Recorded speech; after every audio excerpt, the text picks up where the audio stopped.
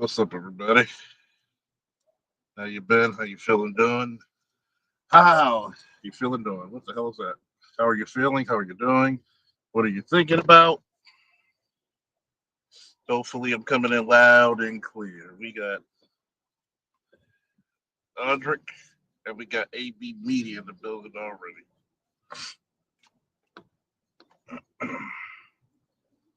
Driving home from Columbia.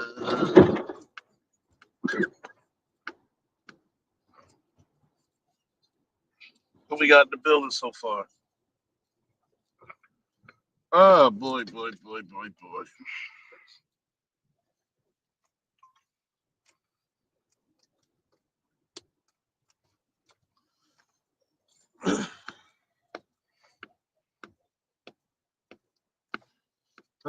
Such a lovely weekend. Well, it rained today, but Friday and Saturday were fucking beautiful. Fucking beautiful. Shout out to Dr. Dunbar and controversial counselor coming to Fire and Smoke yesterday or last night. We got a Longo Savage in the building. See, it's been a while since I had to talk about some old time religion, and there's some people who I got to reintroduce myself once again. Some people. There's a reason like people like me exist. It's to keep a lot of shit in check. And I noticed this in the black community. People don't want to talk about hierarchy. Yes, I'm going to tell you the bad news. There are people better than you. There are people superior to you. There are people you can't touch. There are some people that are given God given abilities. No matter how much you train, no matter how much you study, you're not going to be able to compete. At that point, let's get that shit through your thick skulls. No, no, no, no. I remember a friend of mine said, well, you live in the past. Well, you put your resume into a job, are you going by your past? Why do we hold guys like Tom Brady and Michael Jordan in such high regard? Because of their past accomplishments. See, it's kind of funny when people talk about my past, and sometimes I got to say this to my friends who may be listening. And don't be afraid because I probably said it a lot worse to you than even what I'm saying here. Why is it that when Charlie Boy accomplished something, everybody wants me to tamp it down, but no other motherfuckers I know can do the same? And I've experienced that my entire life. If it was so easy, because a lot of people do think shit that I've done in my past was easy, why hasn't too many other people accomplished it? Riddle me that. Because there's a hierarchy.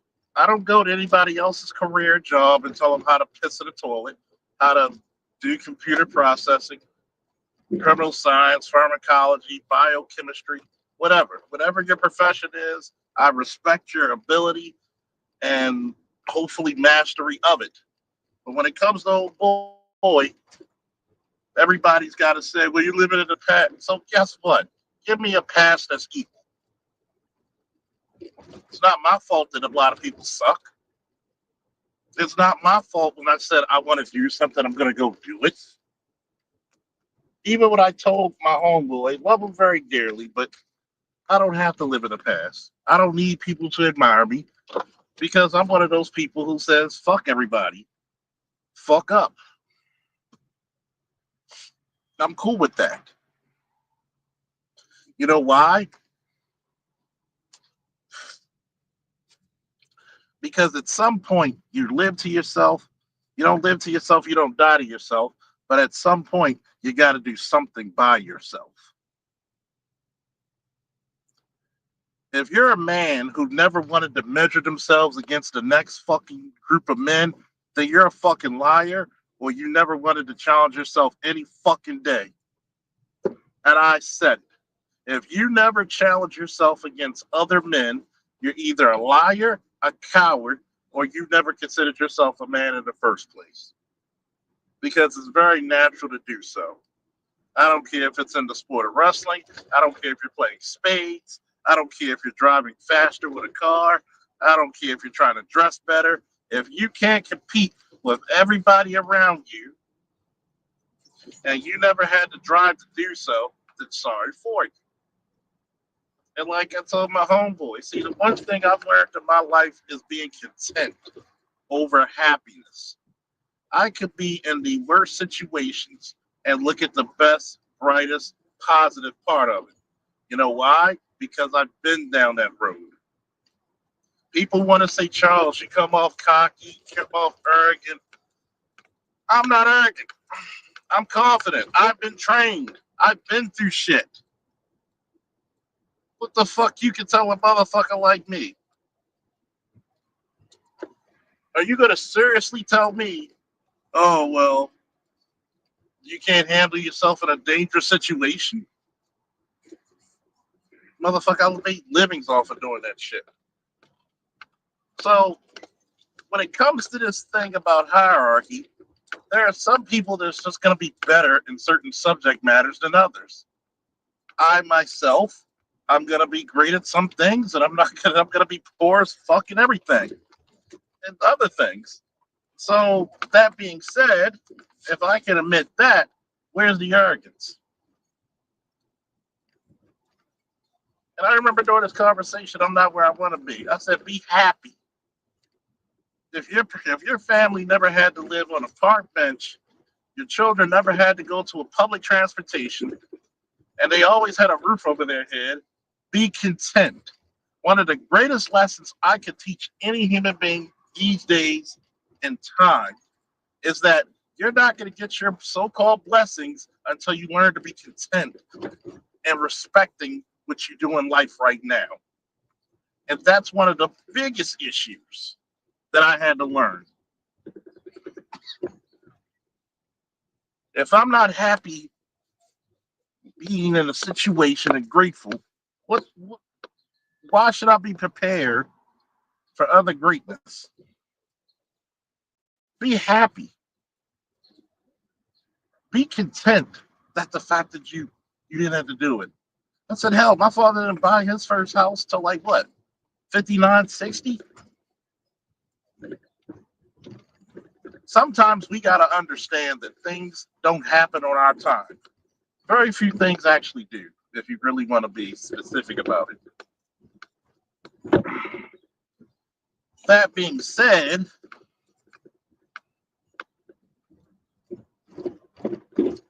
it's incredible in the black community, which I will say, that if you're an accomplished man of anything that's worthwhile,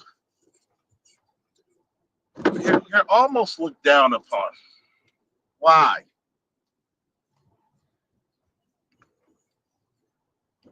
Because we maximize mediocrity.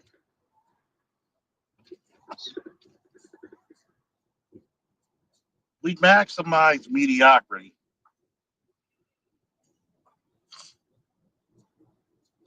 This is a shared failure between the men and the women. Yeah, you might get your degree from college, but the shit ain't worth a fucking can of paint.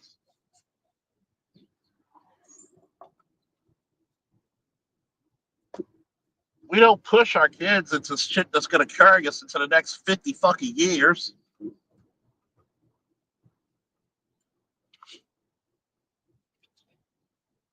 If we don't teach our kids how to do a goddamn Ponzi scheme, what else are we going to do? I mean, let's take this in consideration, please, honestly. You're teaching your kids how to be fucking failures and beggars.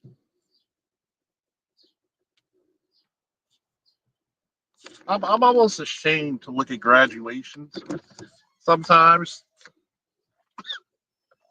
because graduating has become so expected.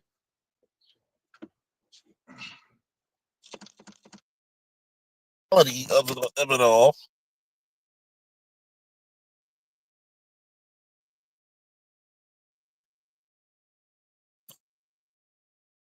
can't actually learn.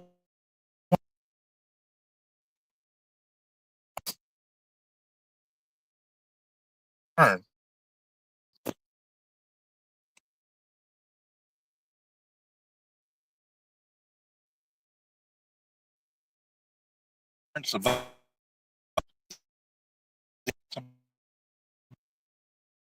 Too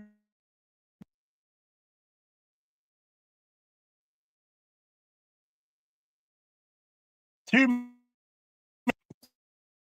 I guess that I'm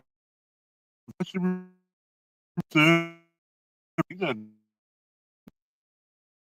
I'm not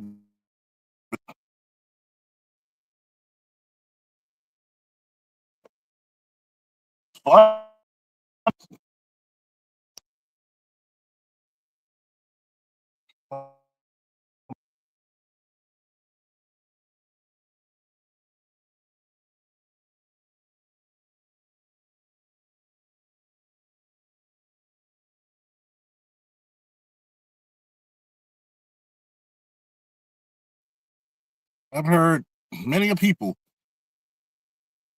try to say, well, his military service. I said, you got to understand something.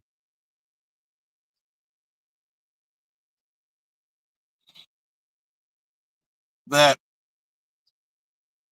there are people that are going to be jealous of you. Are going to knock what you do. Well, you live in the past. I deserve to if I choose to. How many people could achieve what I fucking did in the past? Name one. Are there people who achieve more? Sure, of course. But tell me, what have you done the whole time when I was achieving? He was like, well, I'll be thinking what you done with the police department and what you doing with the military. You think you be no? I'm content. I don't care what other people think. That's the secret of Charles Faulkner. I don't give a shit.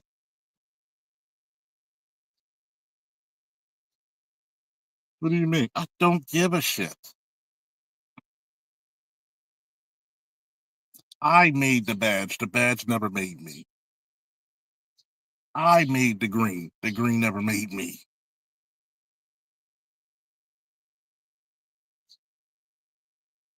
See,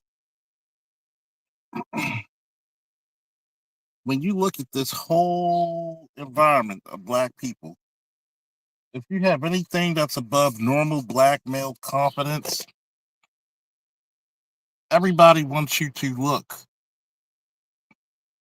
Everybody wants you to look and be humble. I don't believe in being humble. Why? The fuck I get out of being humble?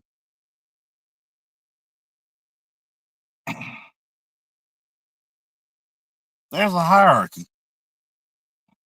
You're either great or you're not.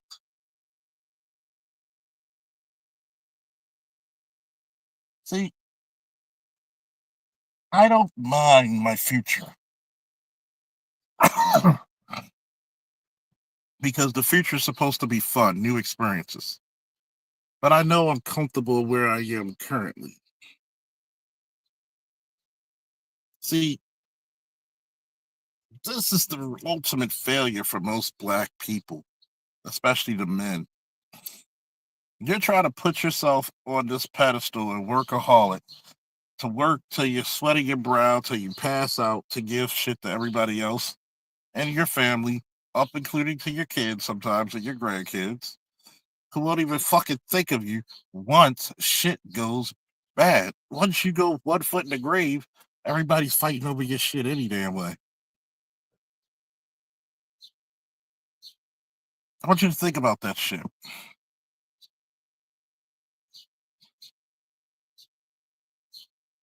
There's too many people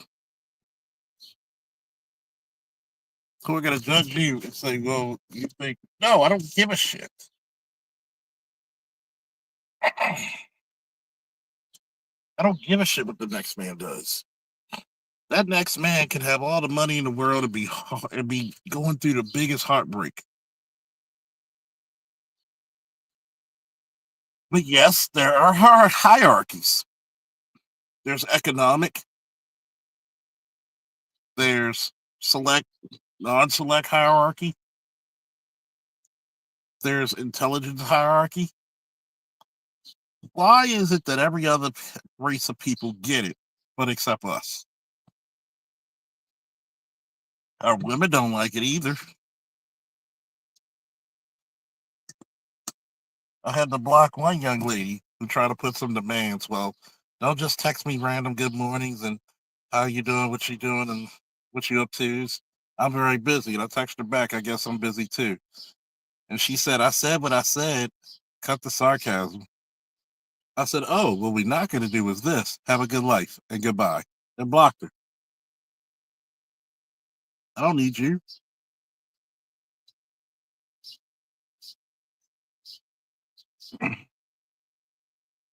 If this is the type of women we should marry, well, you got to keep looking for a good woman. There are no good women.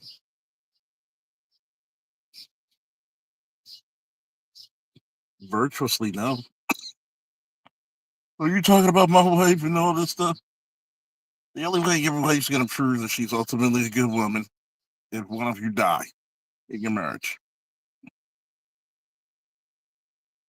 That's it. That's how we used to judge a successful marriage, is when one of you died.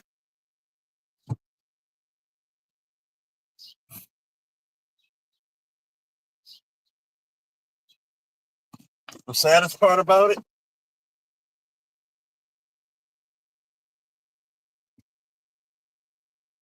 saddest part about it, many people look for marriage and this fucking, well, I need this, what's the word I'm looking for?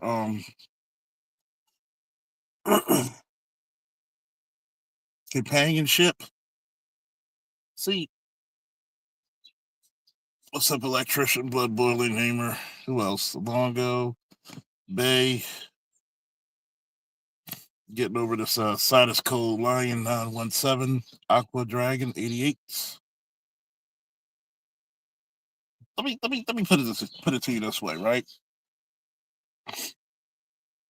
When I hear a man talk about companionship, you know what that really spells out to me? You need a relationship with your damn self first.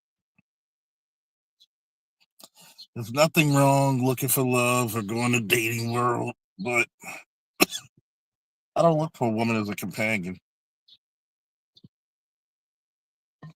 What do me and the average woman have in common?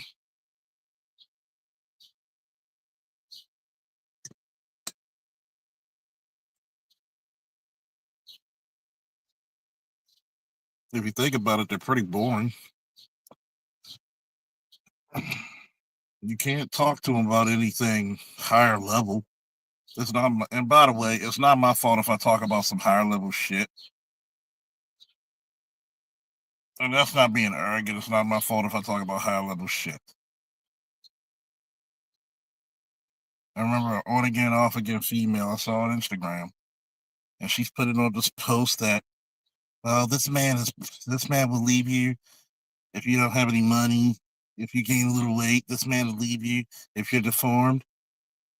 And I just made the comment that she sounds broken. See, we got to understand that there's a lot of women out there who will date men they knew they had no business dating. But what's the first thing they want to try to do? They want to try to change them. Because they don't want to admit to you they love hood dudes.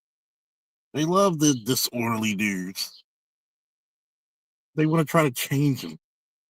Because they'll put more effort, money, and time into a nigga that ain't shit than in a motherfucker who chooses to be the shit.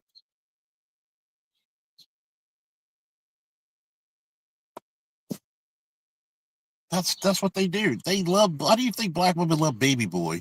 That's the dream.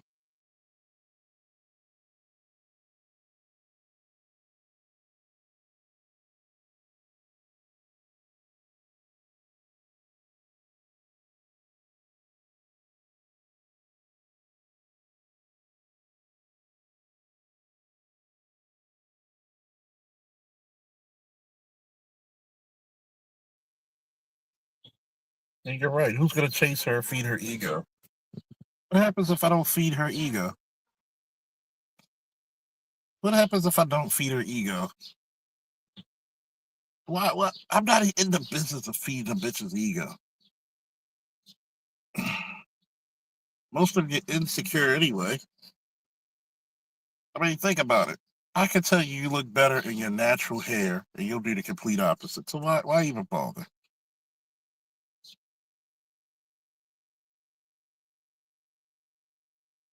Let's think about this shit.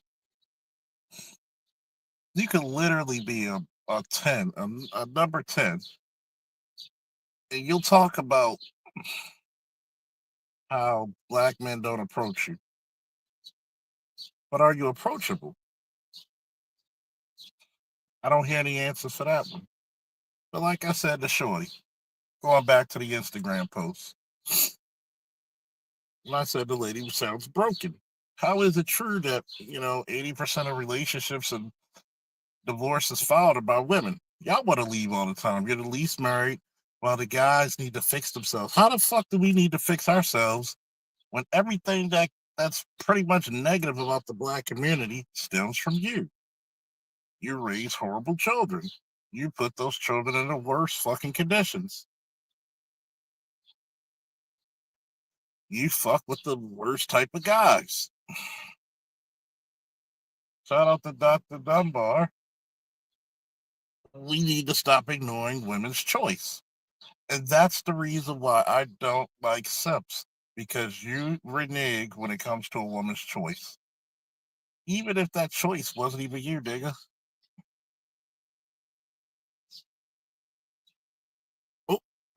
Oh, shit. Even if that choice wasn't you.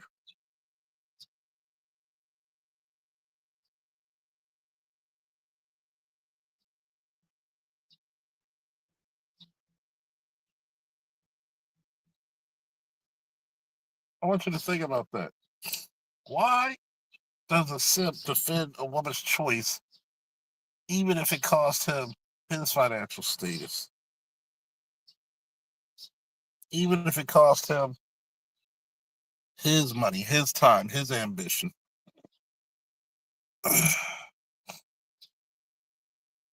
It's it's stupid. Why did you spend? I even had to tell Shorty because I knew her for almost goddamn 20 years. You chose to what? You chose to fucking marry.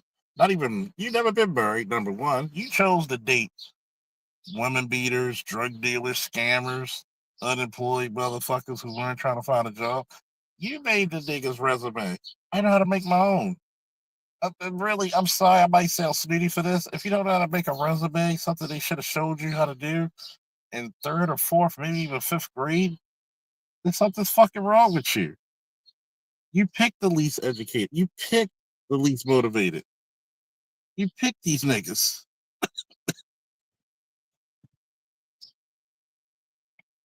But then I'm supposed to feel sorry for you.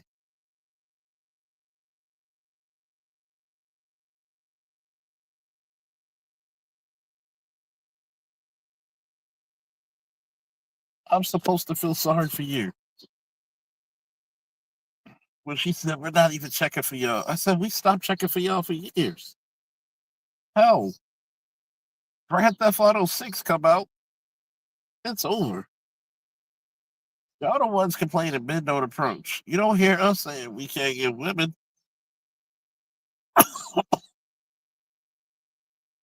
We're the ones who don't want to play your shit anymore.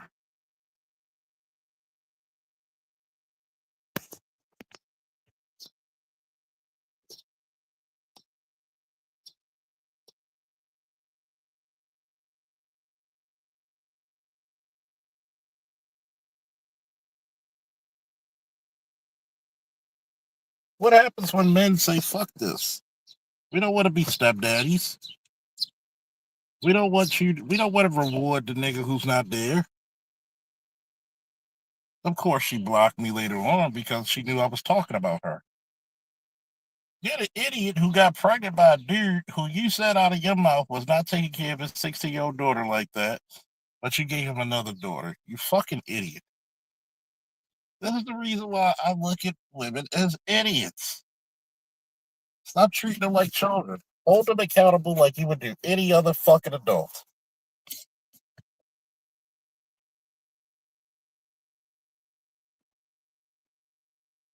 And I think stepfathering is a bad deal. I don't care who it is. Shout out to whoever married, women with children. Shout out who's a stepdaddy, but guess what? Overall, it's a bad deal. It's one thing if the stepkids are so older that you don't have to raise them.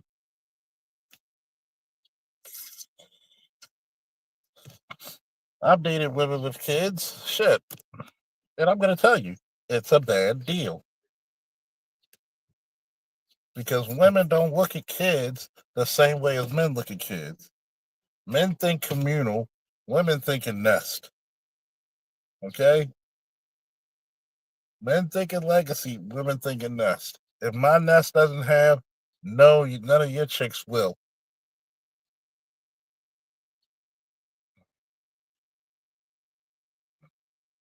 And I mean, let's think about that.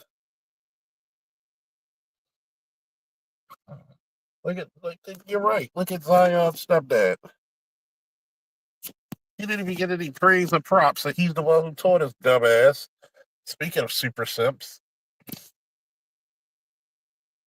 taught him the game.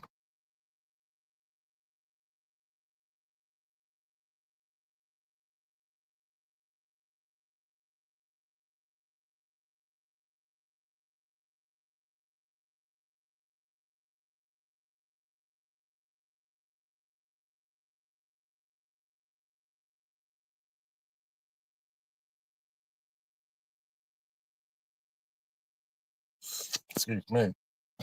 Goddamn allergies. But yeah, it's okay for us to play stepdaddy and help where the niggas lacking.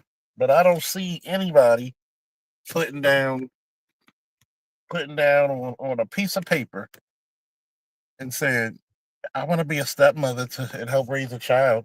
That's not even her program. Stop thinking men and women are equal. Men are communal, women thinking nest. Even when I told her, I said, I can bet you 9 to 10, any of the women I've dated are a better class and higher class than the men you dated. Let's go. What's the highest class of man you dated? Because you had babies by drug dealers. You had babies by fucking street dudes.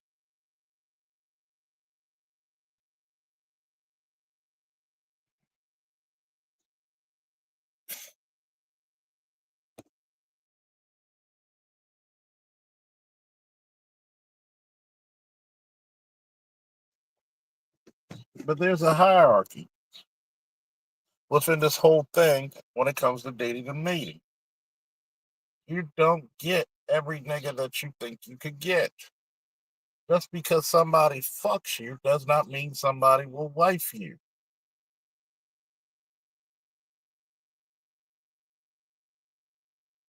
Just because somebody will hurry up and get a blowjob from you doesn't mean they love you or the baby.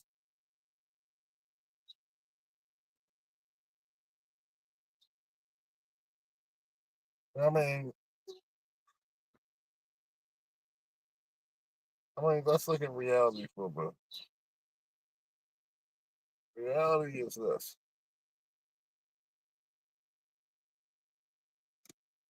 when a man needs to grow and he needs substance, he needs people in his corner. How many women in our community are gonna back him? But you'll make sure that motherfucking jail got books, got commissary.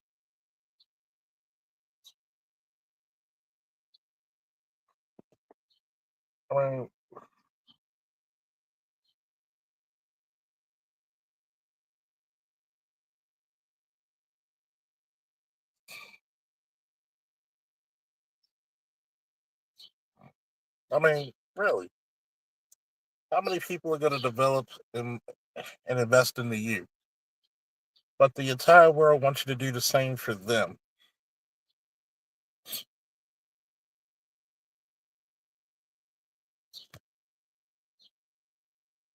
You talk about the dudes who got multiple children, which is fair. I'll give you that one. But why do y'all chase those motherfucking dudes? Give me that answer. Why do you want to be baby mama number three when the dude can't take care of the kids one, two, and three?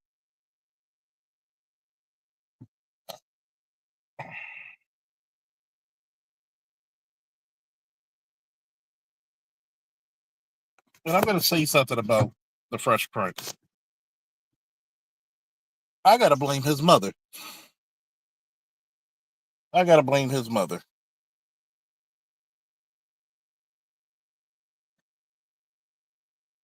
And I'm going to come up with this. You might say it's a theory, but you're going to understand what I'm about to say.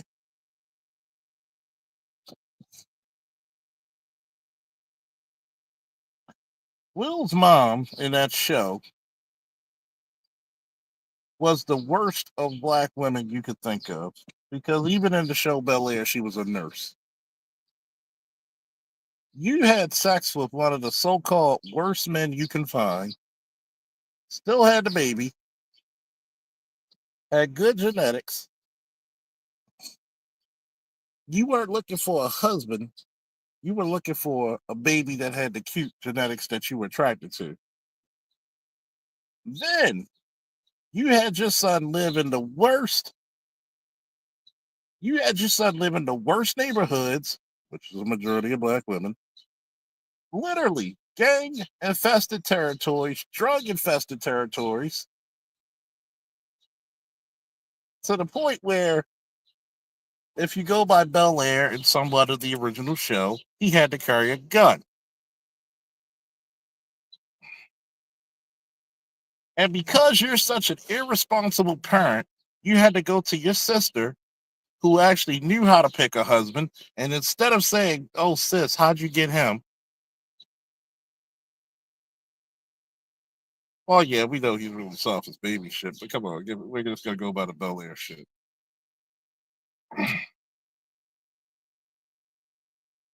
You go over there and you literally pawn your son off to your sister who actually married a successful man, a lawyer, living up in the hills in Cali and Bel Air.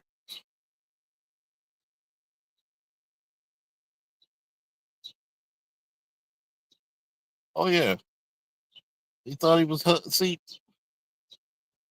Oh yeah, could even last 2 days. And think about this: you're a goddamn nurse, and nurses make good damn money no matter what part of this country you're from. You couldn't move your son into a better neighborhood.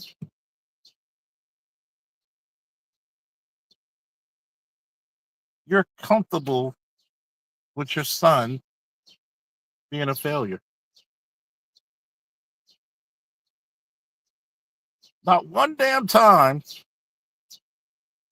Not one damn time. And I'll give it. And I'll give you this one too, because Ben Vereen and Marlon Wayans played the hell out of Will's father's roles, and especially have I'm impressed by Marlon Wayans because people forget how good of an actor he is when he's playing serious.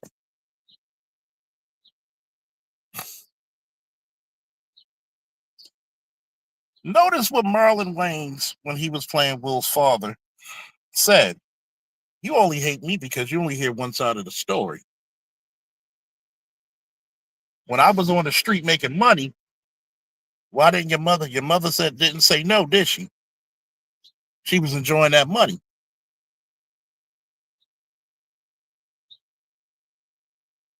When we were having the fast times and the good times, she was enjoying that money.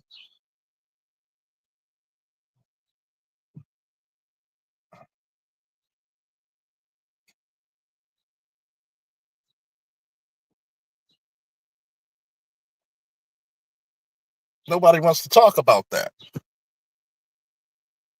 See, this is where I listen to a lot of these stories, not only as a police officer, but living in a goddamn city like Baltimore.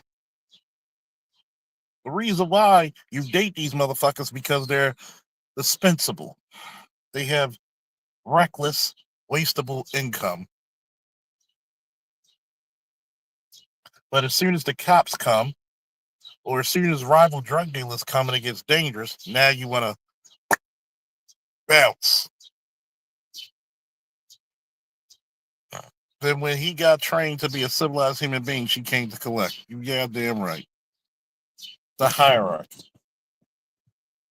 Now you want the little motherfucker to live with you because you couldn't fucking raise him. She upended his life for the better, got jealous when she saw Viv do a better job of raising him, then wanted to drag him back to the. Y'all never know what type of live streams I've done, but that's the point that I make about the black community, especially its women. There are so many women who are jealous of their fucking sons and their daughters that they will bring them straight back to hell.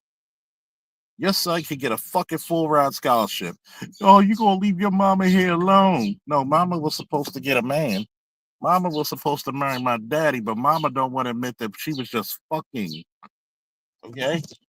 You were we were never in a relationship. You were just fucking.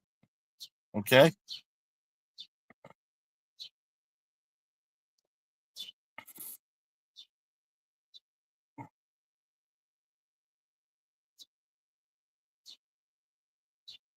Namer said in Bel Air, Will couldn't deal with the truth and was quick to defend his mother against his father in that scene. A fucking course. A fucking course.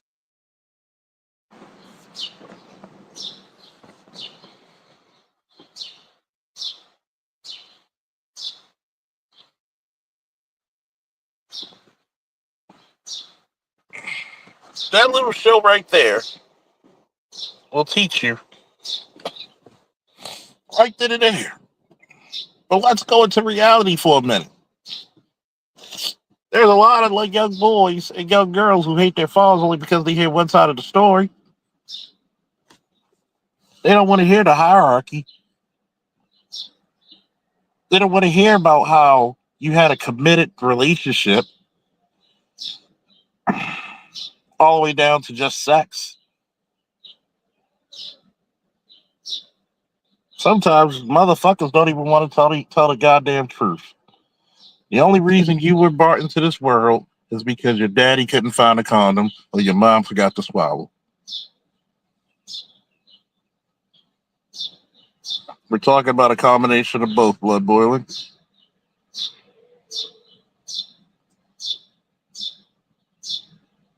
She tried to turn a street dude into Walter with a full 1K. Yeah.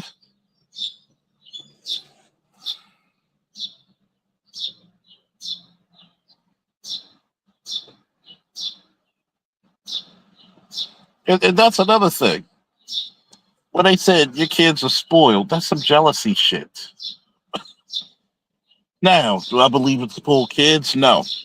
I believe your kids should earn what they deserve. You should give them the ability to appreciate things. But there's a hierarchy on how you do it. You don't just throw money at it. But look at it this way. She hated her sister's guts because her sister did something that she couldn't do, was find a decent dude. Why hate me?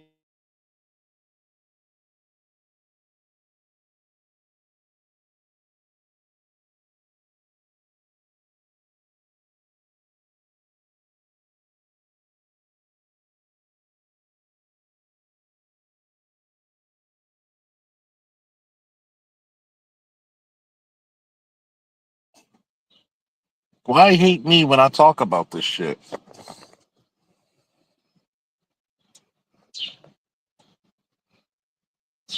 Why hate me? But I notice every time I talk about the issues of the black community, We don't have any fathers coming for their kids. Of course not. Did you pick a person who was going to be a good father? Did you marry before you carry? No. You really want to be single women even while married. You never wanted to be married in the first goddamn place. That's the biggest bold-faced lie anybody can tell you in this so-called black community.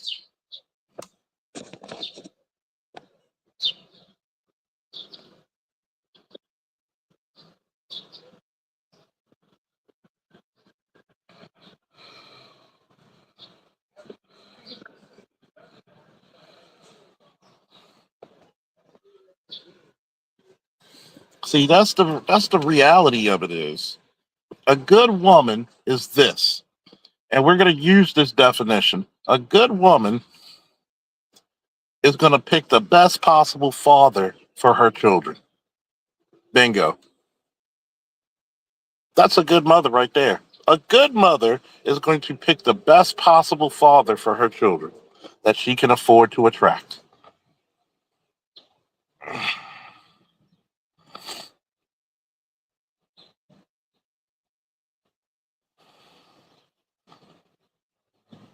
If you didn't pick the best possible father for your children and you just went with that motherfucker because he had good dick and swag, you're a horrible mother. If that motherfucker doesn't sacrifice for his children, if he doesn't make a way out of no way, where the fuck is the children going to stay if something happens to you? First and foremost, if you're not going to be together, the children should be half of the time with you, half of the time with the other parent. But because we are so mentally retarded when we come to marriage or relationships, both men and women are mentally retarded. Yes, I've said it. You can't even say, I'm going to do things that I know that is going to benefit my children. You can't even go on a field trip with the other parent and one, keep your dick in your pants, or two, keep your vagina in your pants, or three, not get into a domestic altercation to show that, hey, even though my mom and dad's not married, they can still work together for my benefit.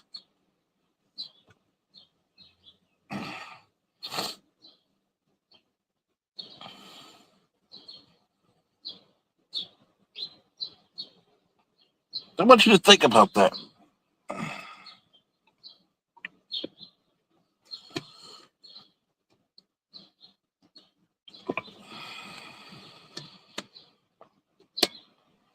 You never see any more shows where you see a loving black couple, do you?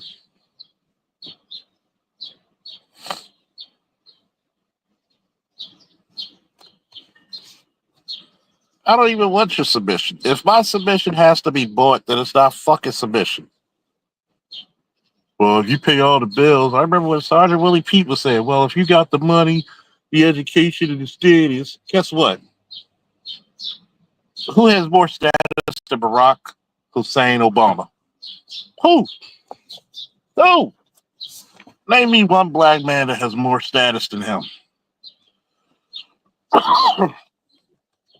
Name me one goddamn black man on this fucking planet that got more status than him. And look what the fuck his wife says.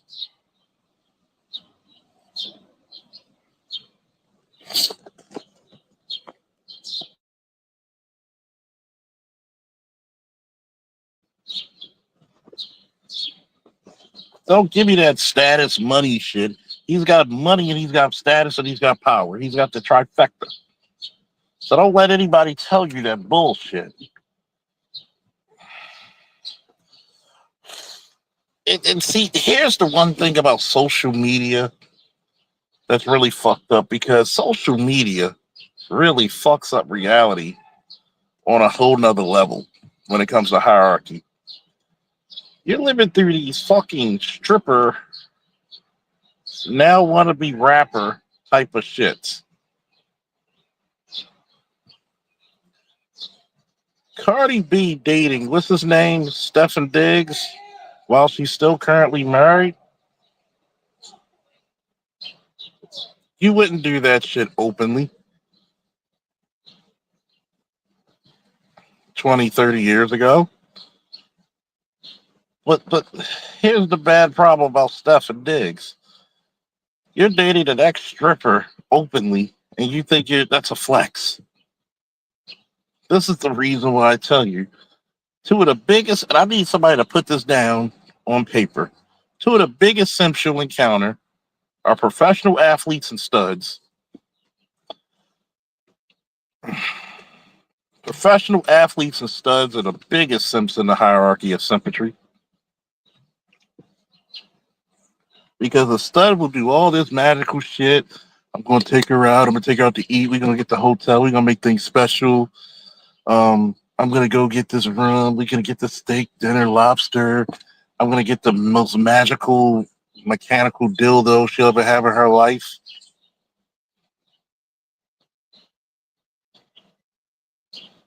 And guess what?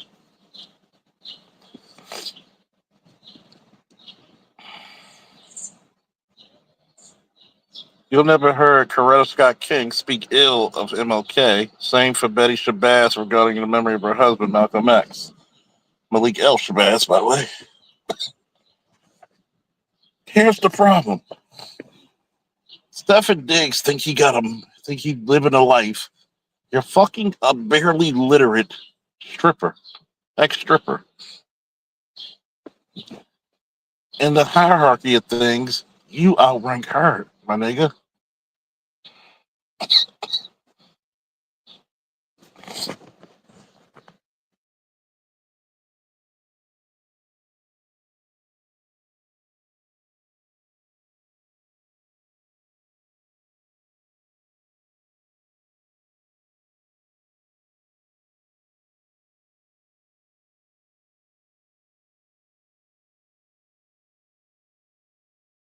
Electrician for the $20 hour.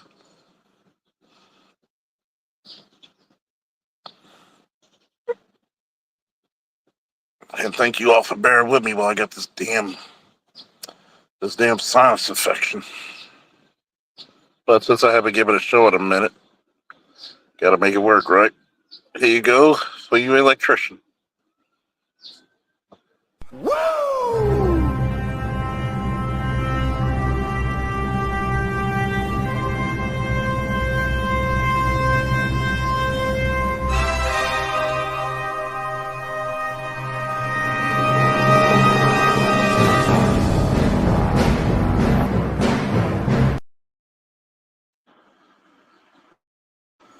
Thank you once again for being one of the biggest contributors to the channel. I want you to think about it, right? This is the reason why today's subject matter is hierarchy. You're not supposed to be in the daytime showing off some damn Cardi B. Yeah, she might have a little status from her rap career, but she's a former fucking stripper. My nigga, you outrank her. And I'm gonna tell you what, one of my biggest problems was I'm trying to fix a hoe and make her an honorable woman, which we know in goddamn sense does not, should not, will not happen. A hoe is gonna be a hoe regardless where she go. Because that hoe would have done the honorable thing, waited till she either got divorced or kept it under the fucking wraps.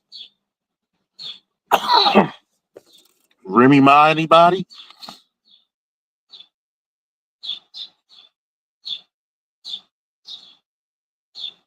Halle Bailey, anybody? Megan Thee Stallion, anybody? You see, this is the reason why I keep telling you. When a bitch tells you something, it's always subjected to scrutiny and investigation. If she can't tell you what she did wrong in previous relationships, don't fuck with her. Or if you do fuck with her, she's a short time, not a long one.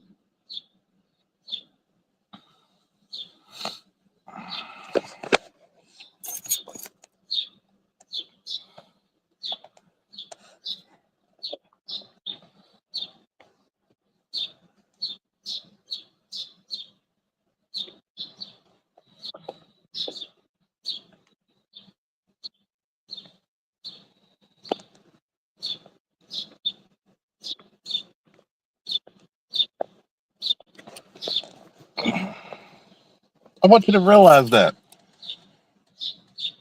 because everybody played a part. I can tell you there's some relationships that cheated. A lot of them didn't even find out. Hell, at the end of the relationships, a lot of times we both grew apart. I got sick of her shit. She got sick of mine. Bada bing, bada boom. Broke up. But if I can't hear a chick that says, okay, I fucked up by doing this,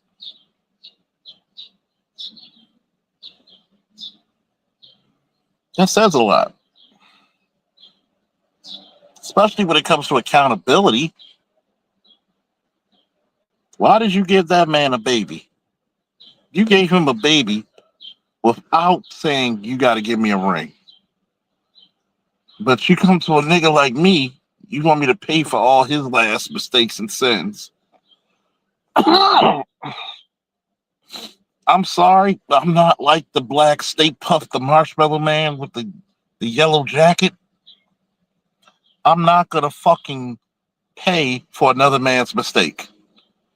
I've said it once and I'll say it again. I will never pay for anything that lesser men than me got for free. Put that in the chat, please, for time immemorial. I will never pay for anything that lesser men than me got for free. If I could block a chick who was really highly interested in me and she said some demanding shit, well, you can't give me no random. Sometimes I can only contact you randomly because of one, my job, and two, my life.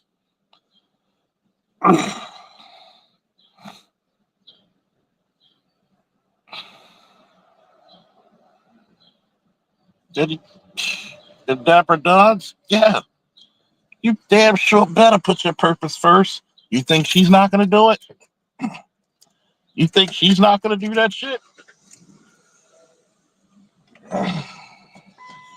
You think that woman's not going to put her shit first?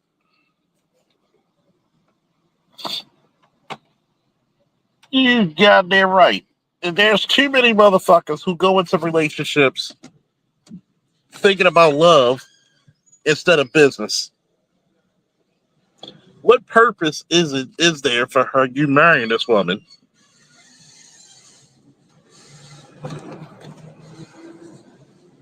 I've said this before. If she can't do what you need her to do, why is she around?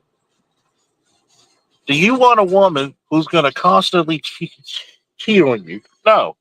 Do you want a woman who's constantly going to teach your kids to rebel against you? No. Why would you?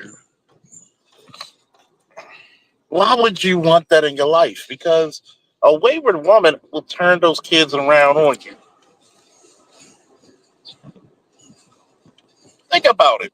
Even if you split up in divorce, or if y'all would never marry, y'all went y'all separate ways amicably.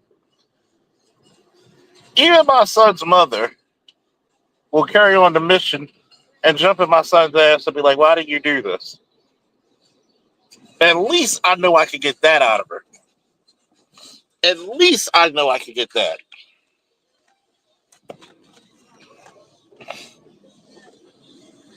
And I'm not saying that, oh, Charles gave every woman he slept with for purpose. No, I did not. But goddamn, I want to ask this one serious question. What the fuck do you do and what the fuck do you get out of sleeping with some broads and all you get is a wet dick? A lot of you dudes don't get any money. You don't even get privileges. You don't even get access to her phone books. Nothing. There has to be something, my dude. Because guess what? She's making sure you pay a fine. She's making sure you pay for access to her. So what are you doing about it? Put your money where your mouth is.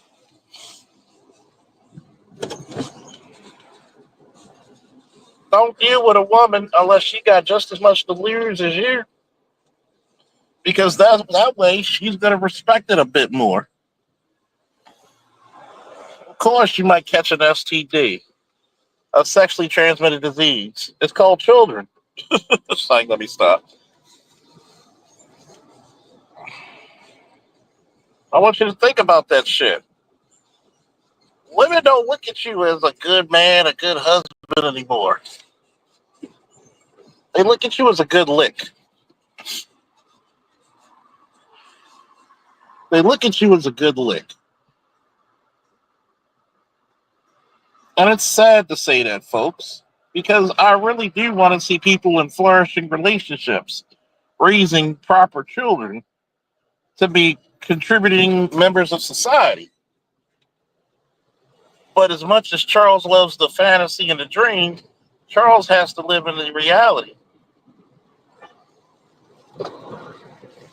and say, this is not what we're raising.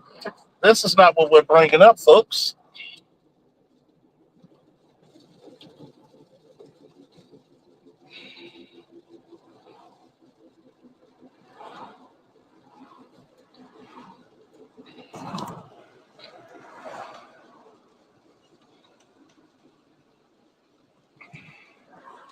I'm going to tell you,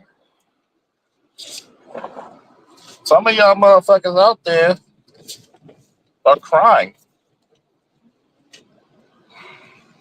And I mean badly out there, man. Got with the wrong chick. She taking you downtown for every little piece, nook and cranny. Can't keep a job because she comes to your job acting a fool. Shit. Hold on, I'm gonna add people in.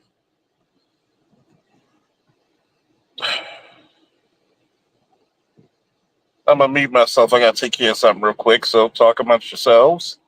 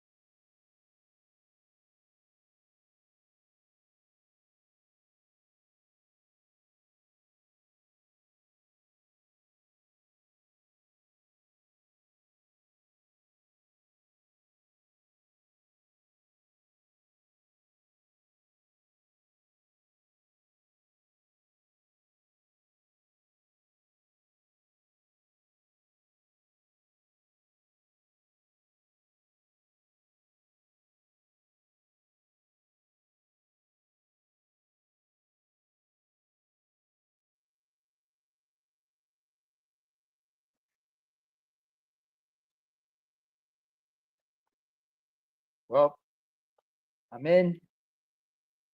You're waiting on everybody else to come join up. So Charles gets up, gets back from what he's ever doing.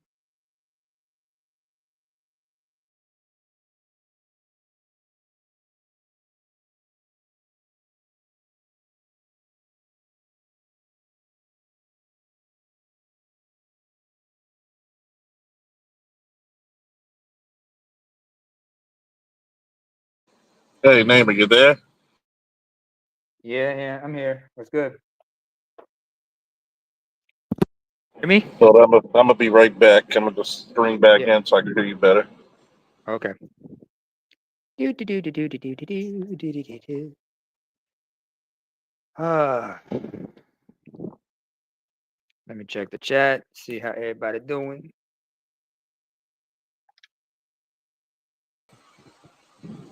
Hey, what's up, neighbor? I'm good, man. How you been? Just playing Uh, a little Getting over SmackDown some vs. Raw stuff. 2010. Sorry, you go ahead. What was that? Can you repeat? Don's got to give him a salute. Hold All right, on, salute. step for Don. Get a salute. Oh Let's go. yeah. Let's go get him the old school for the $20 hour. By the power of Grayskull.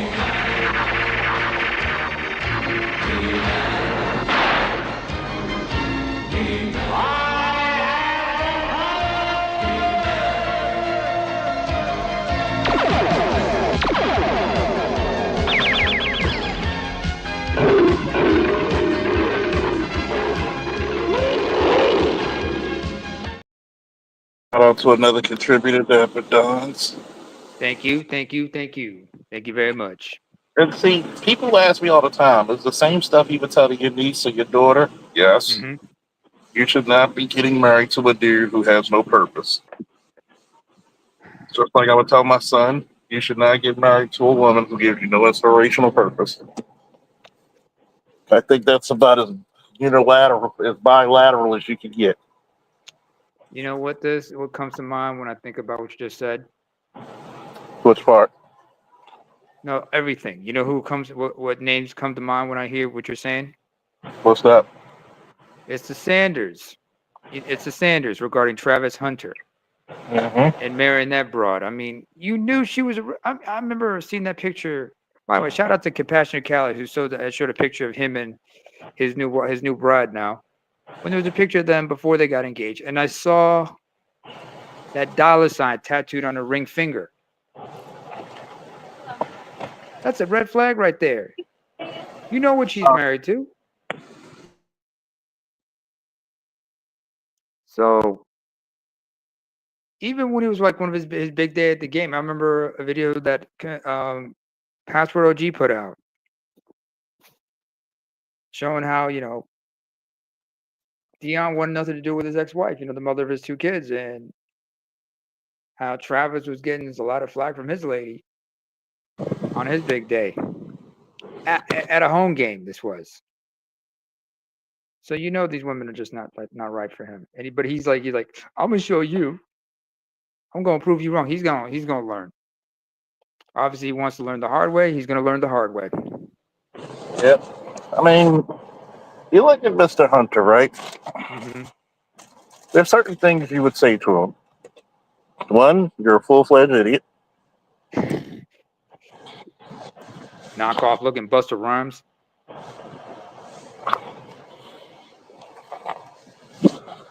Hey, he does kind of look like Busta Bus. Dudes be like, why can't you let the young man be happy? It's the same way we can't let young men sell drugs. To put up a poor example.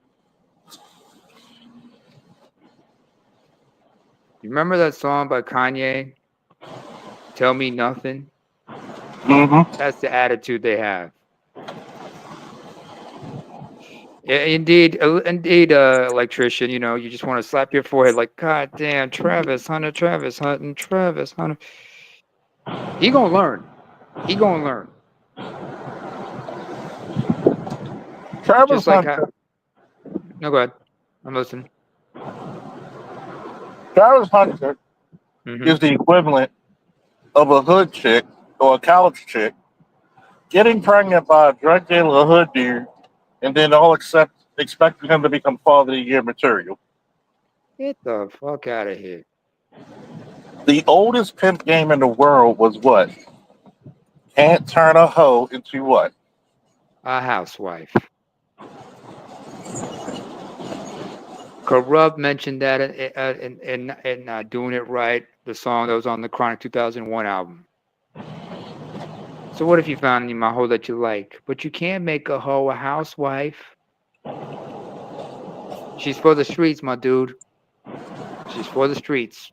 A lot of brothers do not want to admit she doesn't like you. She likes what you could do for her. Mm-hmm. Okay? When it comes to love, it's always conditional for men. Say it with me now. Conditional. When it comes to When it comes to love, it's love, it's always always conditional. conditional for men. Let's break that down again. Do mothers go down to the child support courts to get the money extracted from your wallet or your paycheck? Or does she Yeah. go to the custody courts to force you to spend time and be a father with your child? The former more than the latter. So what are we learning? You are just a means to an end, brother. In her eyes, all you are is a revolving wallet, an open wallet. Excuse me. I'm glad I don't have kids. Look at Miss Halle Berry. Bailey. DDG and her. You know that bitch crazy.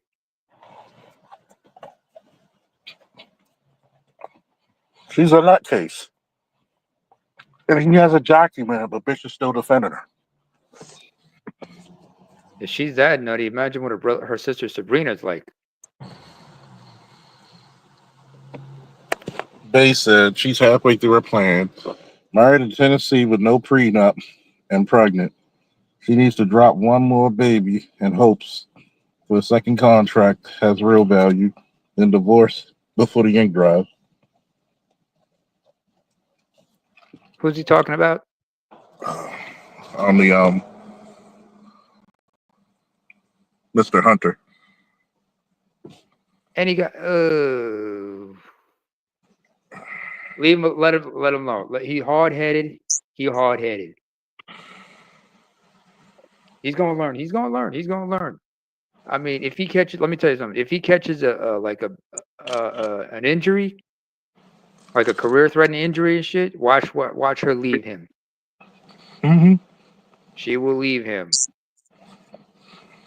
Like a lot of these NBA players, a lot of players in the NFL, NBA, a lot of them get divorced, within 3 to 5 years after they retire. Mm-hmm. Because the women got accustomed, because the wives got accustomed to a certain lifestyle. But when you retire, you gotta I'm also you gotta accustomed from him not being there. and spending his money. Think about this. You got average workaday bitches thinking that niggas should be providers so they can sit at home. I looked at one bitch and said, I want to rest in my femininity. Weren't you born feminine? Rest in it. But guess who she got? She got a simp. That's why sometimes I normally don't block bitches Mm-hmm. after that shit when we stop talking, because I see the type of niggas they get. I can't respect a woman who was playing, musical chairs with her first baby father, didn't know who it was till years later. I can't respect that same woman who finally got married to a nigga, and the only reason she married him was because of good dick. I got a story to tell you. If you remember Dante Nero Patrice O'Neal's brother from another mother, and his co-star and his co-host from Black Phillip. Mm-hmm. Now Dante is from Crown Heights, Brooklyn. There's a story he tells about a certain chick he knew back in the day who was a hoe as a hoe. She got with this young pastor,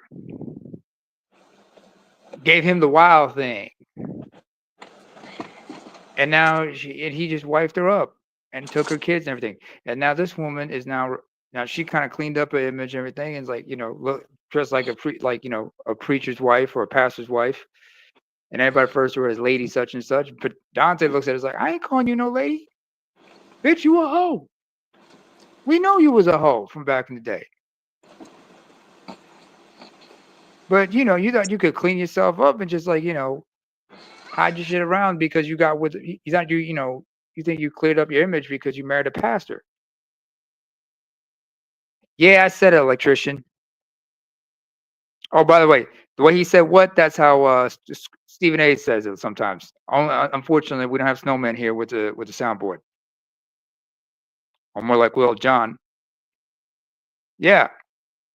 Oh ho, fake the funk, started going to church, got with the young pastor, who was obviously naive, must have been a virgin. He ended up wifing her. Yeah. I've seen worse, man.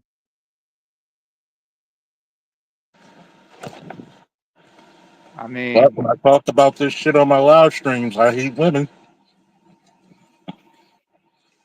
I don't hate people. I just became pretty indifferent.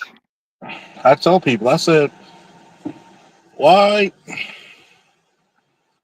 It's, for example, right? Mm-hmm. How many times have I warned people about certain things women do? Far too many times. Way too many times, man. But people don't want to learn. Everybody wants to learn the hard way. And I tell them, learn from my mistakes. When a chick shows you she's a hoe, believe her. When you know a chick is disingenuous, believe her.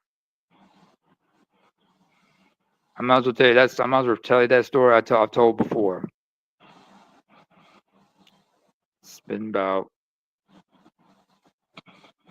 good.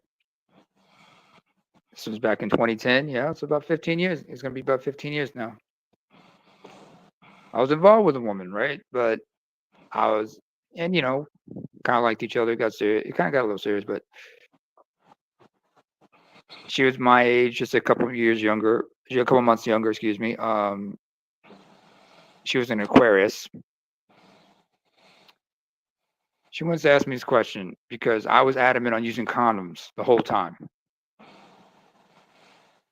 One time she came up to me and said, when I was over at her place, she asked me, how would you feel if I got on the pill so you don't have to use condoms?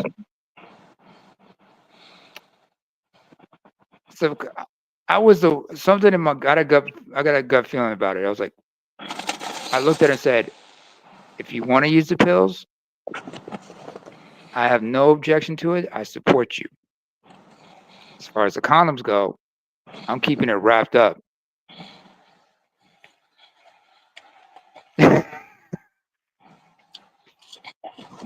Man, you ain't shit. You was a hoe back in the day. Can you bring that up, please? Can you bring this You was a hoe back in the day. I saw your tax returns getting deductions on condoms and panties and shit. Don't forget birth control, Plan B. Might have been a couple of penicillin shots, ointments from the free clinic.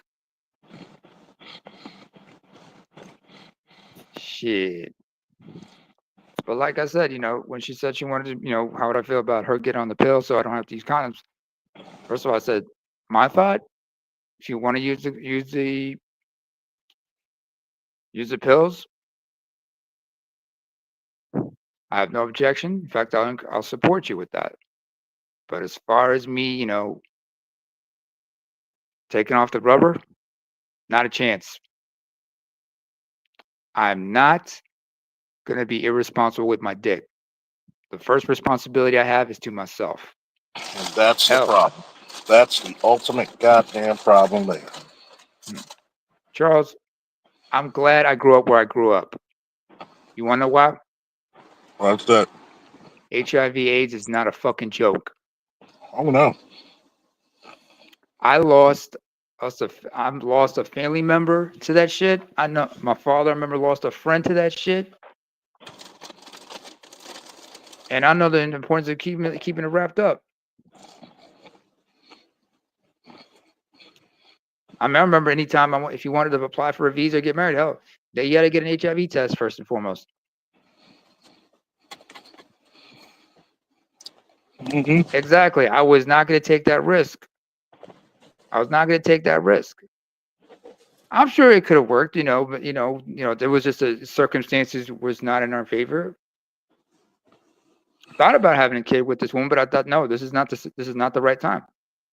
My situation was kind of precarious at the time, but she was thinking about herself and not me.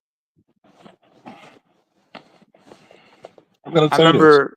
I mean, I can go even further by saying that, like, she said, "What if you move in with me? Wouldn't that work out with your paperwork?" I said, "No, because first of all, yes, that would put me on the fast track to citizenship, but I would end up being a legal dependent of yours, and that would put my integration situation in a precarious way.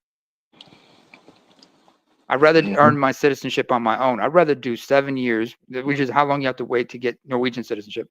I'd rather get my citizenship within that 7-year period and have to fast track my way, because that fast track, too many risks, a lot of shortcomings with that one. You know what?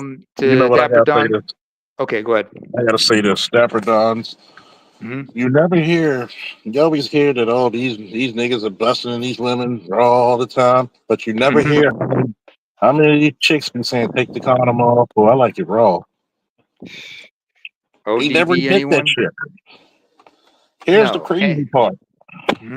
When you do a study, black men use condoms the most. Black women use contraceptives the least. I mean, one of the elders, our elders, they've talked about that when they were back in the 80s, women would give them a lot of flack for wanting to use protection. And then you remember November of 91, Magic had that press conference and came out and said he was HIV positive. Hell, Arthur Ashe in 88.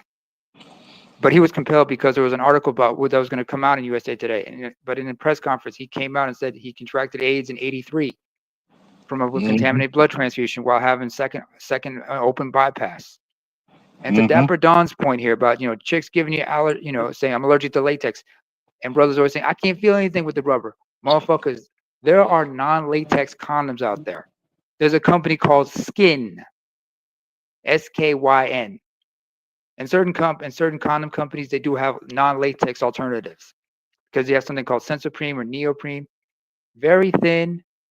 They're alternative to the latex, very protective. But when you wrap it on and you're doing your thing, it feels like you're hitting it raw. I've been with a chick who had a latex allergy, and I had to go get those types of condoms. So, you can miss me with that bull with that allergic to latex bullshit. I mean, latex allergies is a rarity.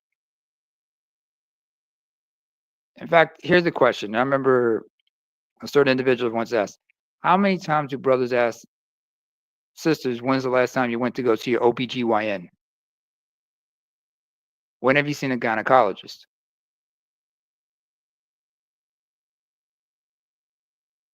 None. I mean, who sees a gynecologist the most?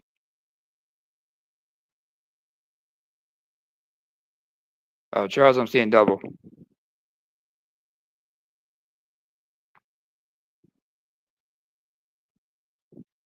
I mean, black women, if I'm not mistaken, see gynecologists the least, if at all.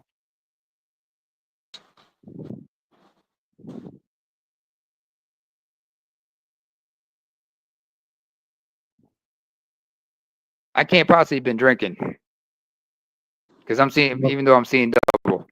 Oh, no, I'm trying to get rid of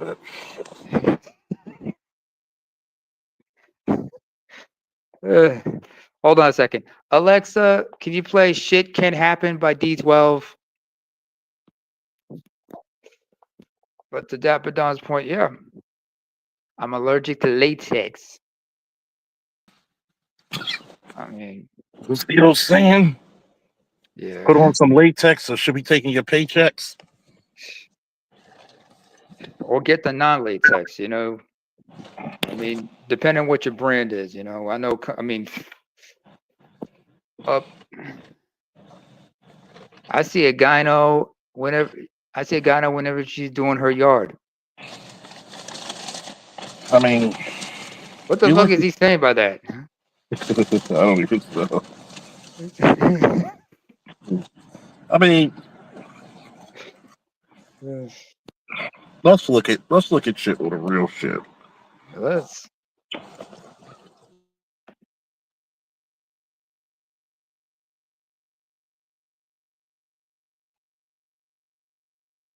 Charles?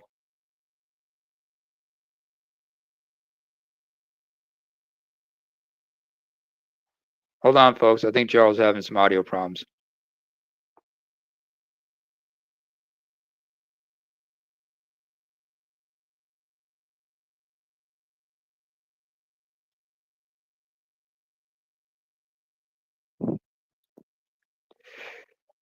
Yikes.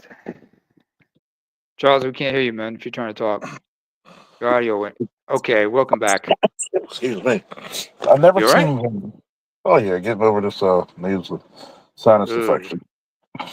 I've never seen Yeesh. women ever Mhm. talk about. I'm gonna take him down to custody court. He gonna be in these kids' lives.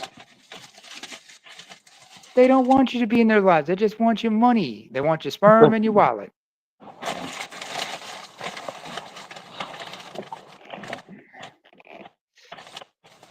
I keep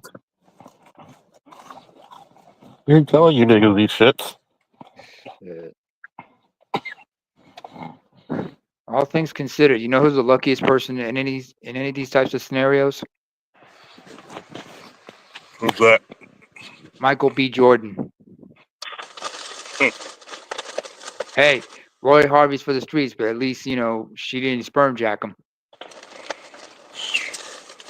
I mean, Lori Harvey had his nose wide open too.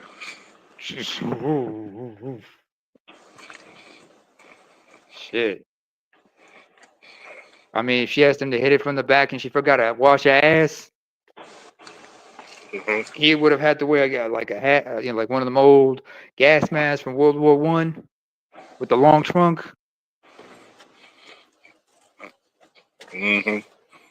Or it'd have to be like, be like, just tell her, like, have her listen to Red Fox's album. You got to wash your ass. But for real, you should be glad, that shit ended and he walked out of there at least with his sense, with some sanity and peace of mind. Remember, he's the corny guy. Yeah, that goof ass chick would call him the corny guy. I mean, why? Because of the role he played in The Wire. That was his big break, fool. Well, she went to school with him. That too. He ain't forgot about her. Man, but just because she called him corny wasn't more. It was more than just that. She probably did some worse shit to him. Here's my thing. It's the hierarchy. That bitch looked like a Snorlax in the face. And she thinks she's better than him. Well, you should have me interview you. I remember when you were lesser than. I'll rank you. Still the corny kid, huh? Like he looked at her and said, at the red carpet. And I'm gonna teach everybody a secret about this. All right. That you should probably already know. Stop letting the lower ranking sit at the fucking round table. Why do we have this feeling of trying to make everybody on the same level? Did any of the king's concubine equal to queen? No.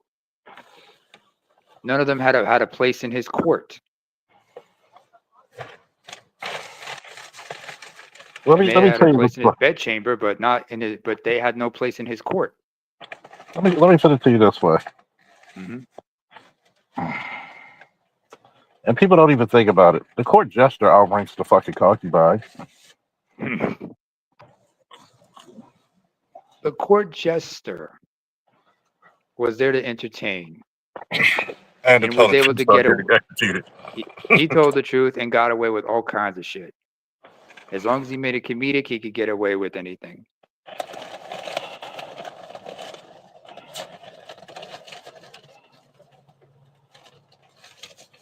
I mean, But that's now the go ahead. point. That's the point. A lot of niggas don't want to look at reality and say, you know what? I shouldn't mess with this chick. You know what? I shouldn't mess with this dude. But because you're relying on your mother, Mhm. on your family to help raise this, or the government especially, I wonder why everybody's pissed with Trump getting rid of certain shit. The meal ticket's over. We ain't got money for that shit. Like Mays and Frankie Beverly said, we gotta get back in stride. So that Why being doesn't it said, just say? Why doesn't it just have the balls to say the United States should be in austerity? Oh, then he'd be losing then he would cost the Republicans a whole lot, because that's a scary word right there, austerity. mhm, because why do you think that a lot of people were scared shitless of Doge? What you gonna do, brother, when Doge start going through your records and finding out about?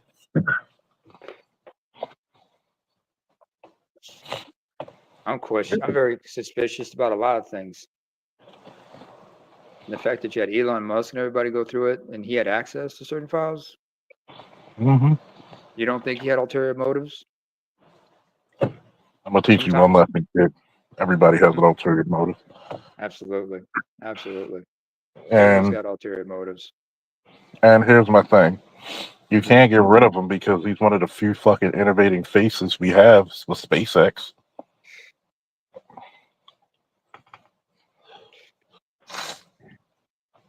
You can't get rid of him. Not like that. You're gonna need him to start infrastructure, putting Tesla manufacturing bases all around the country. Like What would the sometimes, production and costs be like? sometimes, and sometimes you got to realize this. Who knows? Mm-hmm. Sometimes you got to realize this. Mm-hmm. Let's say you and I have a business deal, or you're the businessman, I'm the president, right? Right. You're in us. Mm-hmm. Because you're my boy, we got to make it look good so you don't lose your stock and your money. So Mm-hmm. we'll put on a show for people to say we disagree. And look what all the people do. They eat it up. Oh, oh. So I'm going to do you a favor. So you keep all your contracts and you get to save all your stocks and your portfolios and all your earnings. So you don't lose money and we keep you on the board. Kind of like what happened on Saturday night. Huh. If you don't know what I'm talking about, folks, I'm talking about WWE Money in the Bank. Yeah, but our church. R-Truth is gone, but who knows? We might see we might see the return of Ron the Truth Killings. Which is probably what's going to happen. Oh yeah, that's called the swerve, by the way, folks. The king marries a concubine or chambermaid, and she automatically becomes queen. A queen marries the stable boy, her favorite bodyguard. He's only a consort. Satan X69, you are very, very, very on the money. She's the queen because you're the king, son. A woman cannot elevate a man to his highest position, but a man can elevate a woman to her highest position. And that's also a reason why you see a lot of miserable bitches out there. One, we can't make them white women. Two, we're becoming more indifferent about them.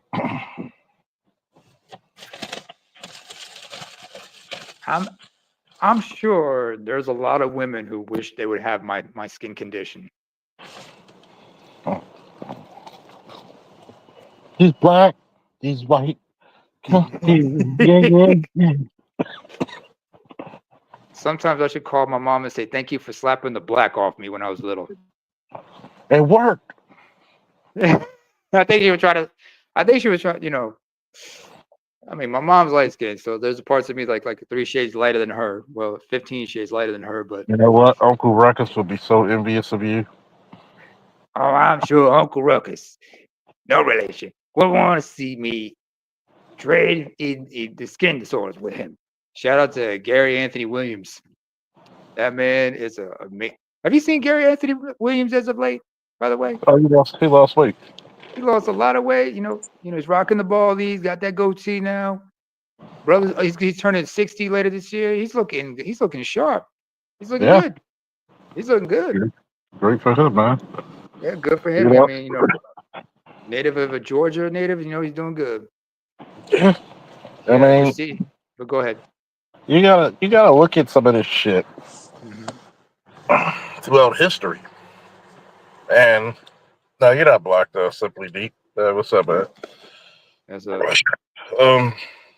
You gotta look at it. mhm. There's a hierarchy, and the reason why people don't like it is because people don't like where they rank. What did Kevin show us for these past few years? A lot of women hate where they are, Yeah, and a lot of women don't qualify for whatever status they wish to have. It's that Disney mentality. think about It's it. a Men don't Disneyfication complain that we've about been it. dealing with. Men don't care about it. Men don't care about it because men will be like, look, if I gotta work extra shifts, I'll work extra shifts. If I don't feel like doing it, I'm not. We're okay. We're content. And now you giving men less reason to work. I save all this money not going on dates. I could exercise. I could play my game. I can talk to my friends online. I can That's save why I told money. you. I That's save why I told money Shorty. because I don't have to do shit. She thinks that y'all mad because we ain't checking for y'all. No, bitch. Y'all checking for us. Y'all asking why we don't check for y'all because we don't care. Here's the fact of the matter. Mm-hmm. One, Mm-hmm. pussy's gonna be so cheap that the Uber's gonna cost more to take her back and forth than her. Number two, when GTA 6 come out, y'all bitches are done anyway.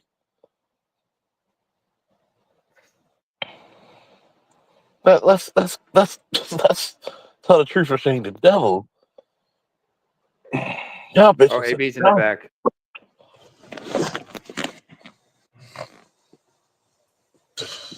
Ladies and gentlemen, the AB known as media. All the way from Indianapolis, Indiana. Yes, sir. Goddamn basketball teams. Oh well. Wow, that was a hell of a shot he pulled But off. to the point y'all were making earlier, yeah, most of us want to qualify for making good, but we don't. We got over it. We got over it. We're okay. We're And content. I'm talking about now. I ain't talking about back then. I'm talking about now. Exactly.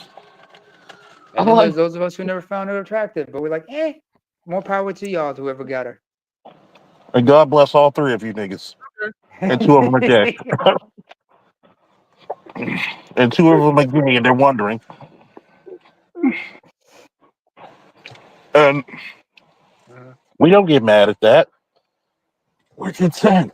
I said, Shorty, when GT6 come out, a lot of y'all ain't gonna get dates. Okay. Y'all probably gonna say the They don't have to wait that long. Just wait till next month when NCAA football comes out. Oh yeah, wait till Madden 2-6 to come out.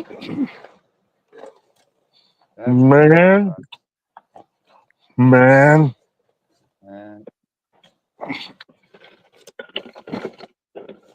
I mean, You bitches didn't hear shit from me. When Street Fighter 6 and Tekken 8 came out, y'all bitches didn't hear from me for a whole month. And they're still putting out DLCs. Just gets better with time.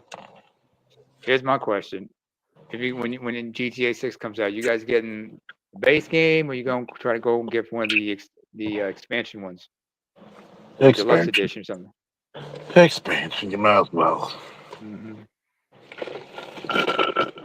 Probably neither. I'm kind of burned out on GTA 6, GTA games in general. I don't blame you. That's understandable. You know, It's one of Rockstar. the it's one of the few games I'm like I get to live out my dark fantasies, robbing banks and shit. Yeah. Casinos. I mean, well, then again, not everything Rockstar's put out was a hit. Remember when they did the remastered version of the GTA trilogy? You know, they improved it. I still play that No, every now and then. okay. Okay. When we gonna see GTA 4 get They're working on that. a port PS4, PS5 port, man? It's long overdue. They're working on that. Saint said, "You go into Walgreens in the hood. There's more different girls of female contraceptives than males. Their products are almost never sold." Exactly. Oh, Jesus Christ. Jesus Christ, that is bars. I mean, Shit. Yeah, yeah. I mean, seriously, if you live in the hood, never believe a bitch when she says she on the pill or she taking contraceptives. Don't never believe that shit. No, no, I'm no, gonna no, tell you no, what. no. They hate taking that shit. You know what that shit does to them? Because it fucks with their hormones and everything. They're like, ugh. Or they complain like, you know, they put in what is it called? The IUD? Mm-hmm. Unless you what's the name? What's the name? What's the name of the comedian? Sherry Sherry Shepherd. Shepherd, I think. Yeah, Sherry Shepherd. I mean, She admits to being a hoe. She admits to being a hoe because I remember when she talked about like her legs are so open, her IUD, he picks up cable channels. Damn. Okay. She was. Oh, okay. Yeah, that's how big of a hoe she was. She admitted, you know, her IUD would pick up cable channels. I'm gonna tell you what's funny, right? Yeah. One of my exes had that. Loved it. Uh-huh. You could go over there and do a St. Valentine's Day massacre. Nothing's happening. And see, when they talk about fucking up their hormones, Uh-huh. that's because they're not eating clean. Mm-hmm. Look at them. It Look at their makes me fat. metabolism and shit. It makes me fat. No, the 15 double downs you scarfed down made you fat. Mm-hmm. Them hot Cheetos you scarf down make you fat. RFK Jr. trying to make shit taste bad. No, you're trying to save your dumbass. I mean, do you understand that? Here's what you know. You know what, AB? Here's what you might want to do. Look up the ingredients on any food in the U.S. and look up what the ingredients are in Europe. Mm-hmm. You can In read Europe, most of the ingredients in Europe in one small sentence. and the ones You in got to take Europe, a class. You got to take a class of Shakespearean literature to read our shit. actually, it's Mm-hmm. more like you got to understand chemistry because remember, there's certain things that are banned in Europe. What you guys have in the U.S. that's banned in Europe, like certain color dyes and shit. Yeah. I mean, I remember, you know, Gatorade only became available like Red what a Dye couple years 1, ago. stuff like that. Yeah. And speaking of brothers, hey, what's up, Louis? And y'all checked out the photos he got of the statue? Oh man, that was so funny. That Yeah, I was played funny. that And the last night. video That was is hilarious. Oh because my remember god. that bitch. And if you notice, that bitch, her stomach was bigger than her ass. And how dare she walk out the house with a sweater wrapped around her waist? Well, you know, that's why we gave her the name Butts and Guts. Mm-hmm. The Butts and Guts is making it way right down to you. Funny story. I haven't watched it yet. I'll watch it in a little bit. But everybody mad at Tyler Perry's new movie. The chicks What are else mad. is new? The chicks are mad. Like, how come you keep showing us being single mothers and always in trouble? Yeah. I was like, y'all just now finding out Tyler Perry been making fun of y'all. Oops, not my problem. I thought, hey Charles, I thought they were the quote unquote most educated. Nope. What do you think about me? Nope. What do you think about education? Nope. What do you think about my job? Nope. I'm sorry. They're educated? No. Where did they prove that fact? See, That's why I said quote unquote the most educated. They're see, actually the most enrolled, but anyway. here's the problem with them, right? Mm-hmm. You expect to act like a man for straight men to be attracted to you, and they get mad when all the cuckolds come to you because they're so beta. because they need a mommy figure. I'm sorry. If there's one thing niggas will learn from me, is this. Fuck her situations, and if she has kids, fuck them too. Because number one, if she was a good woman, you would have never got her. She'd have been married. I'm gonna say that again. If she was a good woman, she would have been taken already. Yep. Taken and stayed married. You know what? Some nigga would have seen her as a great deal, and they would have Liam Nielsen that bitch. Taken. You ain't shit for that, Louis. Are you saying I can't be sassy? You can be sassy. Oh man, we gonna be sassed the fuck out. You see, there's nothing wrong with a man standing up for himself. Nope. You could be a gentleman and not take people's shit. Like I had to with this one chick. She told me, well, you can't be sending me no random good mornings or what you up to or what you doing. I'm too busy for that. And I'm joking with her, like, I guess we both busy. And she said, I said what I said. You can keep the sarcasm. I said, oh well, Oh, damn. what Guess you what asked we for, won't be okay. doing? I said, guess what we won't be doing? Have a good life. Goodbye. And blocked her. Right before she could send a message. I'm not taking your bullshit. Well, damn. You cut this up. Get the fuck out of here. You Yeah, take your lonely ass back to Lonelyville. Population, you bitch. I had to take on TikTok. Said, don't quick message me. I'll block you. I was like, oh, let me help you out. I blocked her myself. like your presence is such a fucking crowd jewel. Get the fuck out of here, bitch. I'm gonna tell you what. And I noticed this lately.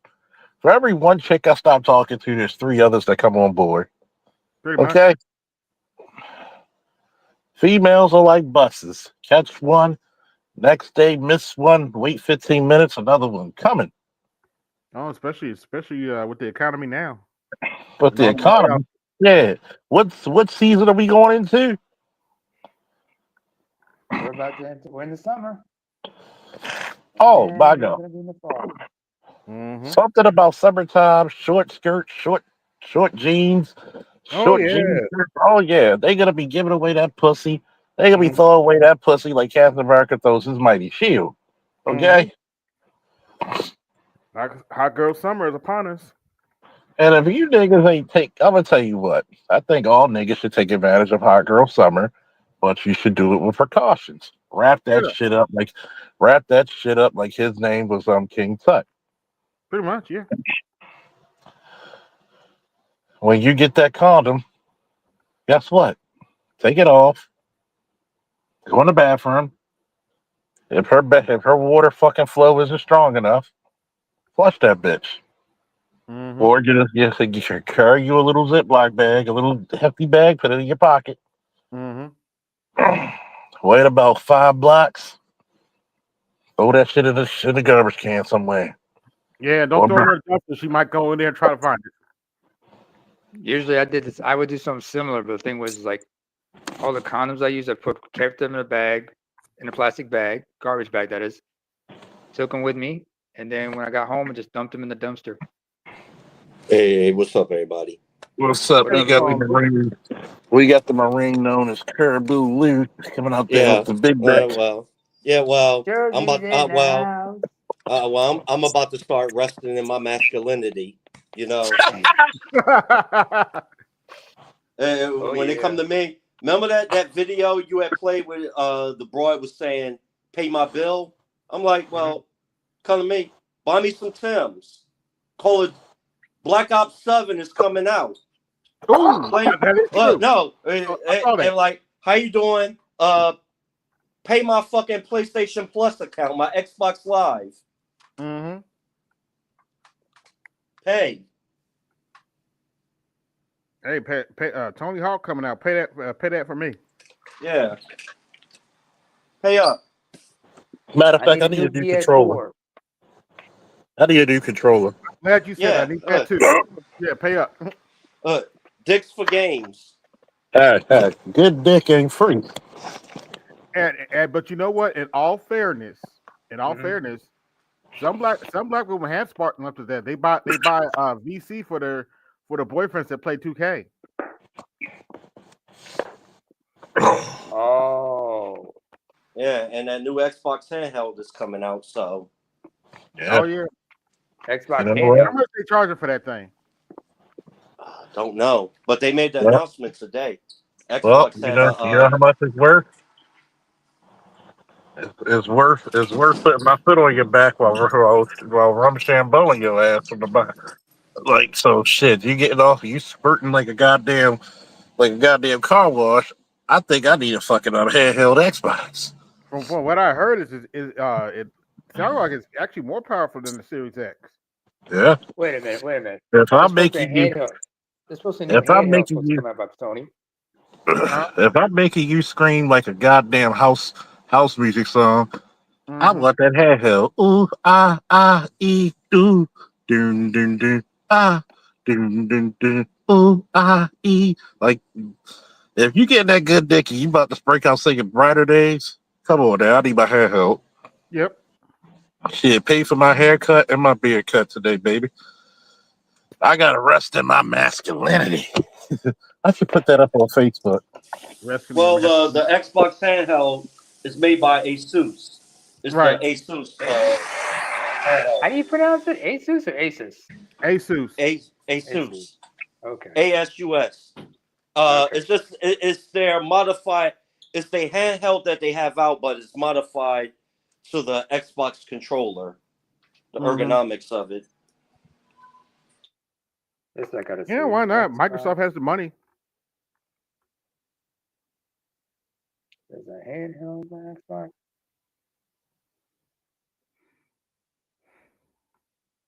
I've never had an Asus computer, but you know. It could Oh, have been baby. worse. Remember, before she wants her click lick, she got to pay on that Netflix. Mm. Mm-hmm. Like this, You ain't hey, shit, Charles. You ain't shit. You ain't shit. I never claimed to be. Oh Good. my God. Why is this dick so good? Shut up, bitch. Give me that Xbox. Give me that PlayStation 5.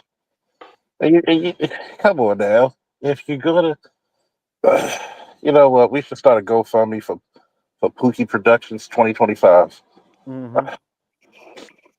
Are you tired of not getting dick? Are you tired of being lonely? Excuse me. Bless you. Get them tights. Come to Charles Faulkner's Pookie Productions. Mm-hmm. Well, we'll teach a man to be a gentleman and also a Pookie. He's going to steal money out your purse and then buy you roses with it. Actually, I have another option for them if they want to be stupid. Be themselves. No. Click it. If you haven't seen it already, click it. Oh, that's right. I did. Wait a minute. I texted to you. Never mind. Hey, are you independent? Do you not need no man? That's fine. You can always call 1-800 Call a Bear. Call a bear. Hook up with your bear today. Warning. This content creator will not be held responsible if you get eaten alive by that bear.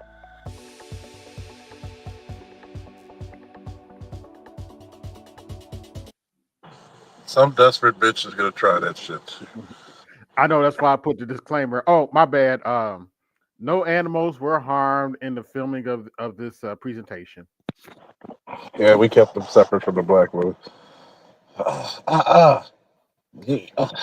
All you going to do was get some salmon? I could have got some salmon earlier. Mm-hmm. But a black bear. You know what they're going to say to the Kodiak? But a white polar bear.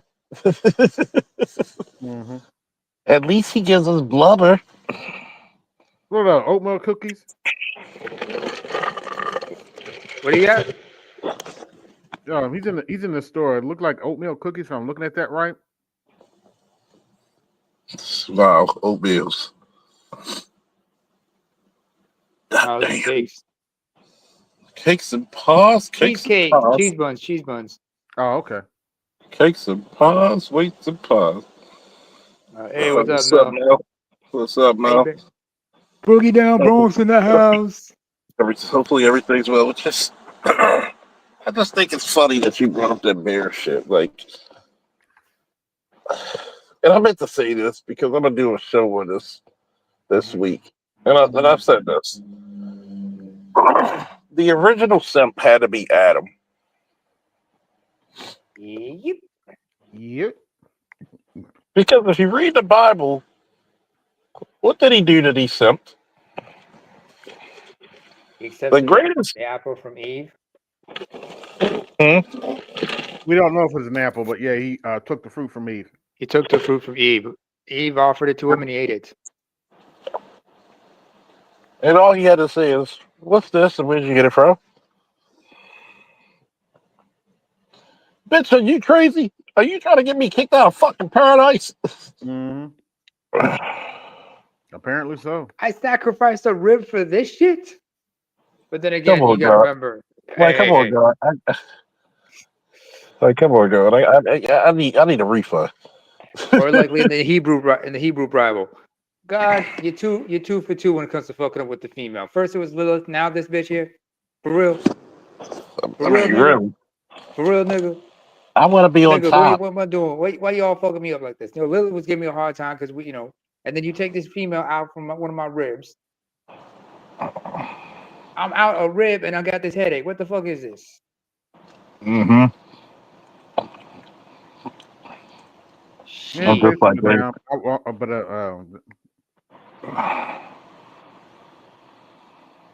Look, the truth is, men have simped for far worse, or for far less. to cause the calamity of mankind is a hell of a simp lamentation. mm-hmm. What's the name of that one comic book character? He did that. Was it Thanos or somebody else? Oh, Thanos was a big simp. The comic book Thanos. He Oh, took out half the fucking life in the universe to try to get it on with Mistress Death. she wasn't having it.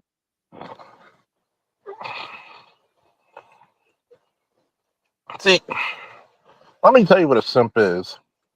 A simp has all the power in the world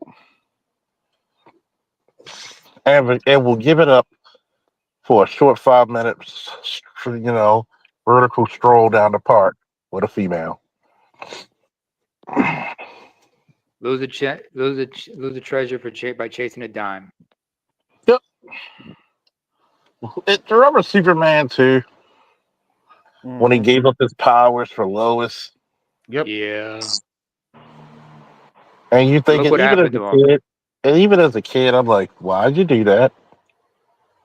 Like, Supes, what's so special about this one bitch? When you're the most powerful man in the world that you can have any. But women will tell you, oh, that's so sweet. But No, it's not. Let me tell you why they think it's sweet. Y'all ready? Give me a woo if you're really ready for the answer. Woo. Ooh. Woo. Give me woos in the chat. I need some woos. And we already had 2 donators, so if anybody else feel like donating for this quality time I'm giving y'all, there you go. Excuse me if I go full stinger when I go. Ah! Wait, I can't do it right now. Can't do the stinger, yo. I'm gonna tell you, y'all ready. All right. You know why women would find that sweet? Hey, I'm missing my woos in the chat. Where's my woos in the chat? Goddamn it! I know we still got people watching. Where's my goddamn woos, people? Mm-hmm. Turn this Come on, motherfucker man. He on, needs his woos. Don't forget to like, share, and subscribe to this shit as well. Get his likes up, yo. To turn my woos up there. There you go, Dapper Don's is in the building with the woos. Who else in my woos? I need my woos. Already Electrician and Dapper Don already supported the stream monetarily. Least I can get is my likes, my woos, and if you're in the space to do so, please hit the cash app. Mm-hmm. I need my woos. tell you what. I'm gonna tell you what. This is why women think that shit is sweet. You know why? Because a woman would never do it for you. Mm-hmm. Because it's always about her. When will a woman give up ultimate power for her man? Never. Unless it's in her best interest to or something like that. Unless it's in her best interest. A man will give up ultimate power to be with some woman, and it ended up she was a shit. Women will try to fix a hobo because she wants dominion over him. It's not because she's a Yep. nice person. It's not because she has these benevolent, gracious ideas. She It's wants something to because have, she wants to get something out the deal. and she's gonna have Mhm. something to hang over him, That's the hang over most his head. important part. To hang over your head. You know what? This may sound weird, but I gotta mention this. How many of y'all remember Mad TV? That one sketch where you had DMX and you had Ari Spears playing DMX's mom, and Deborah Wilson played the girl, the girl Angie that was trying to convince, to love him and shit. And she's like, "Nigga, I don't want no Earl Simmons. I want DMX."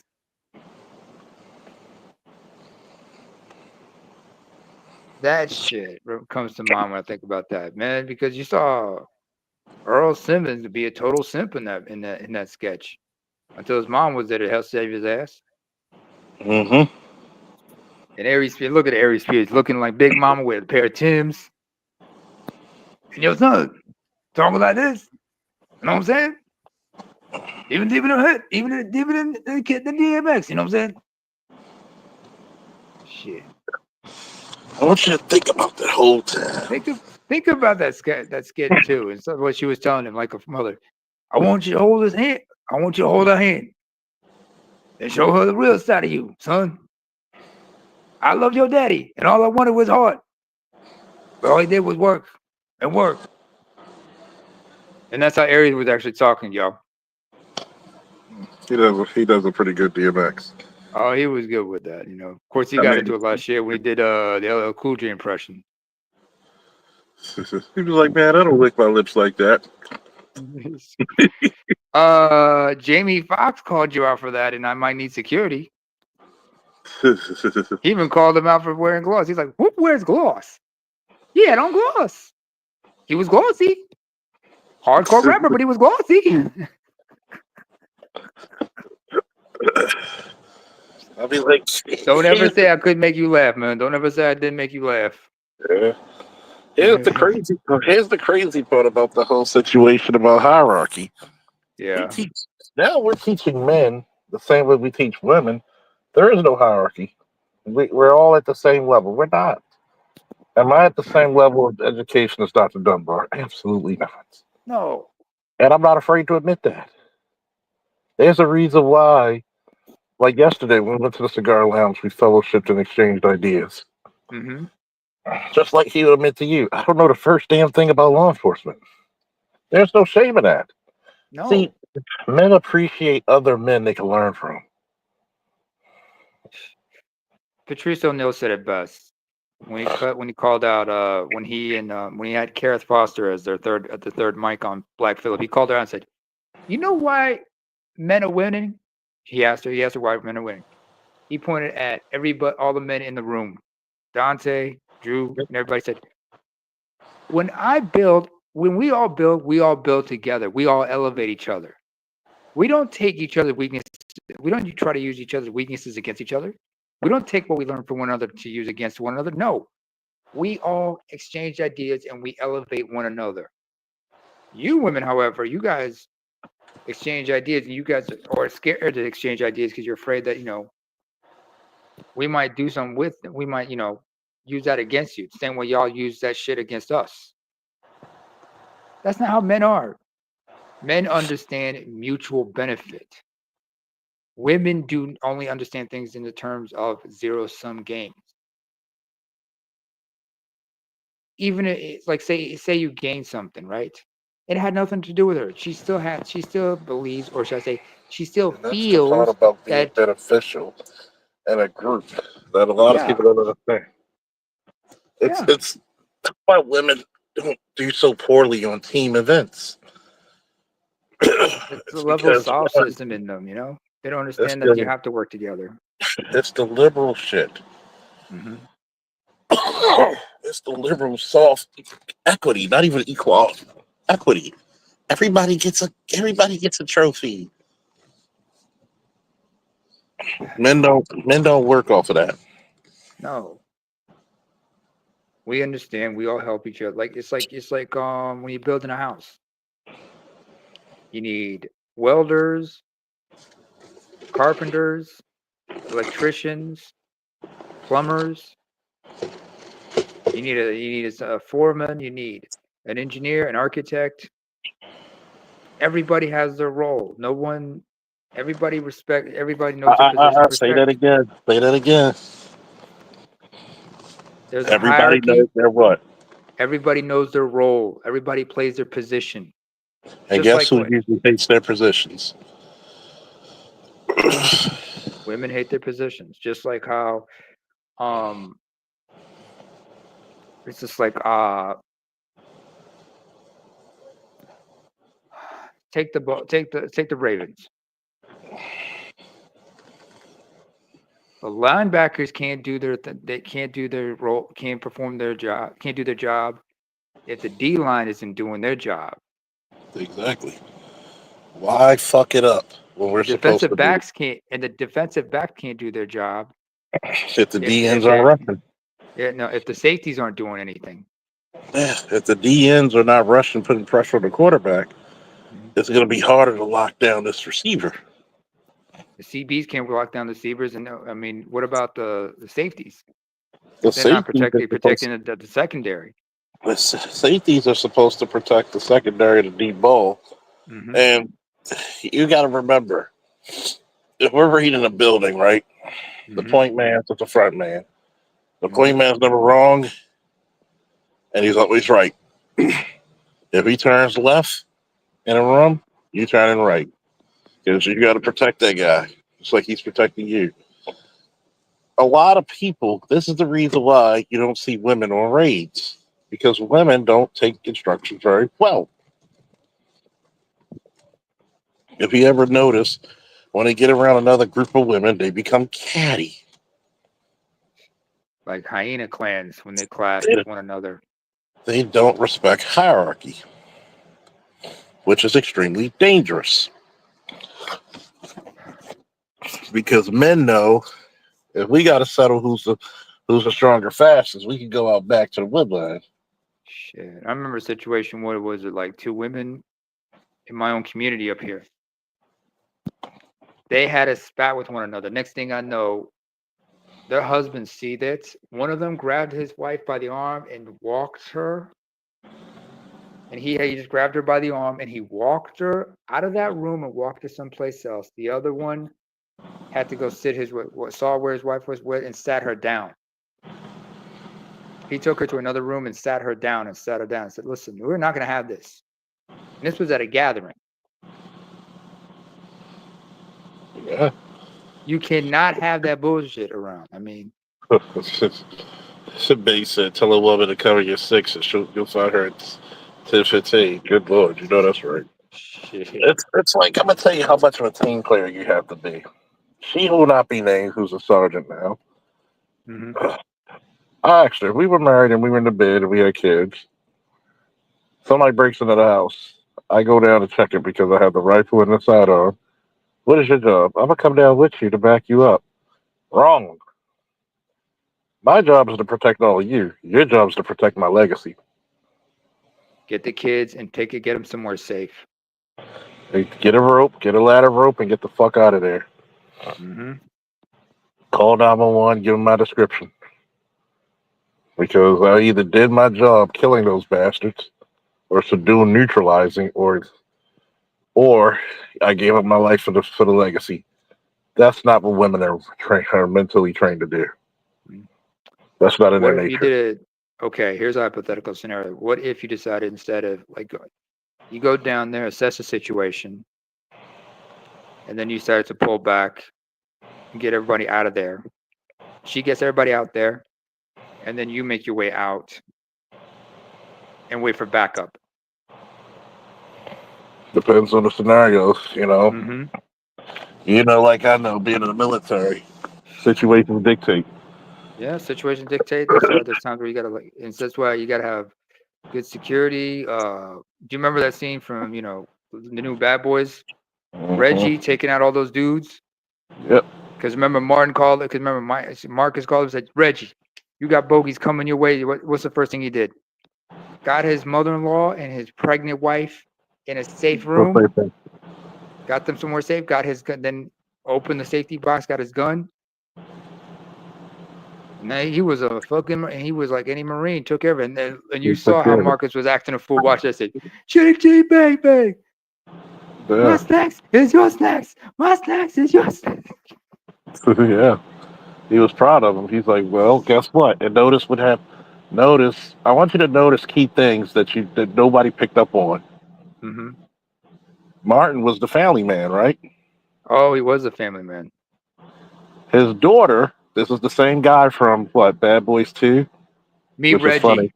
And the second, remember the second one, the beginning of the third one, when him and Mike were having that pursuit, they were trying to get to the hospital because she gave birth to, Reggie's kid just before they got married. And you saw him in his fatigues because he had already enlisted in the Marine Corps. Yeah, it was funny because notice, did Martin's character, was he a good father and a good husband? He was a good father and good husband. Was he such a good father that his daughter married a good man? Yeah.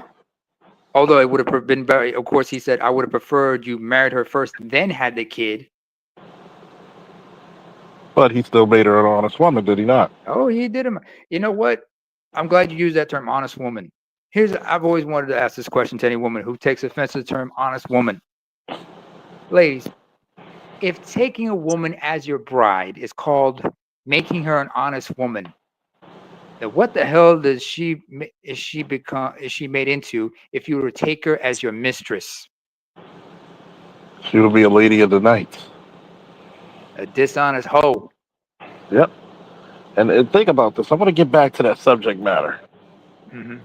Do you hierarchy think right there? That's the hierarchy? Since we stand on top. Notice everything we said. This whole show was about what? Hierarchies and why everybody hates them. And we always come back to square one. You see how everything's interconnected. It's interconnected. Notice when Martin character, when he showed him the hierarchy, Marcus, he showed him the hierarchy of how, okay, you're not going to my daughter ain't just any hoe in the street. No. And notice part of that is because probably, I forget, what's his son-in-law's name? Reggie. Let me look up his last name. Okay, I gotta find that name. Reggie probably had a good set of parents himself, and he also was probably, in some part inspired by Marcus as well to become a Marine. I'm sure he was. And then think about how good of a husband she picked. That he was able to defend off the house when Marcus wasn't even there to protect his mother-in-law and his pregnant wife. Oh yeah. Reggie's full name is Staff Sergeant Reginald McDonald. So think about that. Mm-hmm. She, because of her father, she picked such a good man that was he able to provide for her? More than he could provide. Was he able to protect her? More than protect. He protected her and her mother and his mother-in-law. In fact, here's a question I got to ask. Let's say, here's the problem, because remember we talked about that scene, the Meet Reggie scene from Bad Boys 2. Like how every dad wants to reenact that shit. I remember one time Anderson Silva did some shit like that as a joke. Yeah. That's not how you deal with it. Because remember, that boy may have a father and you may not know it. I once asked a hypothetical scenario. What if Reggie's father was Miami PD as well. What if he was not a narcotics, but a homicide detective? And he was showed him ID and said, "Listen, Mr. Burnett, Detective Burnett, I'm supposed to give you this. This is my, He gave his father's business card. Called him, let him know, hey, this is Detective so and so, homicide. Nice to meet you, Detective Burnett. That's my kid Reggie. He's a good boy." I mean, think That would have about it. changed everything right What there. if I, That would have what if changed I, everything. what if my son's going to the prom, which he will next year, Okay. and some guy tries to do some intimidation? You know, the one big thing years ago, having a gun or a shotgun or a rifle, and you're pointing that at my son. How do you think Charles II and Charles Sr. would take that? They're gonna show up. They're gonna show up. And you guys are probably gonna have a sit down, and there's gonna be guns on the table.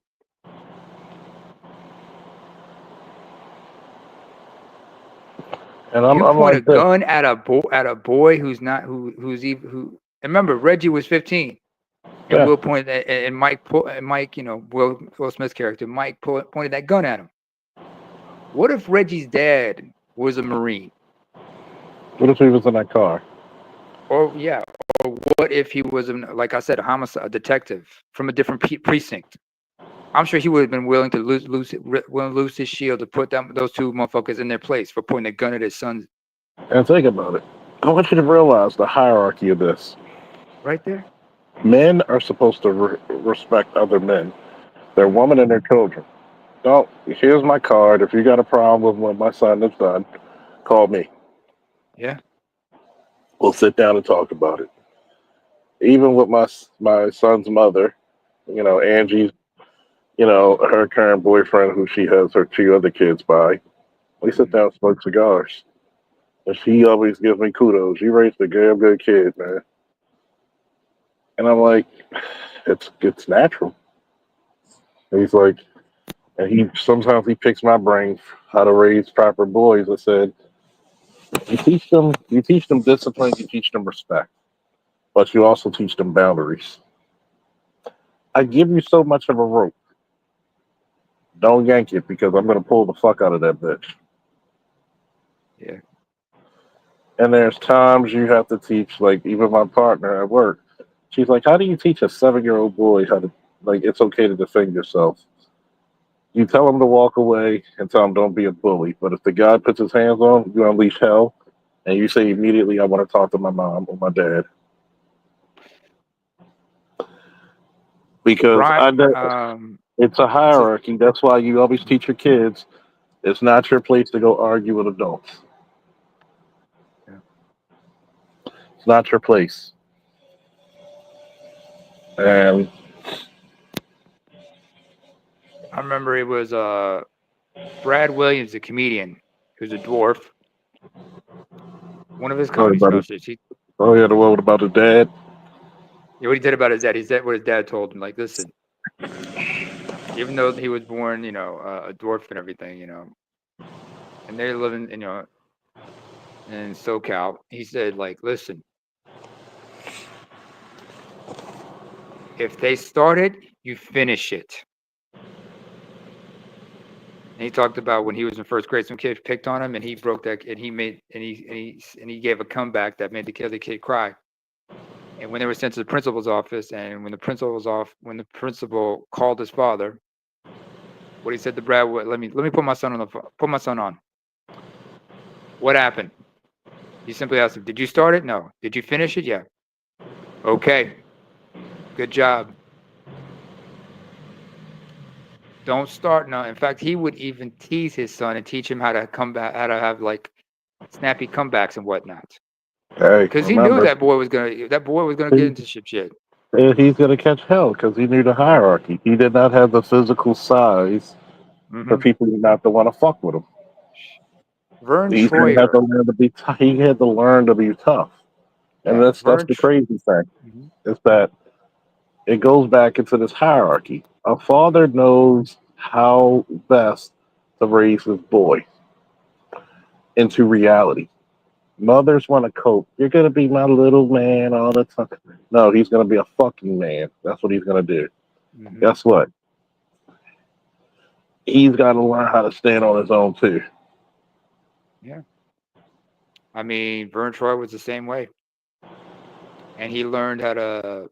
I mean, he was raised Amish, by the way, initially, but his family left the faith because of, of his size and because you gave birth to a dwarf.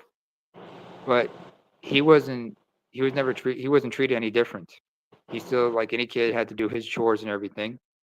And he learned how to be tough. But he also learned how to take advantage of his size, because sometimes he would like hide in his friends' lockers in high school and whatnot. Scare the shit out of him. Scared the shit out of them, or whack him with a wiffle bat or something like that. And this is when he was coming up in the 80s. We're talking like in the 80s, high school was in the 80s and whatnot. So yeah, but it's funny because to go back earlier to what I talked about, my friend talking about living in the past. Mm-hmm. Yes, when I got to bring up certain skills, when I got to bring up certain ways on how to deal with something, I can't look towards the future. I got to live in the past. How the fuck do I deal with this person? How the fuck do I talk to this person? Is this a talk you down situation, or is this a put you down situation? And I told him, people were trained to assess the situation. Very few. Exactly. I mean, that's the problem, especially those who transition from. You got guys who transition from the military into law enforcement, and sometimes they forget to know that they don't know the difference until unless they were properly trained. The training is the question. And sometimes the training could be on both the military or the police, because the military needed police training. Because guess what you did in Iraq and Afghanistan? You went from house to house like what? A cop. You had to learn community policing like a cop. You had to learn tactics similar to a SWAT team. You couldn't just bomb every goddamn body, because now you got your whole fucking unit and a fucking tribunal for war crimes. So there's a lot of give and take from it. You want to talk about hierarchies? Here's one. The most conservative hierarchy of all time is the military. Oh, absolutely. But here's another hierarchy I can think of. When it comes to the military, you got not just the boots on the ground. You got the support. You got like Bruce Almighty, where he was doing. I forgot what he was doing. Was it transport or something like that? Logistics. I think it was transport. Yeah, logistics. Transport. And guess what? Dog does logistics. He does logistics as a civilian. He was a cavalry and also armored tank commander as well. Yeah. And you got those in armory. You got people in intelligence. Nobody should look at anybody like you got those who are staff officers, field officers, intelligence officers. Nobody should knock each other off for where they were. Everyone played their role. There's respective hierarchies, but everybody also respects each other's positions. If you were a pencil pusher, that doesn't make you less of a veteran. You played an important role in everything. If you were a member of the general staff, that didn't make you any less of a man than someone in mobile infantry. If you were a sniper, doesn't make you less than somebody who was in communications. Guess what? I'm gonna tell you what. Guess who had the blessings of God? That financial fucking NCO, that financial officer. You want to get paid? That mechanic or that cook can hold court. Yeah. Okay. The military is the greatest organization. If you don't know how to network with people, it was a waste of your fucking time. Hey, I gotta make sure you motherfuckers are awake. It's almost 3:15 in the morning over here. What are you talking about? My sleep patterns all over the place. Oh yeah, the manosphere will do that to you. So you gotta realize something. You gotta realize something. It's that this is the reason why we have such a failure with our young black men in the community. We don't send them off. The military service should be the rite of passage for black boys. It should be. It should be. You come back with some skills and whatnot, and you guys learn to network with one another and become better. Hell, not just, but which branches, which each person go into is the question. That's for them to decide. If not, at least put them in ROTC, junior ROTC, so they can get some sense of where to go. We should be funneling so many young black males and some young black females as well, but mostly the males. But we should funnel so many people into being NCOs and officers and warrant officers that we become a voting bloc. We have a stronghold over military service. You got to think about it. Oh, You by have the way, one let's not leave out also people in the various military installations, the MPs, them, those involved in like those who were in the military, who were involved in construction, everything. Hell, shouts out to my father and everybody in the ACE. Everybody who was involved in the intelligence. Hell, a lot of people who joined certain government agencies came out of the military. Marshals, FBI, FBI, NSA, DEA, AFT, ATF. ATF, sorry, ATF, You have the NSA, NSA, NASA. yeah, You have a lot of fucking federal agencies. The National Energy. It's a lot of shit that I'll write a passage. Why, if a mother loves her son, Game and Wildlife, Game and Wildlife, Watershed.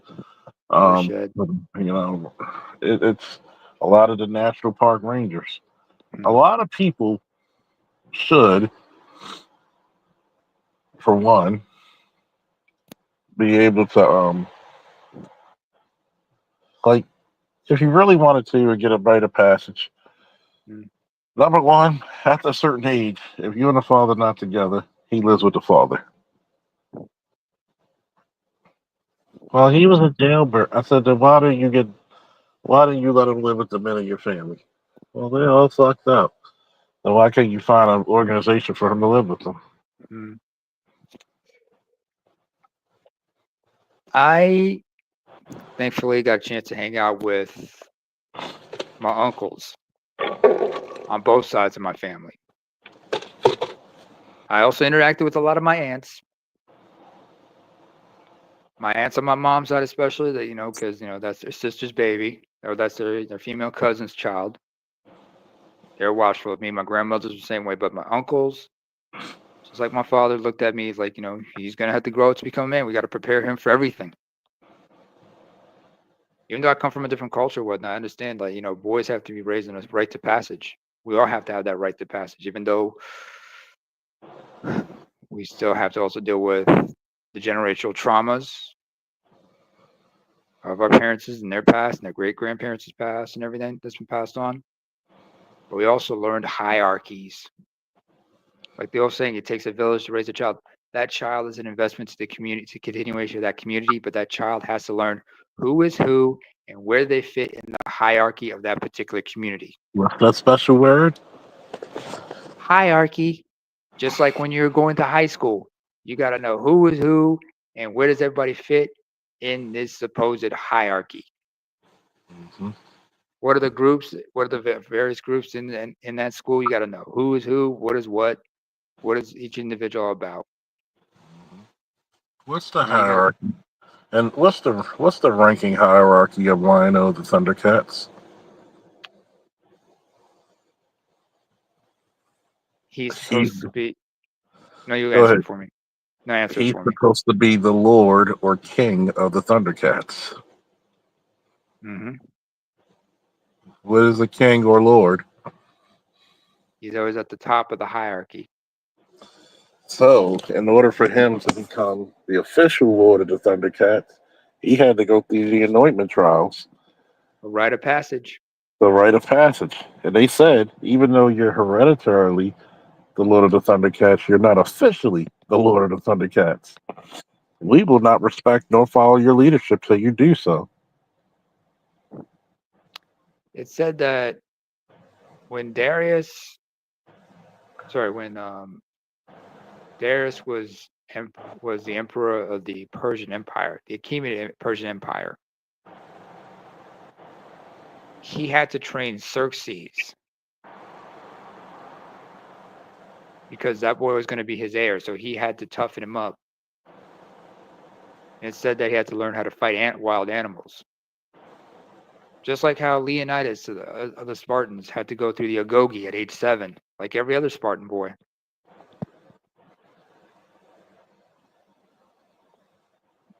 But they understood hierarchies and rite of passage. And why don't we see that here? And that's how you could tell we're in a gynocracy. Because notice, at every turn, they don't want their boys to be hard. They don't want them to go through anything difficult. Because once a man goes through difficulties and overcome them, he's no longer a boy. Potential energy has now become kinetic. They don't want to respect him as a man. It's like Neely Fuller always talked about, this, you can be a man, but the society doesn't look at you as a man. That's one problem. Hey, Dr. Dunbar. They don't want you to look at it as a man. Why do you think they don't push the boys into the military? Why do you think they don't push the boys into firefighters, police? Law enforcement.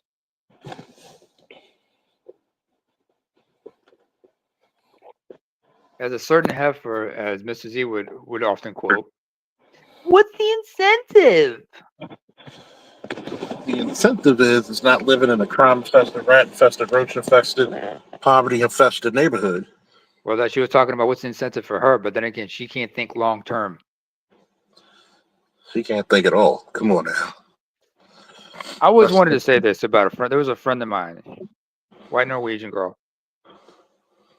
She's like 5'5". She's got a younger sister who's taller than her. Her mother's around about 5'7", 5'8". But her father's like 6'2".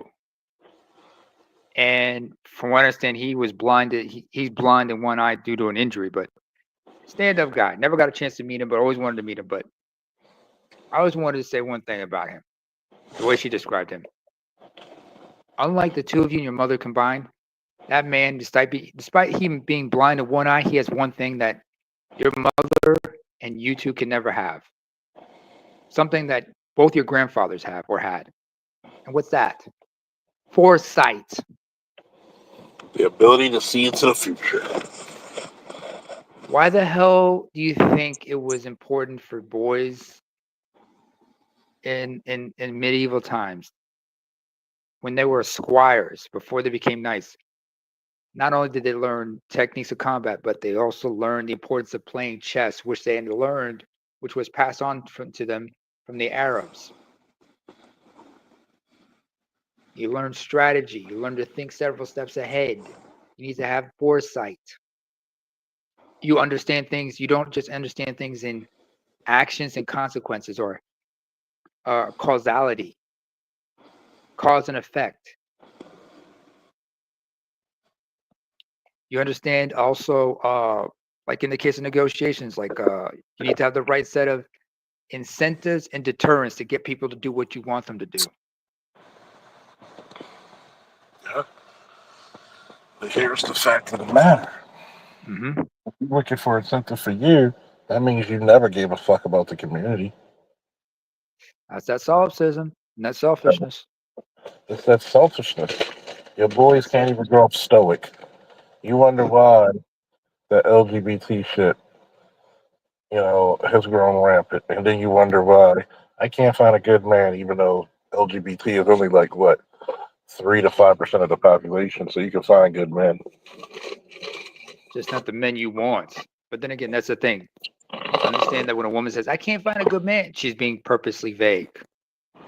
See, what she's really trying to say, I can find the man I need, I just can't find the man that I want. Yep. Because they don't see themselves as trouble. They don't see themselves as an expense. The price of pussy has gone down. You got deflation.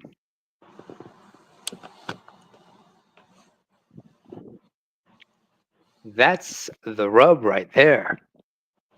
Everybody was not all made to eat with you. Everybody was not all made to eat with you. See, the problem is with a lot of people, especially young men, Travis Mhm. Hunter, you bringing along a slut is not going to make her any better of a woman. Just because a motherfucker cuts off your fucking hand and gives you a towel and some bandages and some antiseptic does not mean they are your friend. No. When this chick embarrasses you and don't even know how to be classy, I know she's a good woman. She good. You're just another dumb fucking nigga who's athletic, and you're proving everybody right once again. Okay, she not gonna leave me. Marriage is. Here's the question: if the average black marriage is 5 years, would you take that bet? I wouldn't. So why do I people wouldn't do it. expect black men to play a game if they wouldn't play themselves? Plus, he's 22 years old. He's young and dumb and full of cum. And you telling me you get on the road and you start seeing these beautiful women. Oh, you think you dig in it? She's not gonna act a fool. You coming back and be like, ooh, oh, she don't mean nothing to me. I'm about her ring. All she needs is infidelity. You just gave her a get out of fucking jail free card. In Jacksonville, of all places. And they're in Jacksonville, by the way. But has anybody not learned from what happened with Steph Curry and his wife Aisha? Where she was like, when she, because remember in high school, she had advantage over him. But her parents had the foresight to convince her to marry this motherfucker and secure the bag because he was gonna be something good. He was gonna be something great.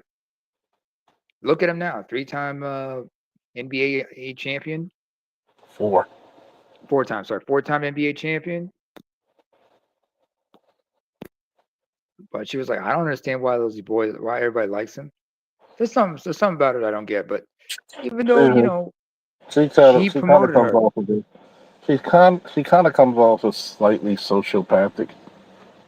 either that or narcissistic, one of them. Very narcissistic. That's Because in it. There's. I mean, hell, you ever seen Gone Girl? nah,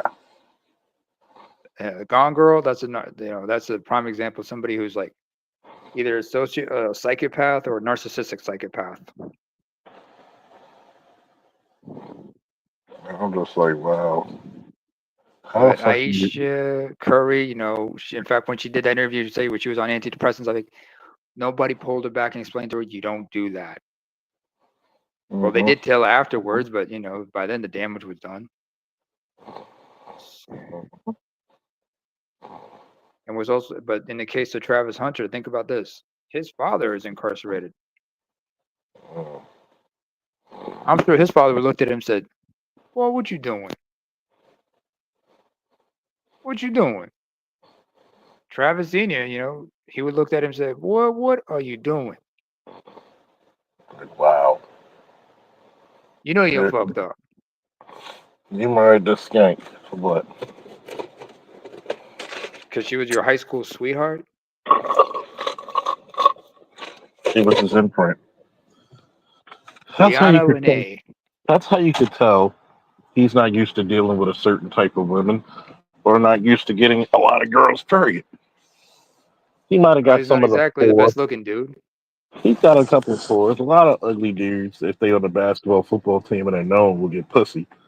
But when you're not used to dealing with a certain caliber of beauty, it's going to overwhelm you, as you can see. Exhibit A. Shout out to the field master and the field general. Ron Will said it best.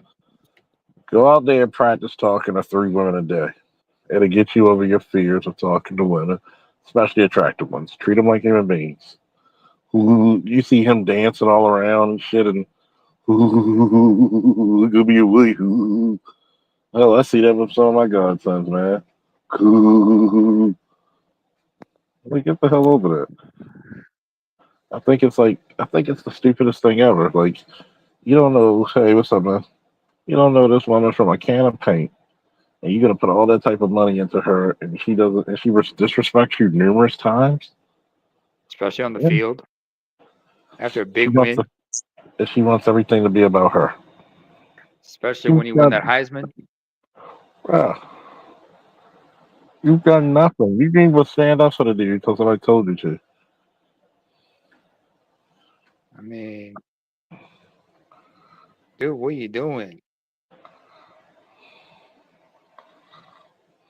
I mean, you see the pictures. I'm looking at pictures. She's just quiet, and he's just like smiling and shit. I'm like, boy, let him learn Yeah. the hard way. He hard headed. Just like when you brought up Viola Vi Smith and in Fresh Prince of Bel Air.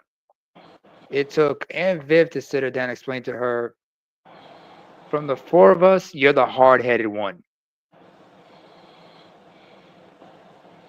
But then again, who was just as messed up from those four sisters? It was Helen, who was played by Jennifer Lewis, and her problems with her husband Lester. If you remember that, that stuff. They eventually got divorced, but yeah. Mm. Only person who like nobody said shit about was Hattie, because she married a white guy and had his baby. Yep. Because She he's was the the youngest. ultimate. He was the ultimate. But you know the sad part is, What? Uncle Phil still outranked him. Uncle Phil still outranked him, because remember he was a lawyer, then he became judge.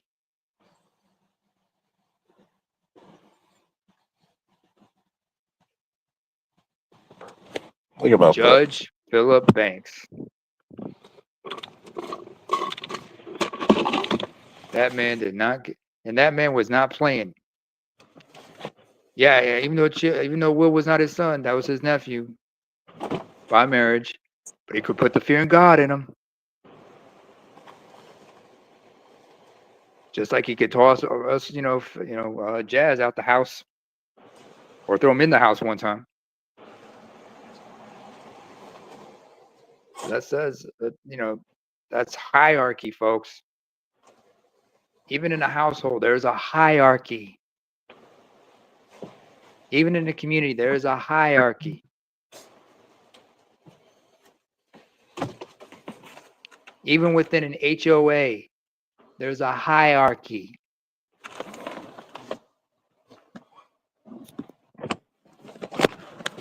It's got to be somebody, I mean, but then again, Pete, the thing about hierarchies is, as Dr. Gray, Cerulean Gray would say, you need to organize among yourselves. That's the one thing people wouldn't do. They wouldn't organize. They don't like it. Yeah. They don't like it because it means I gotta work. It means I gotta sacrifice some shit. I might not be able to get some sleeps. I might make a few enemies. I might have people talking about me. You look inside the correctional facilities.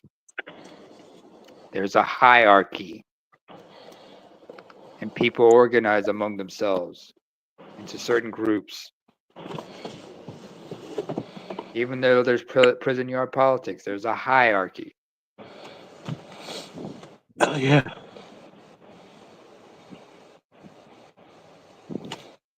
That's what people fail to realize. There's But always see, going to be a hierarchy in everything. As long as we have men, there will be hierarchy. You even see hierarchies in the animal kingdom.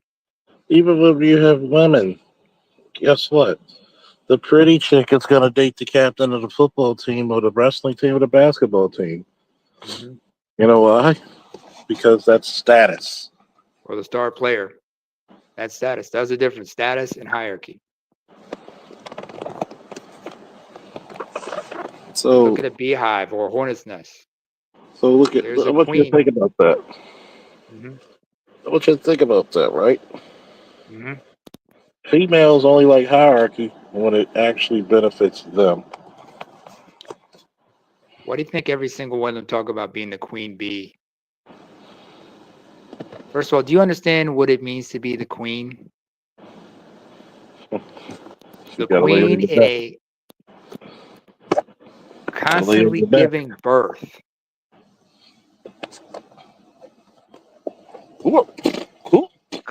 constantly giving birth. Whether we're talking about the queen of an anthill, a termite hill, a hornet's nest, a beehive, hell, there's an animal called the naked mole rat. Oh yeah. Shout out to Kim Possible. Oh, That mole rat, those mole rats, it's a hierarchy. There's a female who's one large female that's a queen that constantly giving birth to pups. All the other males and females in that nest, their job is to dig tunnels and protect their nest, protect their whatchamacallit clan from any predators and from other rival groups. But it's a hierarchy.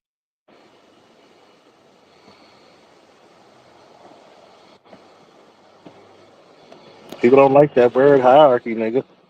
Keep telling you that. People don't like it. Yeah, but Especially everybody when wants to. Yeah, but women only like those things only when it benefits them. But here's the thing: you want the benefits, but none of the responsibility. you want the joy, but not the pain. It's like sunshine and rain. You can't See, understand the sun. You can't enjoy the sunshine without the rain, man. see, it's the struggle.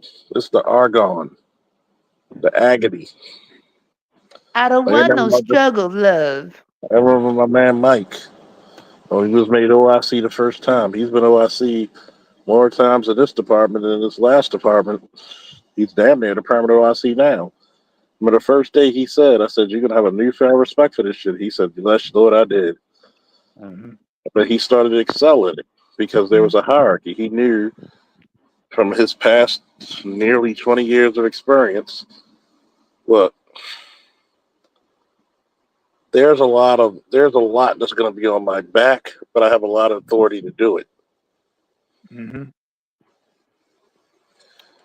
And this is the thing, are we building leaders? Hell no to the no. We're also joined by A.L. Evans, everybody's favorite mother trucker. Don't nobody say shit. I'm looking high and low. I'm looking high and low for these single parent mothers who are inbred this leadership that we looking for, and I just can't find them. I can't find them. You're more likely to find a fucking tap dancing Smurf with with an accordion than that shit. This is how That's the you newest know you Smurf, don't have. Granny Smurf. This is how you know you don't have leadership. Can your boys make decisions within that house? You know how white women teach their sons? What do you want to eat tonight?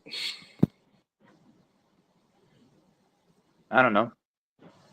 We allow them to make the decision, and then they go about preparing the meal that he wants. And is that critical in teaching a young boy that? And guess what? Even if he doesn't like what he wanted at first, he's got to learn how to do what? Stick with his decision. Uh-huh.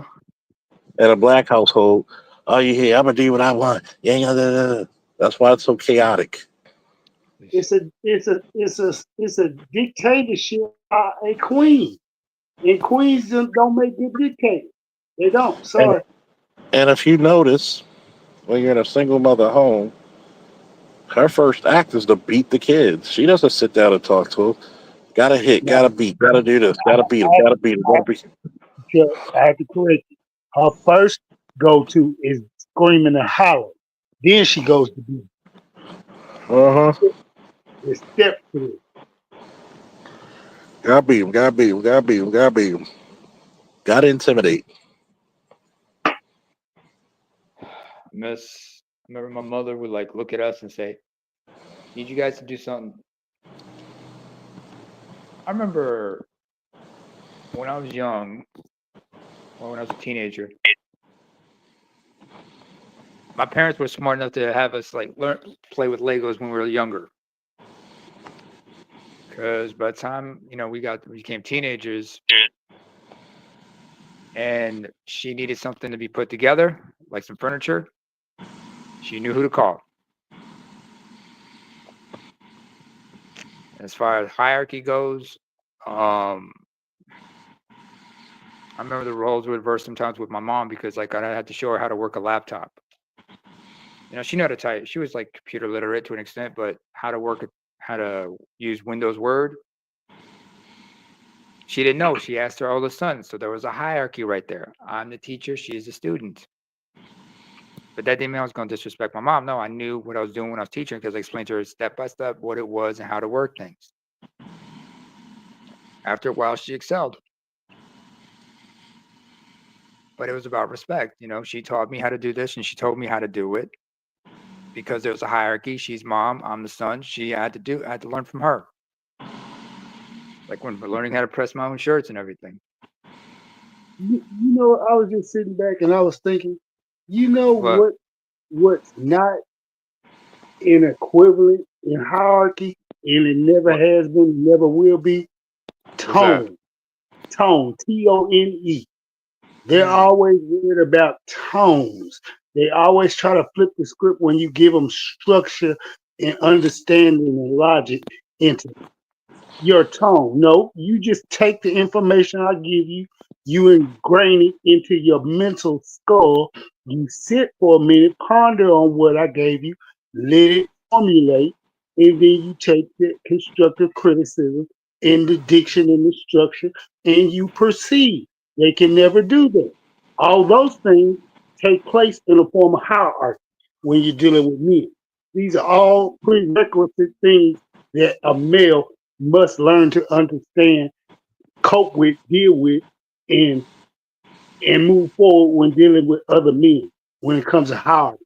And that also includes stations, because I heard Charles earlier talk about and allude to the fact that, all right, I might be here, I'm not there yet, but I need to be content where I'm at in order to get where I need to go later on, and not look for any forms of shortcuts or backstabbing tactics or whatnot, or underhanded doings to get further along. You have to put in the work. Yeah. And for those who Speaking of, challenge me with that one, mhm. I had to learn that shit the hard way. Before I could go progress any further, I had to learn solace and contentment where I am. In your I've lost houses. I've lost houses before. How you doing? I said, guess what? When you're sitting and you're thinking about to lose a house, but because you were a vet and the VA has different programs for you,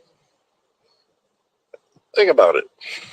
You're talking to a guy who sleep on a park bench. That's his house. You don't have to go through that. That's why I put in the sweat equity when I was in my teens and 20s. Mm-hmm. I could start it. You need 5 years to start a security or private detective business in the state of Maryland. 5 years as law enforcement. There's a lot of times you had to be content where you were. And people don't understand that on a natural basis. And what do you mean about that, Charles? I said, yeah. A lot of us don't understand what contentment is. It means it's literally in the Bible. It's called Proverbs, people. In your contentment, you shall find happiness. But looking for happiness out contentment is a far fleeting illusion. Period. Point blank. I'm pretty sure. I'm pretty sure AL taught me when I said that. Mm-hmm. That's how you know when you're in your wisdom years, because I'm content. I don't have to go travel everywhere. I've traveled places before. I could be cool playing Madden. I could be cool online with you guys. Yeah. I could be at the comic book shop. I know that might not be where women want to go. I have one girl I'm talking to. She's going to Dubai next week. Where? Maybe one day I go Dubai. Oh hell no. Look, I think it's Dubai or Qatar. Qatar. If it's Qatar, then she's going most likely to the capital, Doha. Dubai is one of the Emirates in the UAE, and I'm like, "Ugh." I got family, I got kinfolk who are in the UAE, and we talk and and I got folks who grew up with me in KSA who talk about going there. I'm like, careful. You know how shady, how wild that shit is. If you ain't got money, you're gonna get shit on.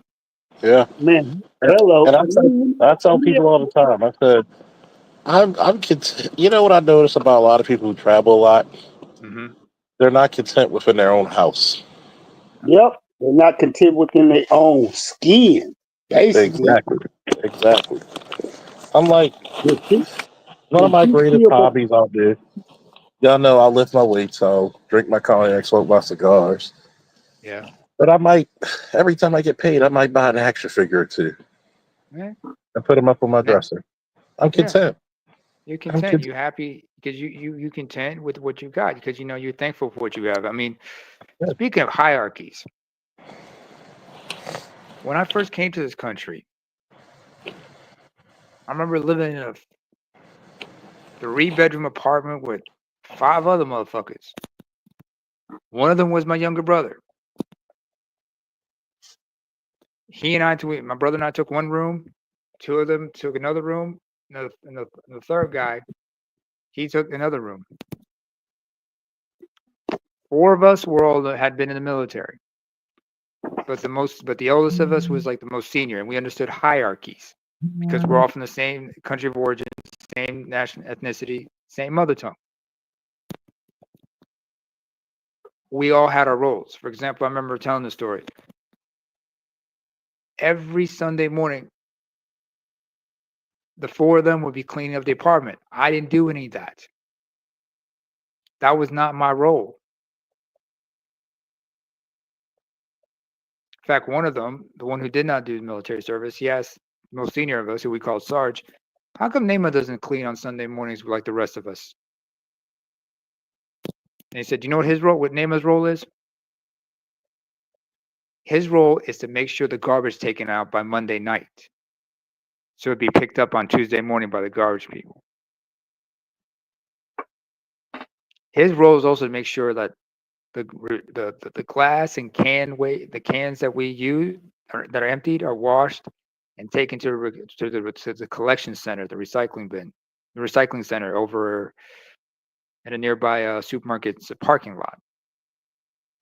His other role is to head to supermarkets or to any electronic stores and get whatever we need for the house to make sure the apartment is okay. Like if we need a replacement for light bulbs or replace anything, he's the one who has to go there because he can speak. Although none of us, although he's still learning Norwegian like the rest of us, his command of the English language and his way of talking to white people gets him into certain places. You can't do that. Are you willing to take out the garbage? This dude said no. So stop complaining when you have to clean the toilet, or if you got to clean the oven. We all have our roles in this house. Hell, I was the one. It was either me or my brother who had to talk to one of the neighbors whenever we needed something. But we all respected each other's roles. I didn't clown the others when they had to do cleanup. Sometimes I'd help. But I'd make sure that when they were cleaned up, collect all the garbage and take it out by Monday morning. Because we all understood hierarchy. And we all had respect for one another. Because we have to work as a team. Hell, I was making sure that, our electrical bill stayed low because we understood, like, especially in the wintertime, even though it get cold, we got to manage the electricity in that room, the heating in that room. But that's hierarchy.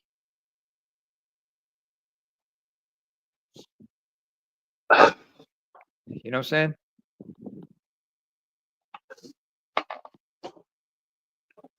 absolutely. Hey, what you thinking? Everybody got to play their role. I remember earlier because I remember you played football, right? Yes, In high sir. school. You played was it defense or offense? Played offense and defense. Okay, you were old. What was it? Defensive lineman? You were a lineman? No, sir. I was a running back and a linebacker. Okay.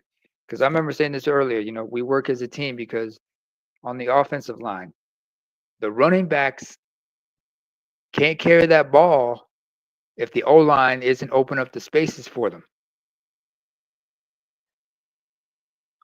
Absolutely. Just like how the defense, just like the D-line has to open up those holes in the O-line for the running backs to come in, for the linebackers to come in and sack the QB or stop the run for a loss.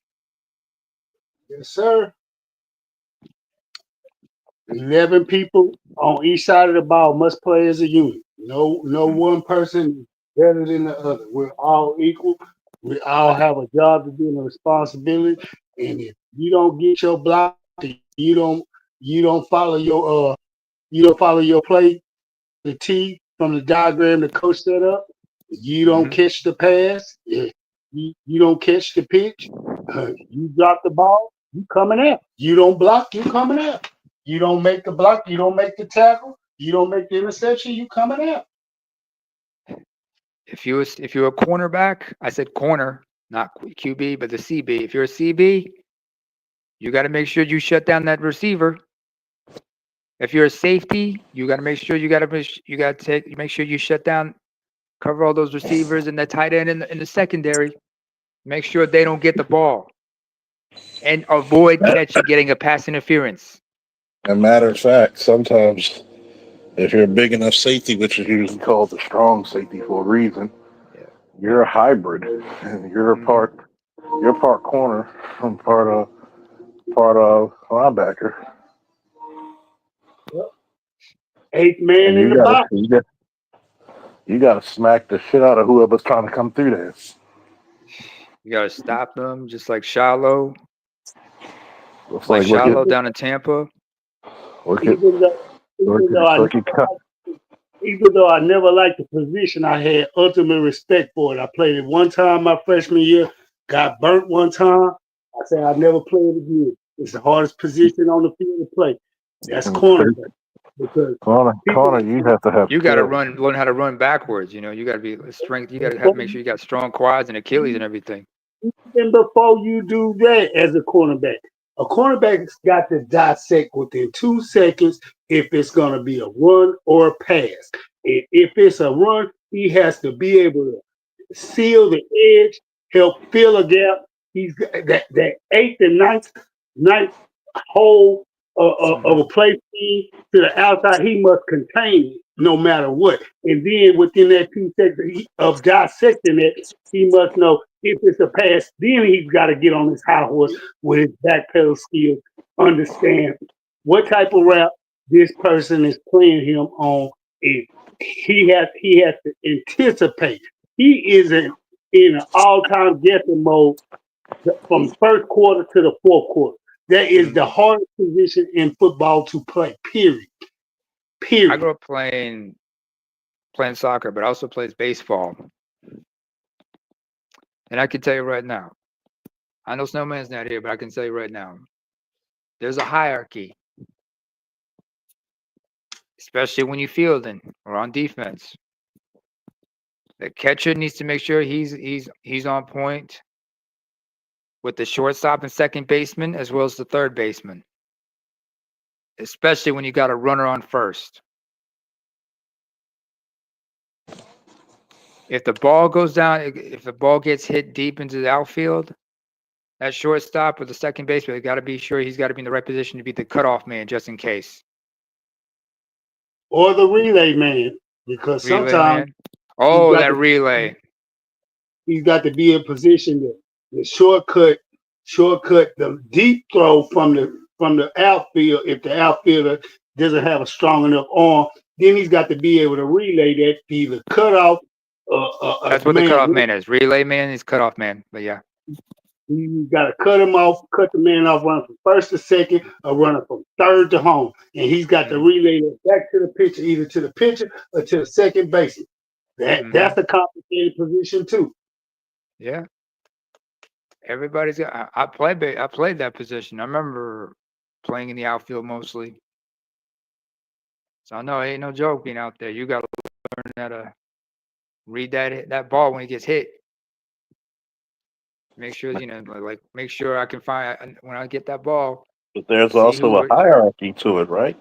Yeah, I mentioned there's a hierarchy. And think The about pitcher is the center that deep, but then again, that pitcher knows he's got to have a good.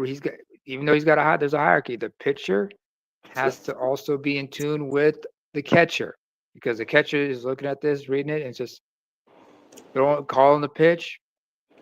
But the pitcher can say no. I played that sport for one season, couldn't stand it, didn't like it. First time I was up at bat, it was a whole little league football team of juggernauts that killed in football, and we had a coach who had a bright idea.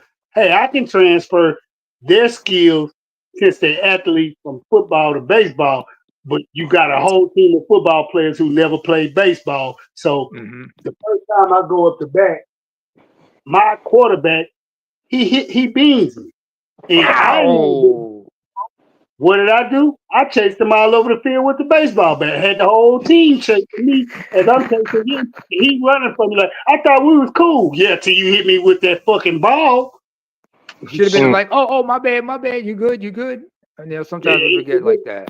See, I grew up watching baseball. I understand baseball. That doesn't mean I like baseball. And the first thing I learned about baseball was if a pitcher hits a batter with the ball, the batter has absolute right to go retaliate. How he retaliates, that's another story. But if it was intentional, that was the thing people forget. Guess what? Anytime you throw a fastball at a black man and he gets hit with it, he's gonna deem it as intentional. That's his first instinct. So I'm sorry, and that's what I Reggie. Was it? My best friend. He was the quarterback. I'm talking about. I chased him down like I'm gonna beat your ass with this bat. Man, my coach screaming and hollering, man, stop, don't run this shit. He gotta get it. Man, it took this boy. Sit down. Sit down, boy. It took 9 of them tackling me to stop me from trying to whoop his ass with that bat. Shit. I remember that movie, Mr. Baseball. Remember that movie, The Bad News Bears? We were Bad News Bears, the sequel, and when they went to Japan, that was funny. The only difference was we didn't. We went over the season.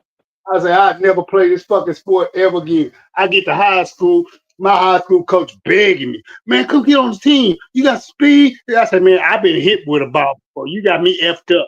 I'm not going to ever allow myself to get hit by no ball again. Not like that. That ball, it's a different feeling getting hit by a baseball pellet versus getting hit with a basketball or getting hit with a football in the face. I'm sorry. I would know. Been hit in the face with a baseball. Almost fractured my cheekbone. I don't even know how dudes play soccer, man. You can get hit in the face playing soccer. Oh no. You can get hit in the face. Man, you can get hit in the nuts by accident when you're trying to block. Been there, done that, man. One of my boys, he ended up getting hospitalized because he was real fucked up. But that's another discussion for another time. I've seen guys have head-on-head collisions trying to head the ball and bust each other open. You got guys who've been like a goalie trying to make a save and he crashes into the post and pokes himself. So but in that game, it's a team sport. Everybody plays a position. Defenders, midfielders, attackers. Depending on the formation they have, they understand their role in the game. But it's a hierarchy, and there's always that one player who's got the captain's armband because he's team captain and he's directing traffic. That's a hierarchy. Even in hockey, you have a hierarchy. What you need a hierarchy for? Charles, you're the best wrestler on the team, but I got a co-captain. He's the voice, I'm the heart. He's the heart, I'm the soul. Wrestling team? Yes. 2 words that are kryptonite to black women. 3 times. Accountability and hierarchy. And it's shameful because men live in hierarchy. They live in this egalitarian, like BGS said. They live in this egalitarian, which is equity. Everybody's For a reason. equal. Everybody's No, equal. Everybody can be friends. can we all have equality? Hell no. That's No, why sometimes power cannot be given. It can only be what? earned or taken by force. hmm Or acquired. So what the fuck I look like giving you something that I had to take or earn on my own? On merit Damn at fool. that. And it was merit, the meritocracy. It's like that's why Trump's trying to bring back the new American meritocracy. Remember Oh that? yeah, I yeah, coined the yeah. phrase, so if you hear that shit in the news, you know where you heard it first. The Chuck, new American meritocracy. that's another word they're allergic to too. Merit. Yeah, merit. That Competence. meritocracy, the competence, competency is a motherfucker. It's so rare nowadays. It's considered a superpower, and it's funny because there, even in the black manosphere, there's a hierarchy. Uh-huh. We don't use it a lot because we have respect. We think we can learn from everybody, and we give people a chance to explain their story. Yep. Just like, guess what? Like I said before, AL is a master trucker, owner operator. He may not be Dr. Dunbar when it comes to formal parochial education, but that doesn't make him less of a man or less intelligent. Even No. Dr. Dunbar will say there's shit that AL knows that I would not even have a clue. Do you know how skilled of a fucking driver you have to be to know how to keep a truck from jackknifing? Especially something that big. Do you know how Operating skilled? operating 80,000 pounds of death and destruction is not for the timid or the weak. Trust me. No. Do you know how you got to be your own mechanic sometimes? Especially if you strand, especially in the middle of nowhere. So I've been stranded in the middle of Pennsylvania, heat November, what wind gusts up to 15 miles an hour. It's what it's minus 12 degrees outside, and you drop a drive line, and you gotta spend half the night looking for the drive line, walking 15 miles back from where it fell off to, and then packing this 250-pound drive line back, and when you only 5'7", 195 pounds, and you happen to pack it back arm and toe, and then reposition it under the truck, and then wait another 15 hours for a wrecker to come get you. Now remember, you can't tow that with a regular tow truck. No. Not to mention, you got to make sure you are, first of all, AL. Could you please explain to the folks how tall you are and how much you weigh? Well, I'm not at 185 pounds no more. I'm pushing around like 160, 155, 160, but 5'7". But in my Oh, that's playing healthy. days, I was 5'7", 195 pounds. All right. The heaviest I ever got was when I found out my ex-wife was pregnant with my daughter. I got up to 215 pounds. I was like 80. That was my ultimate goal, to at least be a 200-pound, 205 guy. So to get to 215, I thought I was on cloud nine until I really had to start moving and being physical with 215 pounds. And I was like, man, it's hard to breathe. I said, At man, 5'7", especially, come on, think about it. Like, look at all the truckers you see. A lot of them just get bloated out of shape. no, Some that's got just it. CPAP machines. I wasn't out of shape. I was in shape. It was just my wind was low because I've been a habitual for years smoker. I mean, I see that's one of the downsides what comes with hauling transportation. And I remember like it's yesterday. I took 6 months off the year that Minnesota bridge collapsed, and that was a highway route that I used. That bridge dropped, and I realized how bad our infrastructure really was. That shook me to the core. That's what forced me to say, all right, I'd rather run inside my state. I trust my interstate infrastructure over the north, northeast, west, where the west is safe, the south is safe, but back east, up there where you got the elements wearing and tearing on that infrastructure yearly, and you got to understand that infrastructure was created during the Eisenhower administration, and it hadn't been kept up. So when that bridge collapsed, and we've had several others since then, not to mention the bridge accident in Baltimore recently. You know, Oh yeah, the that, Key Bridge. Oh, I you know, remember that. the infrastructure in America is for shit, and they haven't been putting any forms of real, true revenue into it and putting real people to work to really keep it up. But in my Because state, look what oh, happened. Because look at the education. How many kids you see going for architectural designs? How many kids are even learning shop, home ec? How many are being enrolled in vocational schools and or technical high schools? I'll give you one better. The majority of these kids nowadays, Charles' son included, don't know anything about the technical art skills that high school should provide or supposed to provide. You want to know why? Because they stripped all that shit up out of the education system. There's none of these extra vocational classes we used to have and could take. And by the time I was eligible to take some and was trying to get an automotive back in the day when I was in school from 1988, 89 to 1992, a 4-year stint. I could never get in that class. They were, you want wood? No, I took wood in junior high. I don't want wood. I don't want to be in wood. I want to go do something so I can get an extra trade to go along with. Hey, look, if I don't make it in the league, I know I'm gonna end up being a professional truck driver, so I know I need to know something about automotives, and I need to know something about tools, and I need to know something about turning wrenches and ratchets, and what's this and what's that.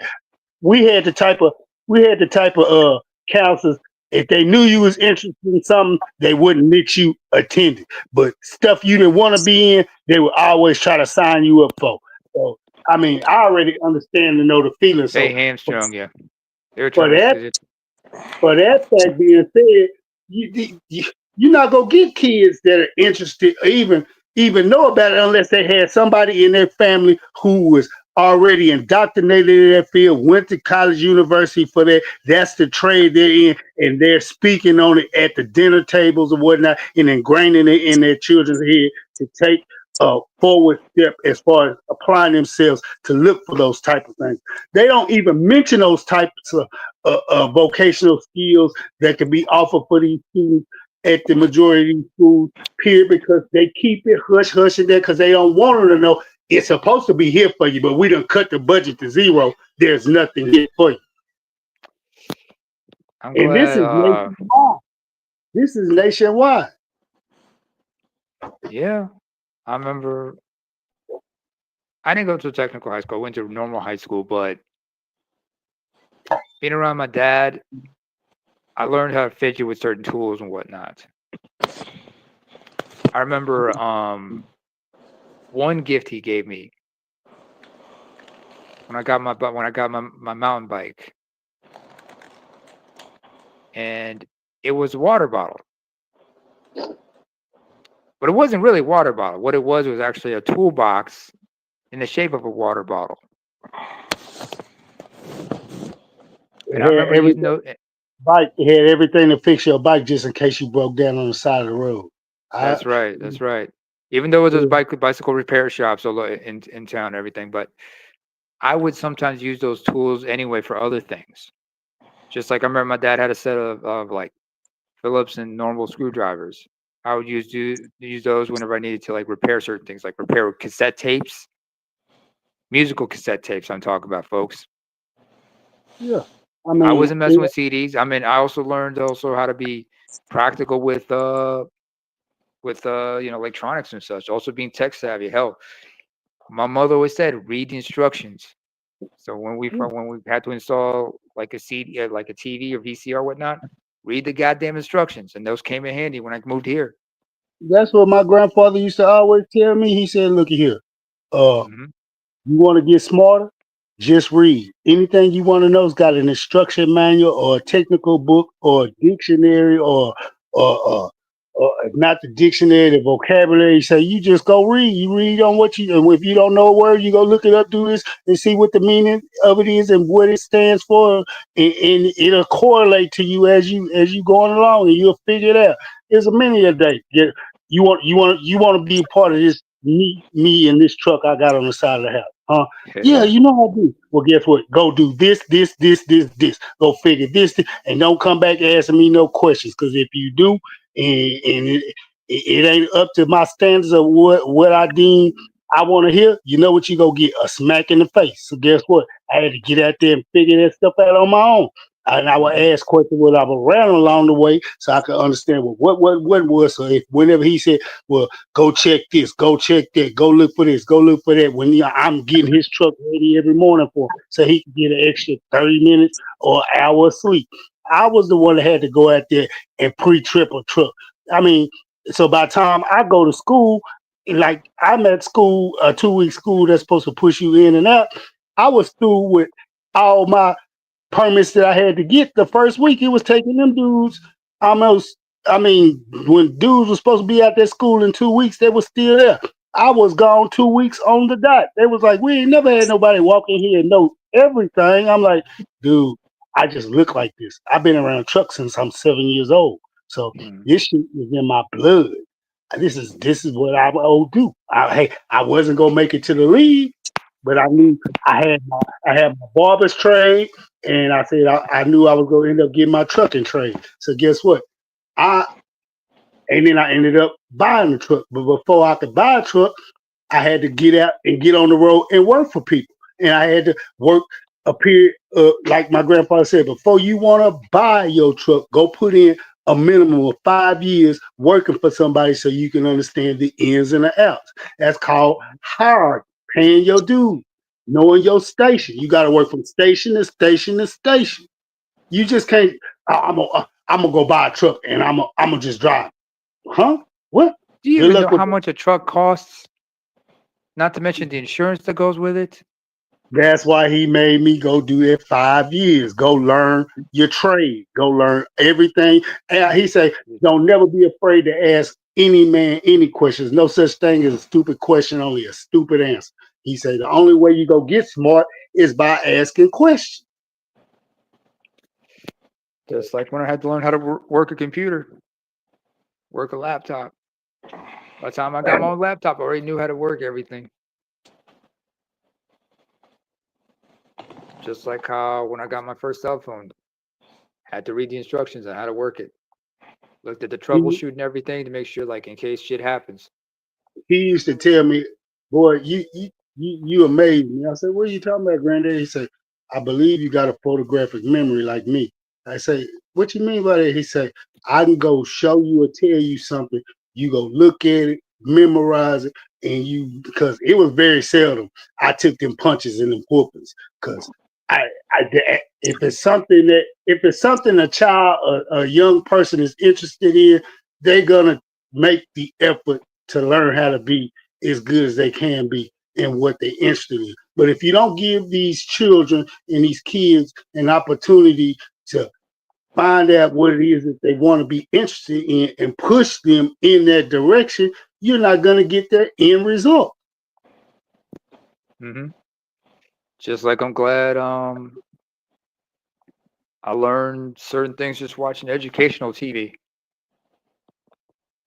educational programs and whatnot. PBS was a lifesaver for me.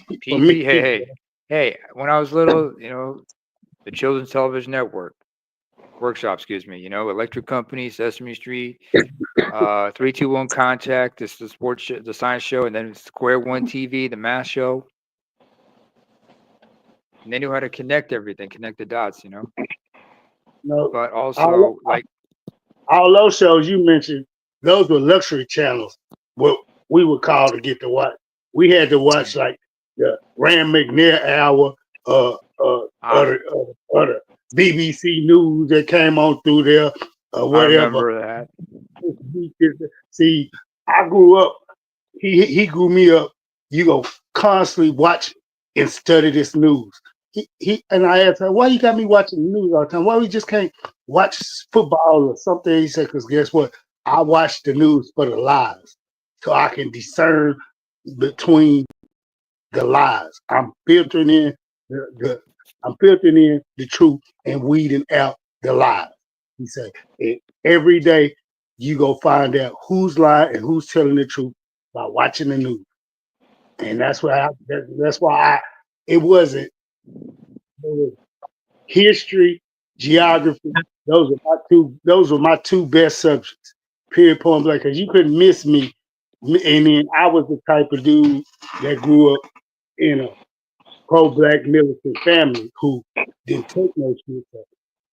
Anytime you would get those teachers that would be stuck on those Anglo-Saxon history questions, I'd be the one who'd be wanting to challenge it from the aspect, okay, well, how does that correlate to the black history, my history?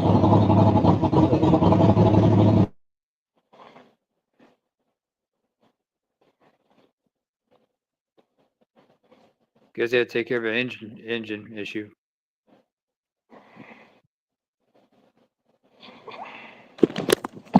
Sometimes I know. Yeah. Bay said But he's yeah. what did Bay say? She says he's been at the VA all day. Okay. They said he ain't ate all day. No, he been at the VA all day. Probably was dad. Okay. Oh wow. His thoughts and wishes go to his father. Mm. By the way, when you go to school, you got students, you got the people who are at the school, work at the school. You got the janitors, the teachers, you got the administrators, the principal, and everyone, the district school superintendent. That's a hierarchy, folks. School board,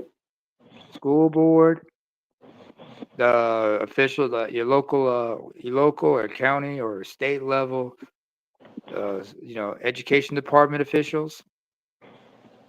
That's a hierarchy. Mm-hmm. County court commissioners. Hell. Legislators. People work at the cafeteria. Districts.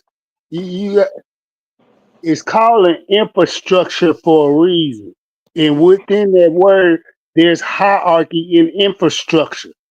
Mm-hmm. The world runs off of infrastructure.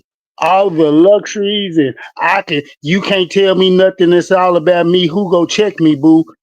Sweetheart, I got a news flash.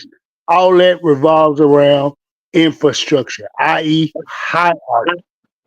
And if we take it away from you, or it's limited, or what was given to you, that big old false of a lie of a gift you got in 64 that you've been running amok of all the way up until God bless Don Cheeto. He said, guess what? I'm going to kill this noise.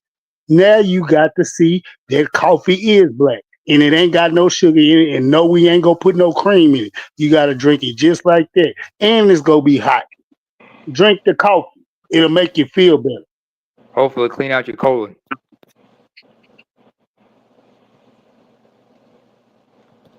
Just like Eddie Murphy said, keep your colon healthy. Clean colon. That's the key to life. The key to success. Healthy colon. But you got black, that coffee, that coffee got to be good. Regular black. There's even hierarchy in law enforcement. Truth be told. We were talking about that earlier. So, go to your local city hall. Go to your local city hall. There's a hierarchy there. Whether you're talking about the various staff at each department in there, or if you go inside the central chamber, the city council chambers, you're gonna find the mayor, all the councilmen and women. There's a hierarchy.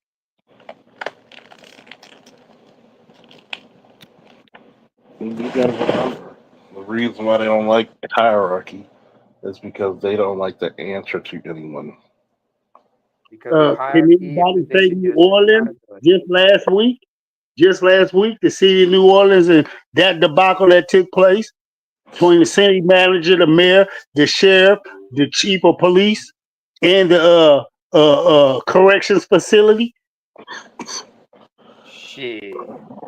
I mean, you had, and this was all female led, driven law enforcement, uh, uh, uh, encompassing unit within the area that I spoke of.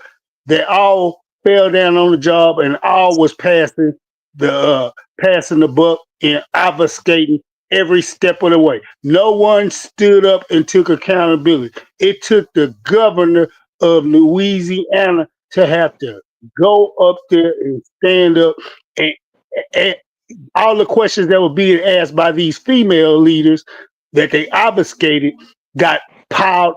It got shit is not supposed to run uphill, people. That's why when you look at female Down. leadership, you look at female leadership, you look at it from the correctional officers. You look at it from all these different agencies, all these different fuckers. You could obviously see these motherfuckers were not good for shit. They shouldn't have had the jobs in the first place. Why They did just you wanted the hire prestige and the females? pay. That's all. Why do you want the females to be doing corrections in a male facility and they're easily manipulated? And no, they gonna be easy manipulated. You got a whole group of men in freaking pajamas with 85% of them with no drawers on, and you got nothing but swinging dick in front of you from morning, noon, and night, whatever shift you work.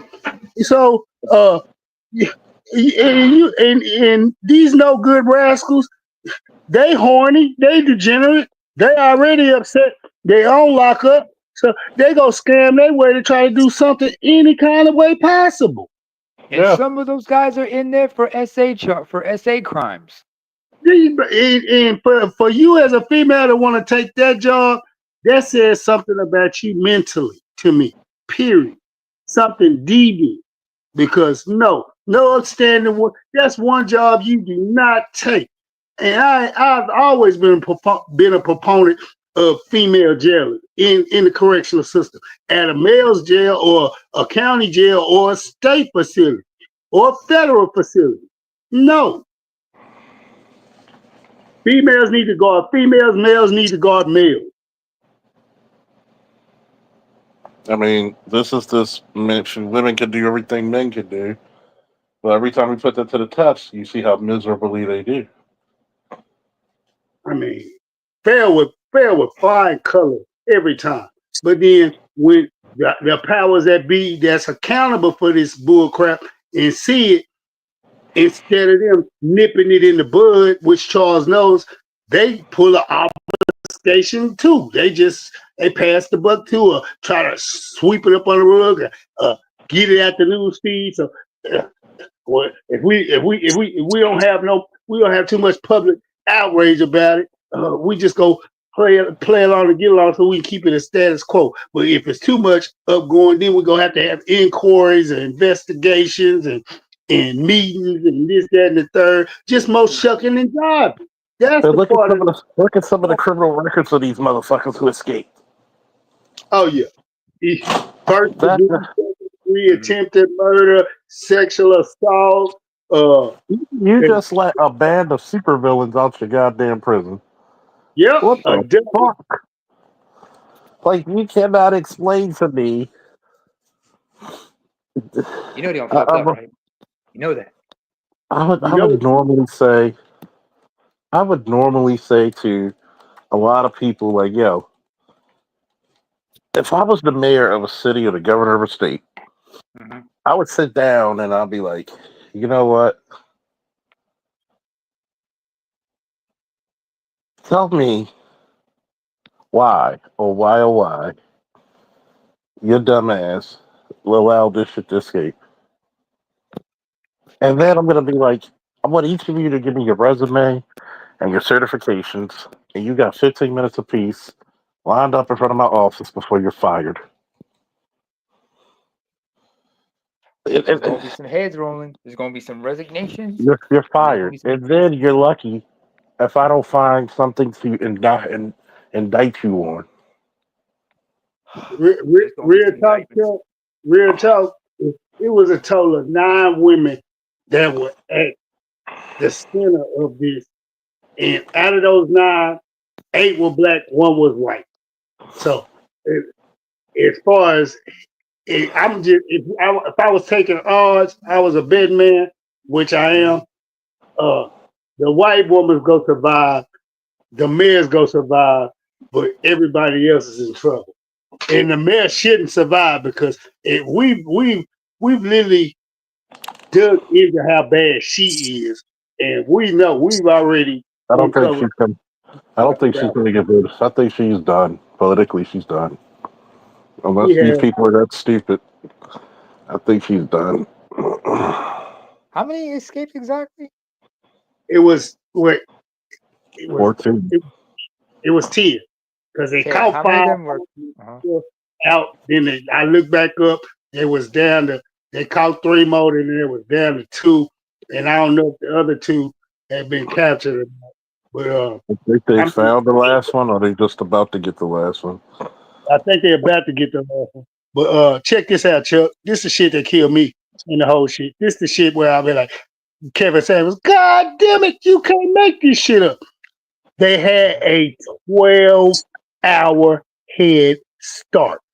You mean to tell me for once this happened, instead of taking the right steps and the right precautions and going through the chain of command and owning up and saying, hey, this happened and this is what's going on, they let 12 hours expire before they started the manhunt.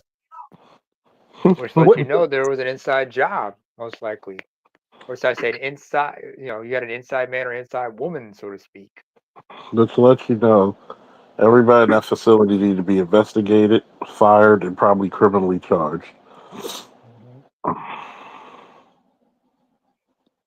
They say the chick that was watching the area where it took place, she got up and left to get something to eat and then come back to her post for like a long period of time. And then when she realized what was going on, she still waited like 2.5 hours before she told somebody. But then, okay, that's 2.5 hours. Once she told somebody, how come it took another 10 before y'all got boots on the ground looking for these motherfuckers? These motherfuckers are back in the streets trying to make some ends after. So Most of them just went to they just went to the only place where they could go, and they got caught there. Now, a couple of them vehicles and let's say from Louisiana. You're a truck driver, right? yeah, I mean, Texas was on high alert behind this shit. Arkansas was on high alert. Mississippi, Alabama, Let me Florida. tell you how dangerous this could have been. If they all worked like a unit, they could have carjacked at least about 2-3 cars. Man, and how long from Louisiana? What state can you make the most northern state to the most western state? You can make in 12 hours. You mean the most northern to east? But hold on. That's my thing though, Chuck. Look, they're in Louisiana, right? Texas, Mexico. Anybody that's got some brains, why the fuck are you trying to still stay in the United States of America and you a fugitive? Why wouldn't you go south past the border?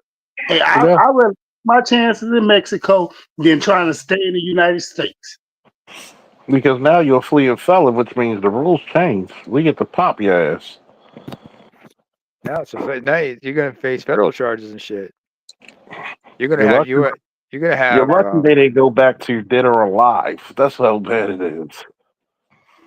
U.S. Marshals are gonna be in your ass, man. Everybody's in your ass. The Marshals. Not to mention all these potluck ass bounty FBI. I could legally. And if you're trying to go through Texas, you're gonna have to deal with the Texas Rangers. I'm gonna deal with everybody. I'm like this. You don't know how potentially dangerous this shit could have been. And guess what? What if they did kill somebody and we don't know it yet? Oh man. Yeah, that's real talk. You cannot not rule that out of the equation at this point. You had over a dozen men from first degree, second degree kidnapping, sexual assault, arson. I mean, you had hardened criminals who that and out of the 10, 2 had already been tried and they were waiting a chain ride. They caught Fed, but the chain bus never came for them. I mean, they literally were sitting in that. They said something to the fact they were sitting over 20 plus days, and they had the chain hadn't came for them. They throw them on chain and send them where they needed to go. So you got, I mean, felons out here from state convictions all the way to federal convictions. I mean, that could have caused all kinds of havoc. I mean, Only in my mind, the only saving grace is out of them 10, I'm gonna say at least 7 of them dummies. They when I'm calling them dummies for a reason, they reverted to what they only know. They went back to the hood. They that weren't was the smart. only thing of grace. Yeah, that was the only Because, thing. because right now,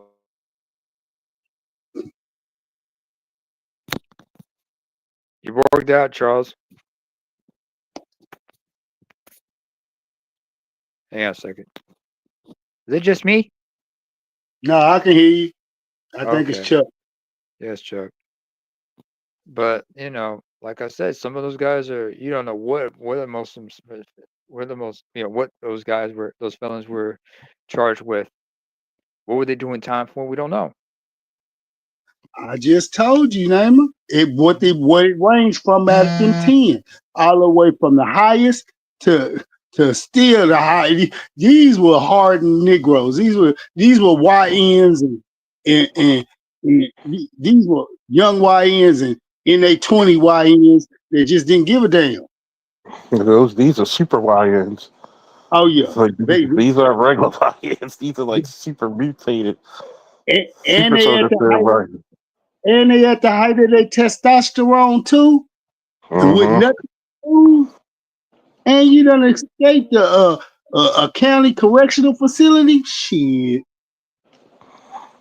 As I kept watching them all getting popped one by one and where they would get, I say, all these niggas just kept reverting back, going to the hood or going to a baby mama's. And then what killed me is y'all wasn't even smart enough to cut on a Wi-Fi, a TV, or something for just a hot second to see what the fuck was going on. These people were trying to, the reward money that was out on these dudes' heads had reached up to 20, 30, and 40,000 at some point within that past 2-week period. Them people wanted them back because that was a stain and a blight on the law enforcement. Yeah, the law enforcement and the judicial system. I mean, to their face. You letting that also now we showing we not capable of holding these something, but technically and truthfully, in most states in the South, you're not, with the exception of Texas. I can say now we keep up our facilities and we don't play that shit. We put money into making sure whatever they say, they get an audit from the auditor once a year. Oh, this deficient. Oh, they make sure to tax us poor people to make sure they go get the revenue they need every year by hook or crook. That's why I say this state ain't nothing but a money revenue generating system state. Yeah. And one of them was caught in Texas. They go keep them prisons up. They might not have no AC and 3/4 of them no heat, but they gonna make sure them facilities got water and they gonna make sure the facilities got the capability of feeding them sons of bitches. And that's about and keeping the lights on. That's it. I'm gonna tell you one thing. See, this is the reason why they weeded out a lot of the go hard officers in the police departments and state police and other ways. That shit would not have happened. Certain correctional officers would not have happened. Would have been in that ass quickly and very efficiently. That is. If those bitches still have a job, if that Wharton still has a job, the fix is on, fellas. Oh, but think about it. This will be pushing on. I think the third week, if I'm not mistaken, Chuck and Namer. So with that being said, since the break, think about it. Just stay with me.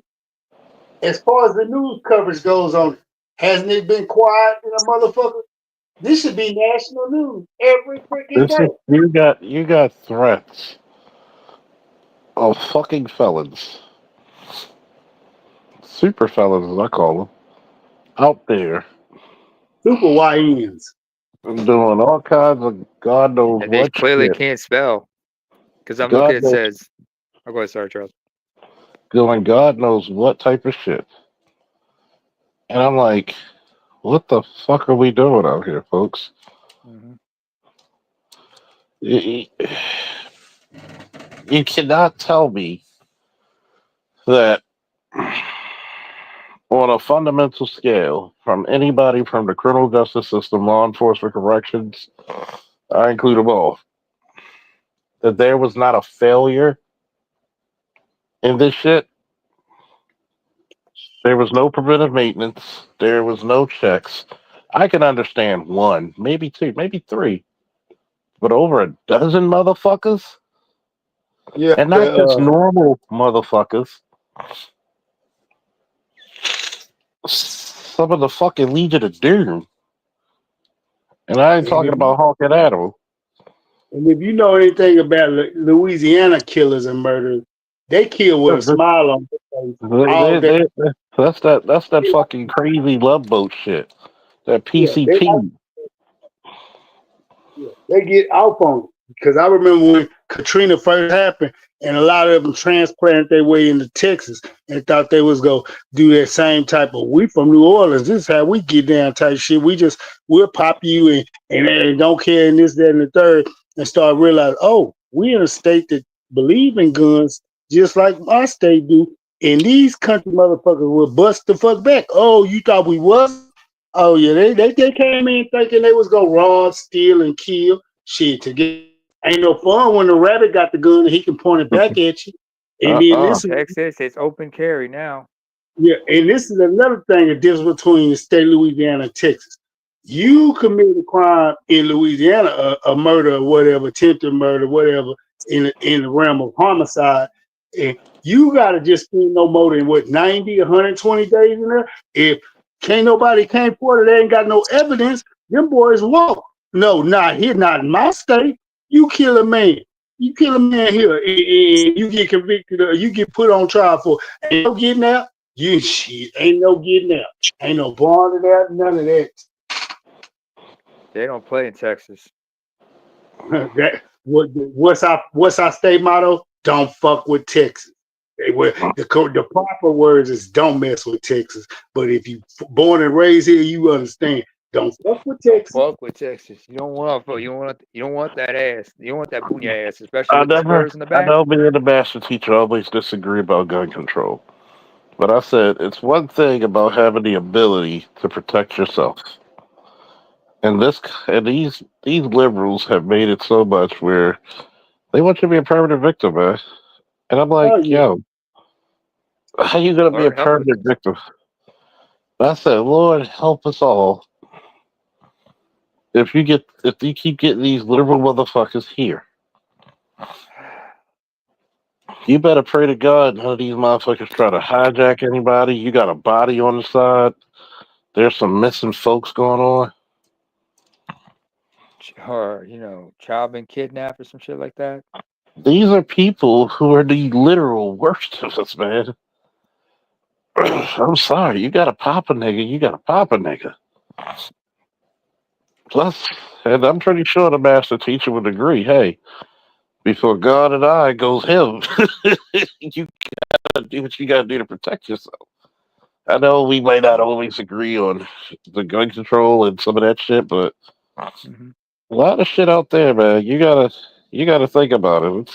It's scary when shit like that happens. I'm not gonna say everybody needs a gun or everybody needs to permit to a gun, but I understand you gotta do what you gotta do when you got crazy motherfuckers like that escaping prison.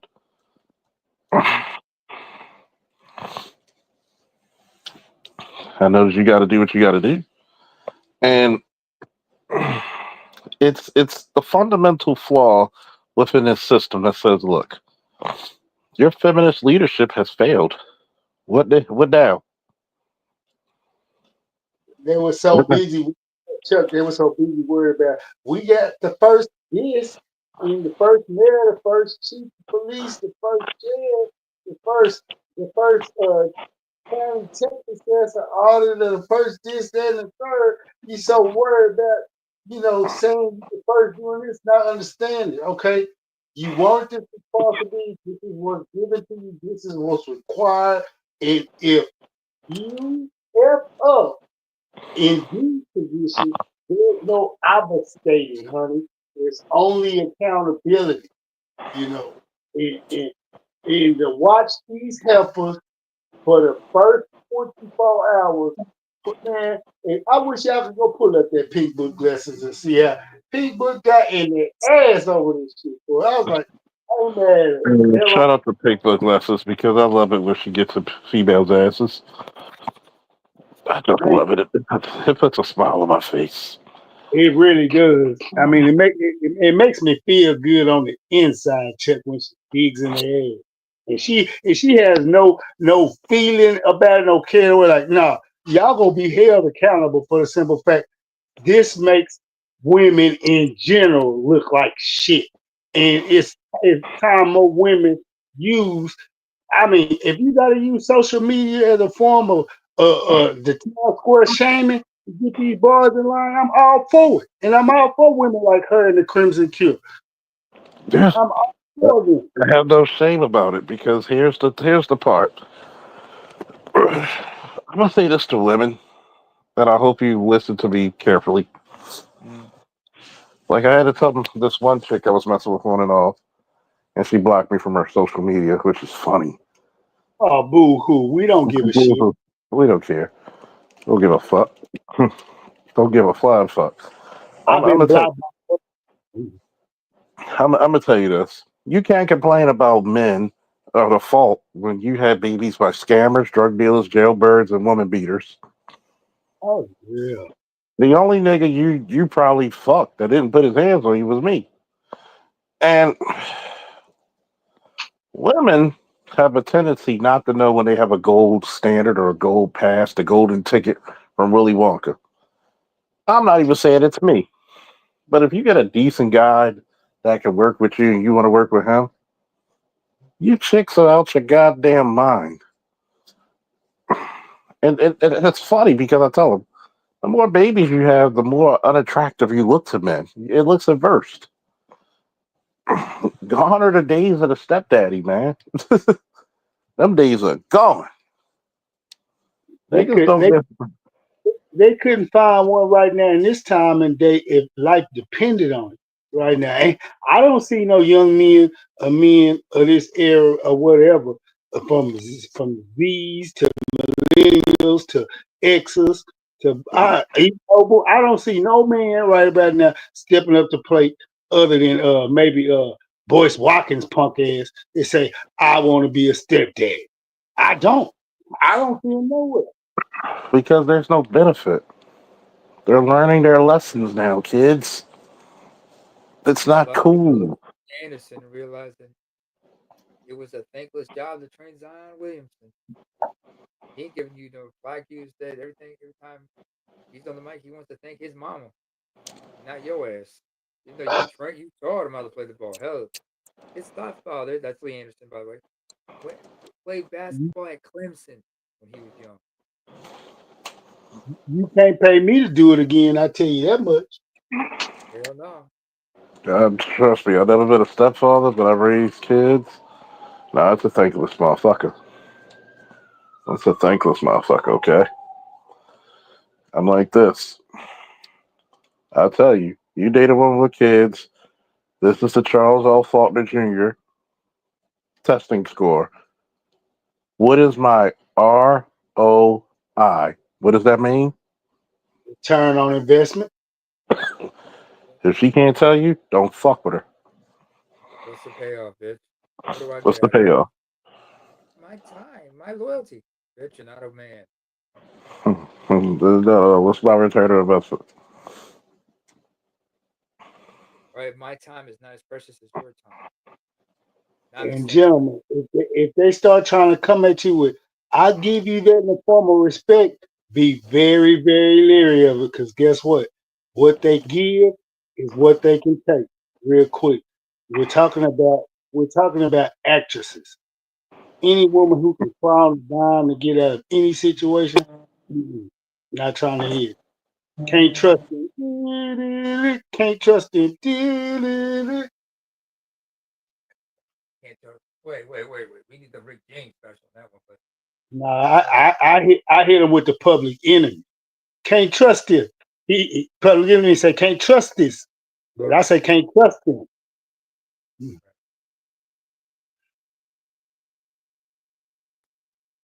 or in some cases, you gotta do the Orange Juice Jones and have her leave, pack all the bags, and kick her the fuck out and tell her, "Don't touch that coat. Can't have that coat." Silly rabbit tricks of a kid. Tricks of a kid. You without me is like cornflake without the milk. Yeah, I don't know if y'all been paying attention to that Chris Webber, Doug Christie, and whatever Doug Christie's wife name is, that old vile bitch from Basketball Wives. He's about to sue the shit out of her and Chris Webber for false maternity claims, infidelity, and the fact that he had to raise Chris Webber's child for over 20 plus years. He's looking for back compensation out of both of them. But I think he's suing Chris for 2.6 and suing her for I think 4.7. And Who's even this? though Doug Christie, he's right, I think he's the head coach of the Sacramento Kings right now, former NBA player who played in the league for He 17 for Webber in Sacramento. Huh? Yeah, he played with Chris Webber too. Played with Chris in Sacramento. First of all, that Yeah. daughter he had, that was actually Chris's. He's gonna end up being the poster child for all this stuff that we asking for. Even though, like me and BJS, we talked about this the other day. Even though we both agree, Doug Christie, he's been and be on simp time, but all in all, other than that, he's a stand up dude and loyal to his craft and his job. And the way he got betrayed by his teammate and his wife, and him having to raise this kid for that long, you got advocates right now for fathers' rights that been coming to him left and right, and he's been accepting, and he wants to be the face of this, and he wants to talk about it publicly once this stuff is all said and done. But yeah, that's been a high item issue. That's gonna become a hotbed. And right now, fathers' rights is gonna be the only damn thing that makes the men come back to the table. Ooh, yeah. Point blank. Which child are we talking about? Which child is it? Which one is It's Jackie Christie's daughter. So basically, he went behind my man's back and fathered a child with his teammate. But the thing though, Chuck, you got to understand, Doug Christie started off with the New York Knicks, then went to the Toronto Raptors, then went to the Sacramento Kings and played for the Lakers. He played everywhere, right? He was a journeyman player. But this chick, this spineless. Apparently, she was a journeyman too. I mean, yeah, man, she's following Chris Webber around on the cool, talking about I'm on other business trips here and there, doing this and that, trying to promote this and that. But you going wherever Chris was at, so you could sleep with Chris. She ain't never ever stopped loving Chris. Well, if that's the case, bitch, why didn't you marry Chris and not Doug Christie? And why did you not own up to the fact that this was not Doug's fucking child? This is because women are cowards. Absolutely. And then on top of that, she knew Chris was not going to be into that. But look, this what killed me. They talk about the daughter was. She asked her mama. She said, "Why every time Chris come over here to visit us for holidays or cookouts, this and that, whenever he comes to visit us, he's always crying when he sees me, cause that motherfucker know you his kid, and Jackie knew you was his kid, but who didn't know that was his? That was their kid, Doug. We talking about the oldest one, the oldest of the three kids. Yeah." Matter of fact, come to think about it, Jackie did have 3 kids for him. So two have to be legitimate, and she's not. But then after all this, with this going on, if I was Doug, I'd be asking for DNA testing on all them kids. Yep. If that's the oldest, because understand, Christy has a tattoo on his right arm. It's a heart. And on the face of it, half that face of his wife, the other is of the daughter. That's her. See, and how Chris Webber can hold how Chris Webber can hold a straight face and be around this nigga when this nigga wearing this tattoo with a picture of your girl that you fuck whenever you want to fuck, how you want to fuck, and your daughter is beyond me. I mean, as a basketball fan and savant of the game and understanding of it like BGS and Black Guru, I'm like this. Basketball skill wise, I respect and love Chris Webber. But as a man, oh no, I respect lost. That nigga's in the category of OJ to me, like real shit. It's OJ to that nigga. And Doug Christie, first of all, was born to a 2-parent household. I don't know, in Seattle. And he's by the way racial. Webber was born in Detroit. Was a single mother, was it? No, he come from a 2-parent household too. A big family. What you talking about? He's from the family. Where was Chris? Where's Webber? You thinking about Jalen Rose? Jalen Rose and Howard come from a single family background. But Chris Webber, my boy who played LBJ that I went to school with, Ray Jackson who played on Fab Five, he come from a 2-parent household, and I think Jimmy King might have come from a 1-parent household, but I think King, Rose, Howard, they came from Howard. They came from 1-parent households, but Webber and Jackson, they come from 2-parent households. And you did some fucked up shit like you mother. Chris Webber deserves to get punched in the mouth by not only by. No, he needs his ass whooped. Yeah, but not just. And to get speared. He needs to get his ass whooped by the whole fucking team. Hold on. This the fuck shit about it, fellas. This is shit that's gonna have y'all rolling. When they was going through the court proceedings, but right before the court proceedings, they had to do a deposition. I guess a civil deposition. And he came in and volunteered for that. And when he volunteered for that, instead of him holding his word, if you had any sense, motherfucker, you should have held it to the end and played like, I'm oblivious to the shit. No, what is this nigga going there to do? He confesses to the act. That's what brought him into the courtroom where then he had to testify. So that's what the whole thing about this was Jackie was trying to divorce Doug, and she had been embezzling and breaking Doug for years. So she thought she was gonna get her ultimate break off in this divorce, but everything flipped on her like a quarter quick. And man, I'm trying to tell you, she done lost damn near all her endorsements. The Basketball Wild show has been put on hiatus because at that point, even though it was Shanti O'Neal was the executive producer of it, one of the co-strongholds of actresses that was on this show and the lead actress was Jackie. Damn near the whole arc of that fucking show, even though I didn't care for it, it revolved around Jackie being hated on by all them chicks on Jackie's clitoris. It was either one or the other. So I mean, she basically once Shanti left the show, she kept the show going for years. Like if you go look at the Housewives of Atlanta type shit, how that shit went down. If you That's into that shit, it just, I mean, it's a hot trifling mess. And for the fact that she done literally blew every avenue of getting future income by playing this game, but she should have known what you do in the dark will come to the light, and the chickens will always come home to roost, honey. Why do Always. you man dirty like that? Nah, you know what? That whole the former teammates should be slapping the shit out of him. Peja Stojakovic, Vlade Divac, hell, having Bobby Jackson there to kick him in the nuts. Like you just gonna Don't be fucking this man's wife and come to Hey, this house like y'all just nothing. ain't no different. Ain't no different than Derek Fisher fucking that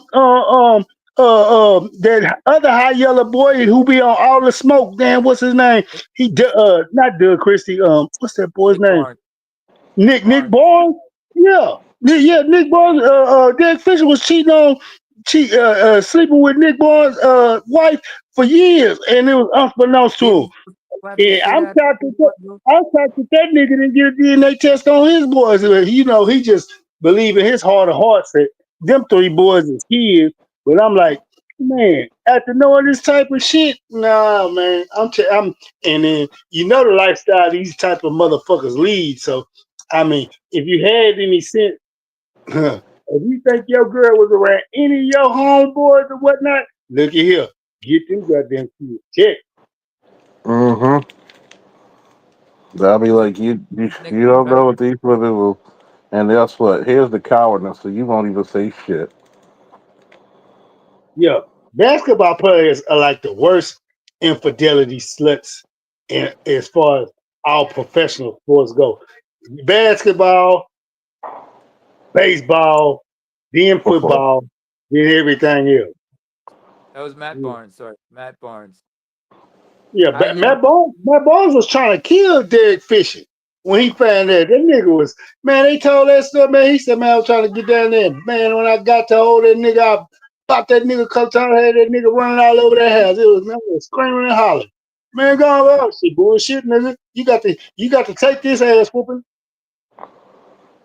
Derek Fisher fucked up. Like, why are you going after niggas? Hold on. Hey, y'all forgot about Eva Longoria and Tony Parker? Oh. Shall I keep going on? Please go. Boy. Now, in real shit. And matter of fact, it was it Steve Kerr? It was either Steve Kerr's old lady or somebody else on the team old lady that Parker was fucking. But nigga, you had Eva Longoria. You a funky ass freshman who made it to the league over here, and you doing good. And you catch Eva Longoria and you cheating on Eva Longoria. That's a bad Latina bitch. Yeah. That's Desperate Housewives, son.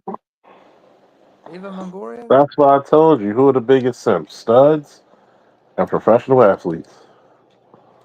All day, in day. Hey. Studs and professional athletes are the biggest fucking what's it called? They really are. I mean, come on, man. I mean, how do you?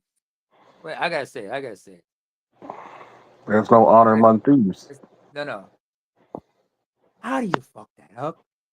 How do you fuck that up? Very easily, apparently. Very easily, apparently. I mean, how do you mess up a relationship? I just got a breaking news feed. Texas top 11 murder fugitives. Later on, I'm gonna go check that out. I try to keep up with that.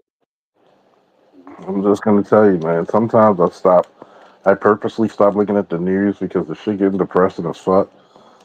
Yeah, but see, I get where you coming from with that, but this is what I need you to do. I need you to instead of looking at it from that aspect and in that block of a spear, what I need you to do is compartmentalize that thought and turn that off and look at it from the view, like I told you, my grandfather told me. Just look at it for the lies. Weed through the lies and Oh anything. yeah, that's easy as fuck to do. It's for me. It's like you think. All that shit, you can't let that get you down because, like you said, that's a part of life. I mean, we born think Yeah. Yeah, minutes. being, and you among billions of human beings. And guess what? All these human beings are imperfect. They're all fuck ups. Yeah, I can't. Oh, I have yet to find one person. extreme fuck ups. Yes, and they're gonna do something throughout their day, hour, minute, second, or life. Throughout it, they go make mistakes. I mean, from little to big. But guess what? It's gonna happen. But guess what? The thing I don't like is you got society using that one thing as a mechanism to generate revenue off of. And that's what I feel is hypocritical in this whole deal. I mean, but yet and still, the logical part of me understands it has to be done because this has been going on for so long that in order to keep the wheels and the mechanisms turning and the wheels grease and lube, you have to at some point go along with it to get along. But I'm the type of person, I'm gonna go along to an extent because I am in my mind an anarchist on certain things. I'm gonna be totally against what I'm gonna get, and nobody's gonna change my mind on it. Cause why? I read and study and got a belief understanding of what I've acquired to let me know that hey, it's certain aspects of this government that are me and it are ill-equipped to get along. I'll buy it and go along and keep my head under the radar, you know, be so low to the earth where my feelings can't get hurt. I don't even speak with it amongst my FB, my Facebook friends, my YouTube friends, my most inner circle. These are just, hey, this is my standards and my belief on how I feel society is not, it's not kosher. But guess what? We go along to get along in order to keep these wheels turning. I fit in, but I'm like that one ball bearer that tends to want to fall out. But that's just me. You're like a berserker. In a sense. I mean, I'm wrong. sometimes you got to look at it because it's one of those things, right? Where good men have to stay vigilant, and this is something that women don't understand about good men. The reason why you can walk these streets, you go to the Middle East, you can't walk the streets like this. To your point, the reason they can walk these streets, the answer is men, MEN. You don't have to battle the beast of the earth. And it gets crazy because one, when I tell females this shit, go ahead, pick the bear like AB Media played earlier. Pick the Dial goddamn bear. 1-800 Caller Bear. Shout out to AB. Dial 1-800 Caller Bear. He was running it all last night. Call the goddamn bear, please. Unfortunately, All me. bears are in hiding. The Berenstein Bears have to relocate to Canada just to avoid this bullshit. They're like, we can't deal with this shit here. And Yogi Bear and Uku was in tow. And Smokey said he getting a bag of weed. Shit. And the real reason he called him Smokey. He had Only the back. He had the back door cover. Trust and believe. They ran a 3-bear convoy up there, motherfucker. They were like, we got to get the hell out of here. Because if we stay, we go fuck some hoes up. But nah, they don't believe. They don't believe an elephant is heavy, and they don't believe a full-grown bear will shit in the woods and wipe his ass with a fur white cottontail bunny. You go on out there in the woods and go look for you a bear, Miss Ma'ams, and see how that's gonna end up. I guarantee one thing: they're gonna be eating you from the asshole out. I guarantee that. They're gonna maul you to death and eat you from the asshole out. That one thing, if ain't no man ever did it to you in life, I promise you, I guarantee you on life, that's gonna occur. Whether you ever had it happen or not. And bears will eat you while you're still living. Oh, they will maim you, especially polar bears. That's why I emphasize and I want to make it be known they go eat them from the asshole out.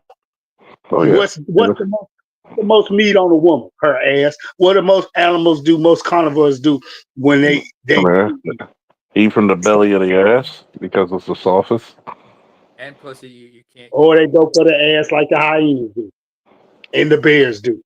Because that's where your thigh, because that's where your legs, that's where your legs and your muscles connecting your legs to your torso. Those are taken out. You can't move. You can't escape. You're done. You're done. No, but they believe in fantasy and fairy tales, fellas. They don't believe in fat meat is greasy. We can't tell them nothing. We don't know what we're talking about. That fat meat is greasy. You said the fat meat's gravy? Mm. Fat meat is greasy. Greasy. Oh, I know. I swear to God, them bears go eat them like a pig love pork. Does a pig love pork? Pig eat anything if you leave it long enough. Pigs will cannibalize. It's like They ain't even thought about this aspect of it.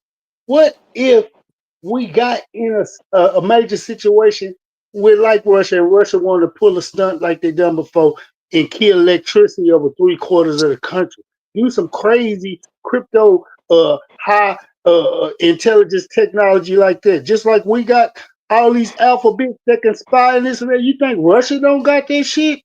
And they pull a stunt like that and want to pull a modern day Red Dawn on us. And guess what? All the grocery stores closed. Ain't nothing to get. Ain't no more toilet paper. Ain't no nothing. And guess what? If you in these residential areas that's out built all the way out so far that was former rural, guess what you gonna end up encountering? Rural animals, and you gonna have to deal with them. Are you prepared to do that? Your little mountain lion come up on your ass. Man, a razorback, a bull hog, Yep. a group of them. And you can't. Some coyotes coming down on your ass. In certain neighborhoods, they gotta worry about. You know, for all you motherfuckers down south. You know, some of you down south, Arizona, Texas areas. Guess who made a comeback in North America? Coyotes? No, the jaguar. Oh yeah. Come to find out, they motherfuckers climbing too. Oh, but you know that's the strongest cat pound for pound in the world. A 1,200-pound bite force. Like, what the fuck can you do against that shit? It crushes the skull of their prey. And don't forget about the mountain lions and the cougars. Oh, yeah. Still fucking with them, and they will fuck you up. You gotta be like, yo. Fuck you up if they think you're threatening to them. And don't none of these modern women know how to go kill or slaughter a hog, a cow, or nothing. Don't have a possum or nothing, let alone skinning it, gutting it, cleaning it, and cooking. But guess what? Want to laugh every time you see an old show called The Beverly Hillbillies and be like, I wouldn't eat that shit. Guess what? Newsflash, like bitches, your grandmother's great-great-grandmother's great-great-great-grandmothers grew up on that shit. They knew how to cook it. They knew how to survival. They knew how to cultivate. But not you modern day hoes. Y'all can't do nothing. I mean, and then here's the sad part. You don't even encourage your sons to be fucking warriors. Hunters, gatherers. You know, learn how to fucking survive.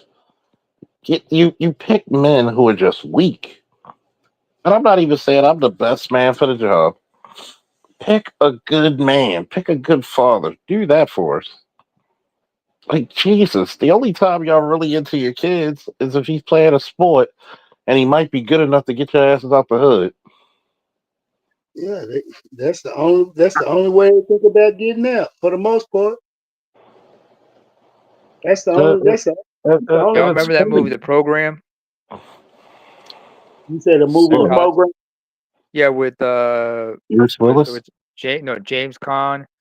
You had a Mhm. young Omar Epps, Halle Berry. Yeah, that's my The guy, movie. yeah, the brother who played Alvin. Remember when he was at home? He was visiting his family at Shack. What did he get his mom? A door knocker. He said, "Don't worry, mom. When I turn pro, there's gonna be a house to go with that door knocker." But then what happened to Alvin Mack when he had to go back home the second time His because leg of was that broken. There. knee injury, and he could not go back to ESU. Why? Because even though he was athletic as hell and a killer first round prospect at linebacker, 3-year All American, Alvin Mack was dumber than a box of rocks, and Alvin Mack could not read and did not want to even apply himself to learn how to read, and had every resource around him. If you would have just humbled yourself and took the instruction and what were we talking about? Work with the hierarchy Or the hierarchy. and be and just go with the He flow. might You might be able to get an education along he with. might have been dyslexic, but we don't know. Yeah, but I mean, I'm just telling you But from there's what. ways to treat that. You get what I'm Yeah, saying? There's ways to treat this shit. You didn't yeah, look. but you know what? He was working through. You know what he reminded me of? Dexter Manley. But Dexter and Manning that or Manley? Remember him? yeah, it's crazy that you say that because if you think about, I'm gonna get back to Dexter Manning, but if you think about it, they show him in class being a goofball, acting like he didn't want to apply himself, this, that, and third. But once he went Just to to the hide the film fact. room, once he went into the film room, you knew he wasn't an ignorant individual. This man was calling out coverages, reading blitz schemes, O-line schemes, knowing what a banjo was, knowing what to flip it into and what stunts to carry out, calling out, we gonna be ready for razor bear claw stinger if they jump into this. And that just let me know, no, my nigga, no fucking excuse. If you smart enough to apply yourself for what you truly care about, but you know, in order to have this, you must have that to make it all equal. You must apply yourself in all areas. He took the cheap way out, but then flipped the script and look at Darnell Jefferson as a freshman. He come in the same type of situation. Let me just worry about ball. I don't give a damn. I'm good enough as long as I play. And they ain't gonna flunk me type shit. But then when he ran up on Halle Berry, her role, and he realized, hey man, this is a highfalutin, high class, educated, want to be smart type chick. If I want to get on her level, because she ain't go accept me for my level, I have to apply myself in the classroom. And he literally said and went out his way to make her become his tutor so he could get tutored by her. He applied himself in order to get both halves to put together to make a whole. And see, that's the thing you got to deal with from single parent, family, home backgrounds. They want this young man to excel in athletics. But what do we always talk about and stress that our first teachers lack in teaching our young men? They don't get you guys to apply yourselves academically. Yes, when you got black boys under a 4th grade education reading level, and this was back. I first heard of that back in the 80s when I was in elementary going to school, and I was like, I ain't gonna be a part of that statistic. And my grandpa looked up and smiled at me when I saw that on the news. He's like, you comprehended that, huh? I said, yes, sir. Ain't that why you always telling me read something that interests me, read this, read that, so I won't be done. He said, that's right. And you see, I seen the pride in him when he realized I comprehended what he was teaching me. And it's like, my boy is getting it. It's sinking in. We're not going, no, that's not tolerable. But guess what? What happens in most things, like I say, I thank the Lord for my grandparents, my father and my mother, when my egg donor didn't want to stand up and take accountability and just be the obfuscator that she's always been and always will be, did. Because if I would have been left to her devices, oh, trust me, my sisters, oh, they didn't have to worry about nothing. But me, I was never thought about or worried about. If it wasn't for her parents telling her, screw you, we'll make sure he gonna be okay, and the others. But you seeing how this is how you want to do your first? Nah. Mm-mm. The men, It's they funny. always they always held her foot to the fire about it and never let her forget it and made her take accountability when she wasn't nothing but an obfuscator. And that was the gnaw of her cross. She felt like, how could I turn you against your parents? It's your deeds and your actions, and you not taking accountability for where you put yourself in is the reason why they keep holding your foot to the fire.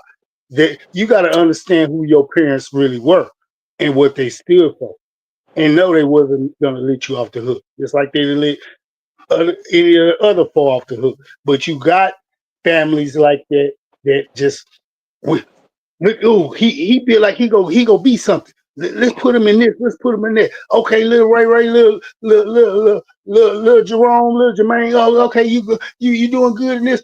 All right, just keep doing good in that. But all the while, these single moms are not putting in none of the effort as far as getting these boys up to standard as far as reading, writing, arithmetic, the basics, nothing. And you see it time in and time out. And what used to always be the running joke, Charles, in America about black athletes? Or dumb as bricks. Dumb jocks.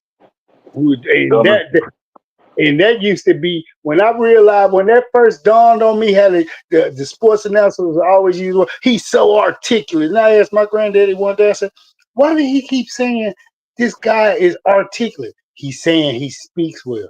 I mean, well, why don't you just say, yeah, he's a well-spoken man? And when I said that to my granddad, I said, you know what, you're right. He said, but guess what? They're not going to do it. Well, that is a form of belittling them.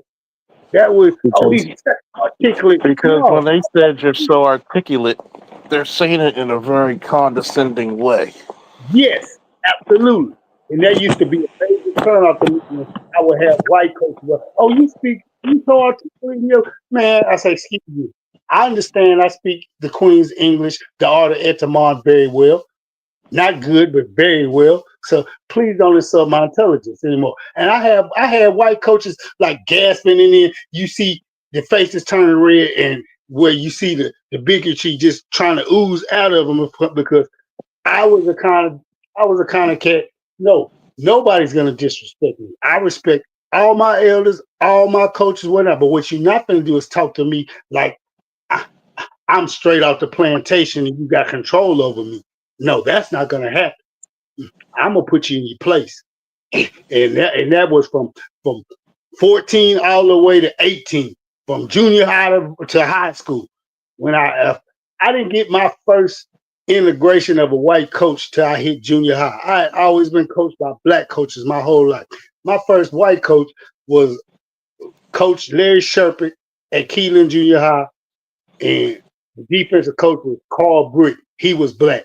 So it was like, in my mind, I was like, I always looked to Coach Britton to be my head coach in my mind, even though I respected the fact Coach Sherpick was the head coach and Coach Britton was the assistant head coach, because I've never had a white head coach. But I took my diction and my instruction and my learning from Coach Sherpick, even though in my mind, I'm like, I've been coached my whole life by black people who understand the game just as well, if not better, than most white coaches. Why would I respect you? Because of hierarchy, because of stations, because of roles, because of discipline, because of what my grandfather instilled in me. You don't disrespect no man in his position. You might not like it, but if you don't like it, that's up to you to not like it, but you keep your opinion to yourself. Like my grandmother said, if you ain't got nothing nice to say about nobody, don't say nothing at all. And it also keeps in the context of how you feel about people in the workplace or whatever. When you're dealing with, you must learn how to remain professional in everything you do. As far as we're concerned, our people dealing with them, and on this third rock from the sun, on this side of the rock, Western civilization, culture, society, you better be moving like that. But guess what? All them 300,000 jobs, I'm going to tell you, I'm going to really give y'all the true nitty gritty. This is my opinion, but the true nitty gritty, why the majority of these 300 jobs was lost. Because from 1964 all the way up to now, since they decided to abandon us and put them first through Uncle Sam in the dole in the program. What have they done when they got in these jobs? High-sided, talk loud, talk rude, be mean, be obnoxious, be vindictive, have vendetta, about his shit. rule the roost, talk to any kind of customer, any kind of way, having all the public around them feeling this, that, and the third, or indifferent. Because the track record proves it all the way up to the point. Think about it. All the way up to at least I remember all the way up to 1988, you had black women in customer service answering phones, doing some form of secretary, this, that, and the third. And then especially in telemarketing, Southwestern Bell, GE, GTE, all that. But what happened? Because the way they treated people in customer service, from all aspects of customer service, including telemarketing, what did these Anglo-Saxons start doing? We go outsource this, and we go give it to the Indians, and you ain't seen a black woman in these positions since. And from that point on, and seeing the way how black women move professionally in the workplace and how they carry themselves, even white men are literally gotten sick and tired of it, all the way to the point the president finally was fed up with it. Because I mean, they gave them own selves a bad rap. Real talk. Hey, AL, so you're basically saying they rather deal with a thick-ass accent than with her attitude. Yes, and then on top of it, even though the general public American can't stand hearing these folks talk to us, black men included, because trust me, every time I have to deal with them, I don't get mad at them. I get mad at the black woman because you screwed that form of employment off because of your attitude and the way you carry yourself, and you too good to be professional in what you do. When you go to work, to work, not make friends, not to how to win friends and influence people or be at the water cooler talking about this and that. You go to work to put in your time and do the job that's required to do, nothing more, nothing less. You must be a cog in the wheel at the time. It's called a job. It's called to make playing your position. Means to an end, to get from your means to make your ends make your means. Let me ask you this question. Let me ask you folks this question. What happens when a defensive end tries to play quarterback? Team's gonna lose. You're gonna see a fumble. You're gonna feel a fumble in the first snap. What happens if you not necessarily, gentlemen, because if you decide to take him, put him at quarterback at the side, you go just run the ball as a team the whole time and turn yourself into a running team and go back to 3 yards in a cloud of dust, and you using a defensive end type as your quarterback, and you can also run him too, that also could become a problem. Hey, but it's the art to handing off the ball, though. Yeah, true. Yeah. And then let me ask you this question. What happens if you're the coach of, let's say, wrestling? Is your heavyweight supposed to wrestle like a 103? No. Why? Size difference because you can't because heavyweight is how much again? 289. 289. How do you expect somebody who's 289 to wrestle the same way as somebody who wrestles at 130? Just like you can't have the 130, he can't wrestle like the heavyweight because that's a difference in power. Difference in power, technique, size. And even though I can make you wrestle that way, but the only way how you must be a special athlete. Yeah, because other than that, it's gonna be a total mismatch.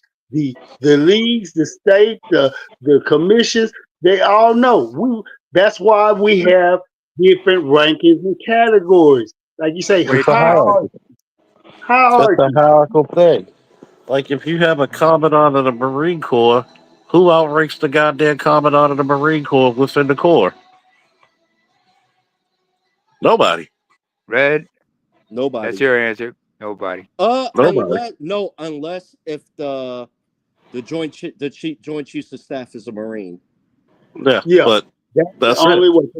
Yeah, good looking at it. Matter of fact, we talked about. Matter of fact, shout out to you, Chuck, because we talked about. But even then, he might outrank them. The thing about the joint chairmans, they're not in command positions. They're just an advisory role because that happened when General Pete Pace was the Joint Chiefs of Staff. Yeah. And I tell people, I said, you got to remember, and my boy, who's a summer command sergeant major, he showed that video to so many of his compatriots. He's like, dude, he's like, y'all can actually teach a class in the fucking war college for that. So kudos to the red pill, no, the sleeper cell. And you pointed that head step in his position on what we just talked about, the commandant thing. So that's how it all correlated for me. So shout out to you too. Yeah, it's hierarchy, something that men understand and respect. You may not like that person, but you learn to respect that position because guess what? What if you got into that position? People are not going to like you. You wanted to respect the position. Look, you ain't got to like me. Just do your goddamn jobs. How many times have we said that in positions of leadership and power? Look, you ain't got to like what I say. You ain't got to like what I do. Do your goddamn jobs and we'll make it out okay. If I'm here with you, working with you, I'm all the fuck you got. I'm going to give 110%. I expect you to give 110. Guess what? I might be drained. You might even catch me sleeping in my goddamn car. I'm all the fuck you got. Mm-hmm. I mean, but you don't hear, and this is the reason why I tell women, this is the reason why we are dichotomies to each other. You're not going to have the same ability to say, hey, I could do it too, but you're going to do it. Guess what? I don't care if you do it begrudgingly. We're all the fuck we got. Fox Soul said different, brother. Fox Soul said different. They told Ice Cube and us, shit, go to hell with gasoline drives So on. Guess what? He said, we'll go to hell willingly, but you're going to go down kicking and screaming. That's the difference. Hey, yo, did you download that file I sent you? I got it. I received it. I got it in my email. I just haven't got a chance to, I've been like this afternoon. I was on Z's channel with BGS and Uru and Better You. What did you have a Patreon stream?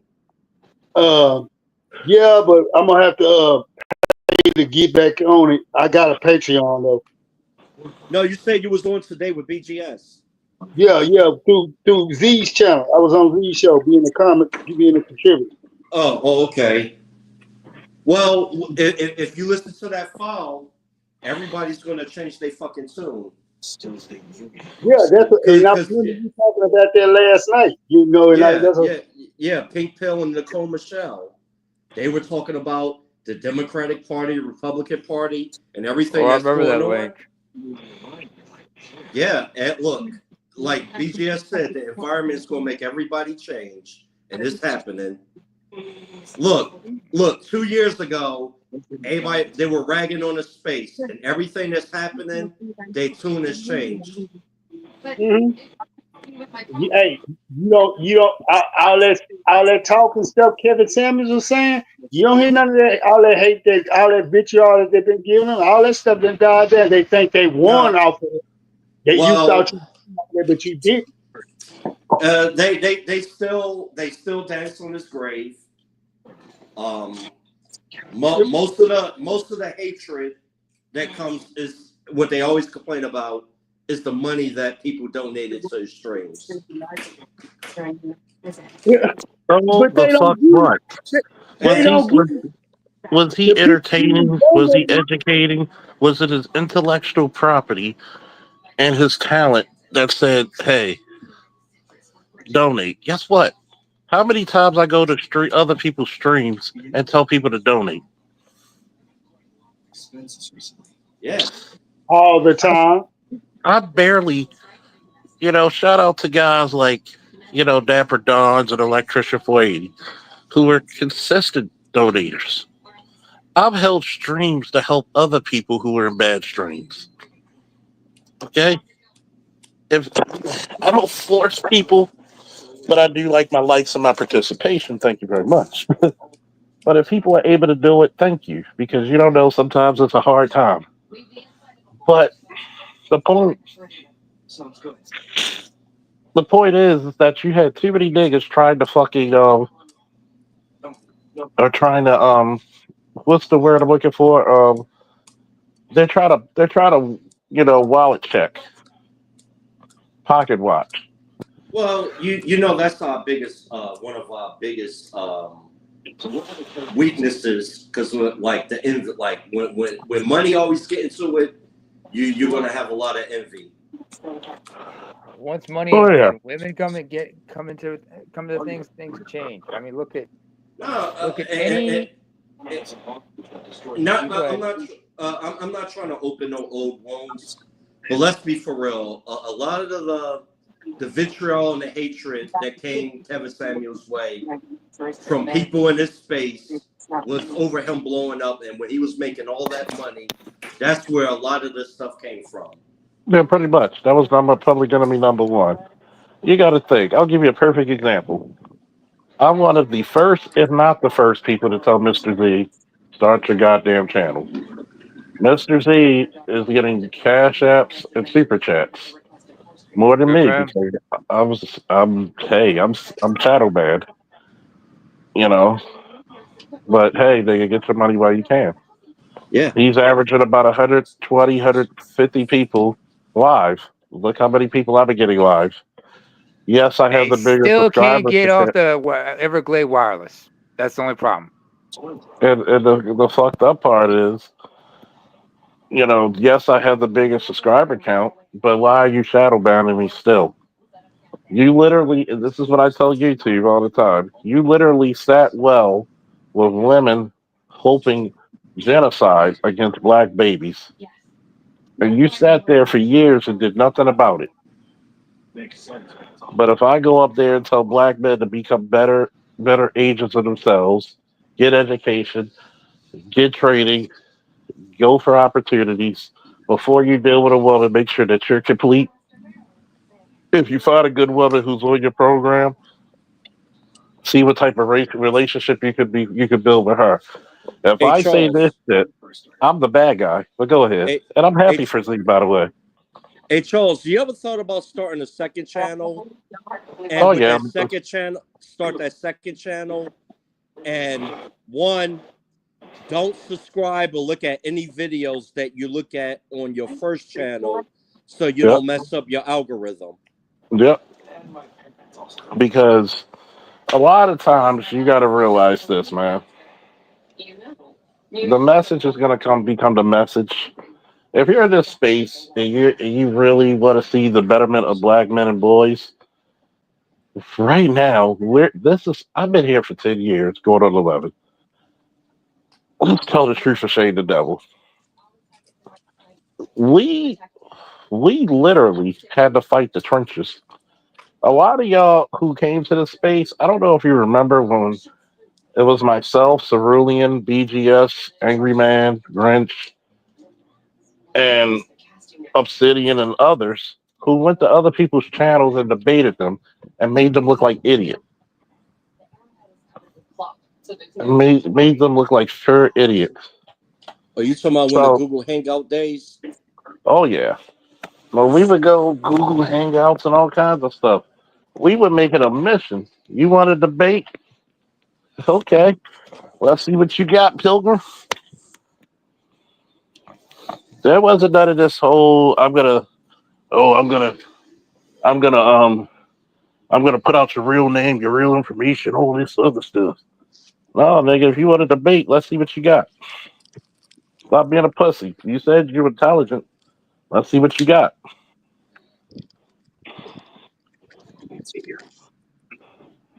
How did y'all miss those days? I wish I had some of the recordings. Oh. I remember talking to AB yesterday. Oh, actually, earlier today. When I told him, I said, a lot of y'all forget. There's a reason why you don't hear too many live streamers come for me anymore. Because at one point, I took careers. You know how much fucking Cynthia G got shot down with that? What's the opposite of a beta male cool question? You know how many times? Look at Grandmaster Troll. How many other people? Oh, him? Wait, Yeah, the one that works in the rec center in Oakland? yeah. Grandmaster Troll. You don't see, you know, a Mary Brown bothering me anymore. Oh no. A Mary Brown is not even online. He Exactly. well he severely injured his neck in an accident, and when he's recovering, um, Hopefully he has a after speedier. Hopefully he has a uh speedy recovery. Even though he I had may ran disagree for with him, representative. you know. Oh, Hopefully he gets a speedy recovery. You never want to see a brother down on his injury, luck, or money, or physicality, or mental status. But this is the thing: all the people who were the biggest detractors, I've seen them. And here's the crazy part: I'm not even the biggest person in this space. But look what type of strides that guys like BGS, Dr. T, and Edward Anderson. I'll even give props to Angry Man, and no problem. I have no problem giving props to Angry Man. You know, Obsidian, O'Shea when he was O'Sheaing. Um, I have no problem, giving props to those people. Of course, Kevin Samuels. Hell, even Cerulean myself.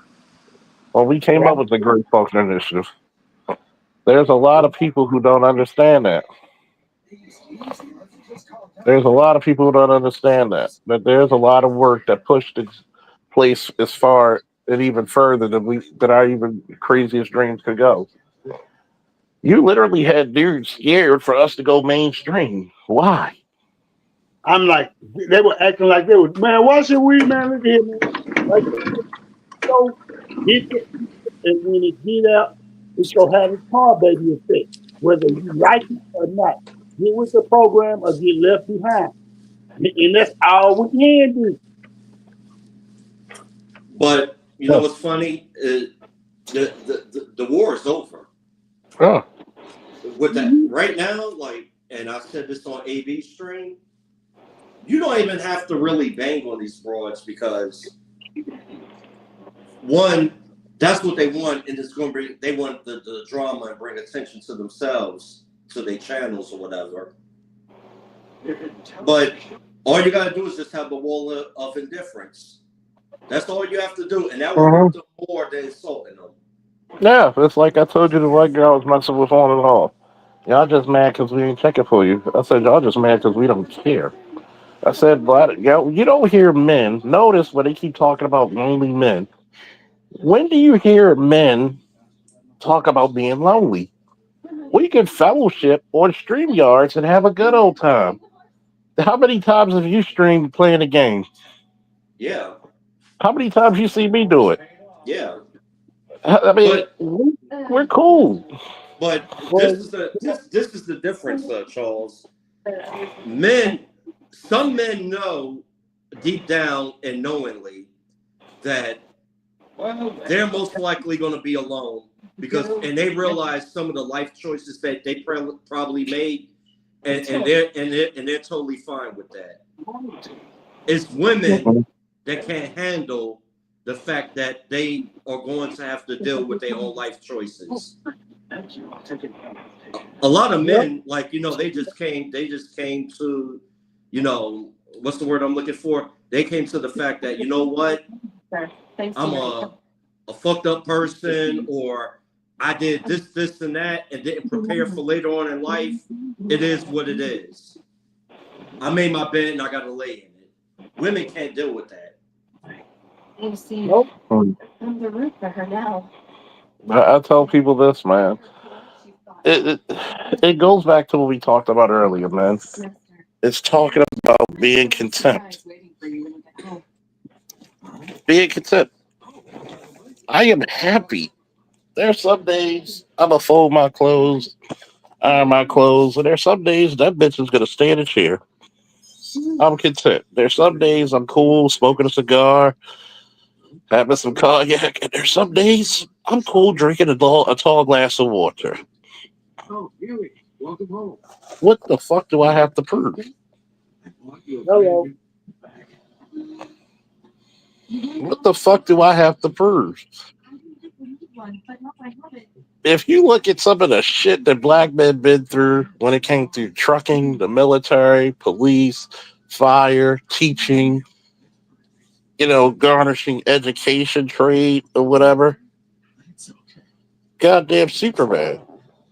Well, well, those that hope they're gonna victimize people and leech off of, they got to around August, and everything is gonna come to an end. At the end of August, the new Madden is gonna come out. Around October, November, Black Ops 7 is gonna come out. Hey, don't forget when that GTA come out. Yeah, springtime. Springtime, it's a wrap. GTA come out, man. If you women don't got a man by GTA 6, you're done. Well, if you want a man, you should buy your man a GTA 6.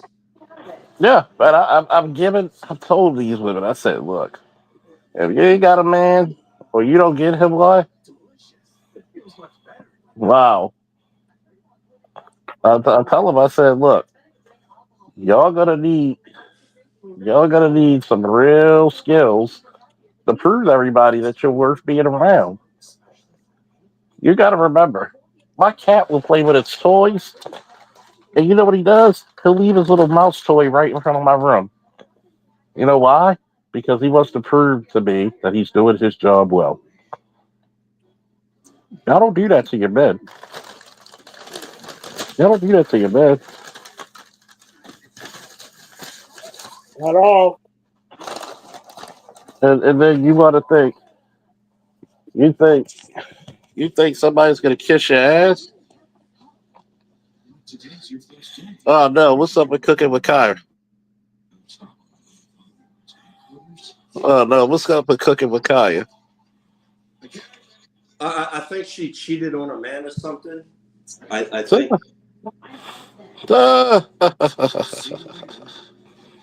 It happens, my dudes. It happens. The flesh was weak.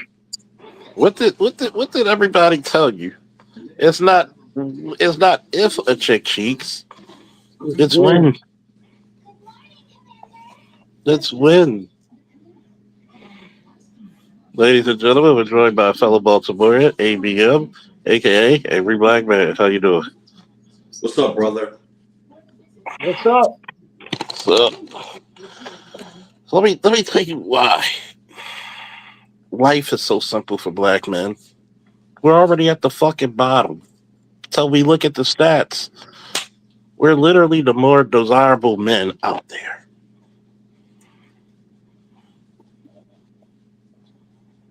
Oh, hey, what's up, y'all? What's up, man? Oh, so what you talking about with cooking with Kyle, man? Nah, she ended her stream early the other day. She was crying and shit about all the hate she get, all the nasty emails and he flagging her channel and just the hate she get. Like that shit was crazy. See, notice who's not doing that. Not us. Exactly. That's not black men. That's the sisterhood doing that. Notice that a guy like myself who encouraged, yeah, Mr. Z, make your money. So what? You're averaging more right now. I've encouraged you to do it. Just like I've been encouraged by others. I'm saying, look, we don't try to go, even if we don't like a person, we may not even follow their streams. Well, the least we can do is have a 1v1 debate. Unless you're like me sometimes and you're like, look, I don't even feel like talking to your ignorant ass. I'm going to do one live stream to say what I got to say, and that's dead after that. To go over there to that girl and to keep talking all that shit, you're going to give her a nervous breakdown.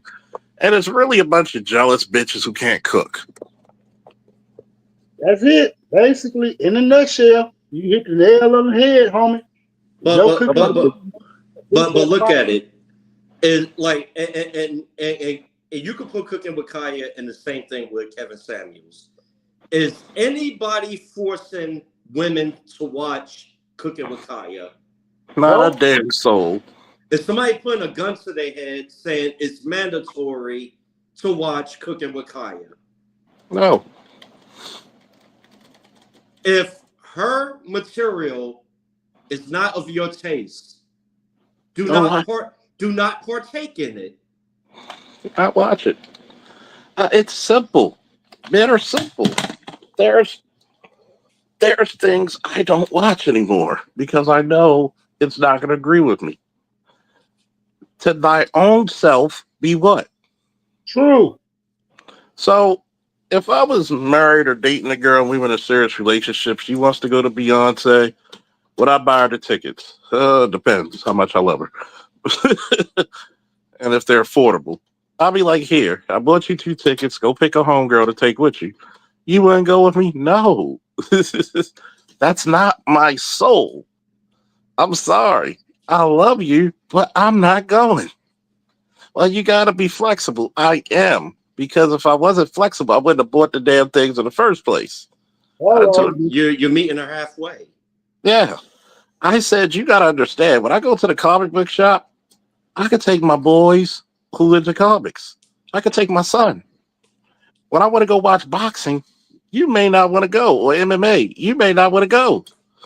I said, I respect that. Yeah, look. Yo, Charles, I'm glad you brought that up, and I apologize if I interrupted you. No, that's cool. I remember back in the day, we would go over our boys' house, right, on Sundays and watch football. Yeah. And you know what's funny? Most of my boys, like, they're married, they got their wives. Their wives will come over, right? And a friend that will host, she will make a big-ass meal, or they get platters and stuff. He had a big, his basement was laid out. His only fault was he was a fucking Cowboy fan, but I digress. But guess what?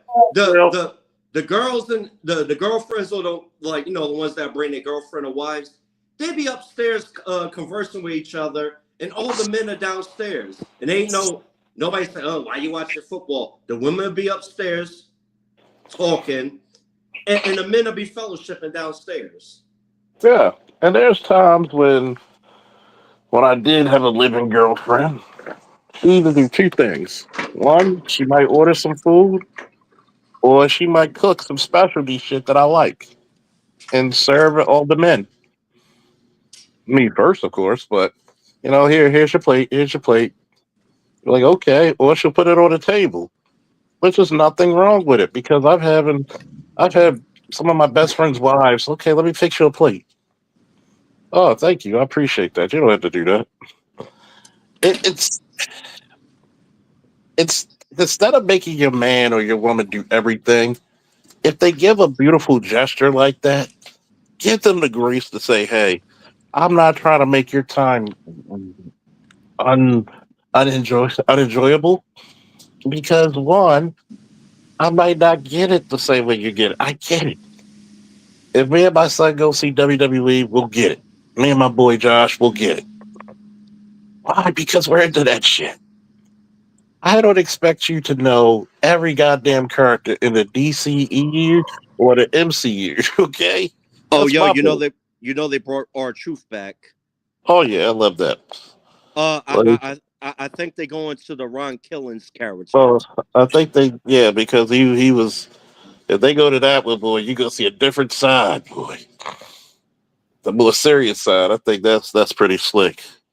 And kudos to him being 53 years old in that type of shape, man. Yeah. This going back to Kaya, this kind of reminded me of the hate Bronny James was getting online when he took that white chick to the prom. Because this Kaya girl is only 23. Damn, young shit.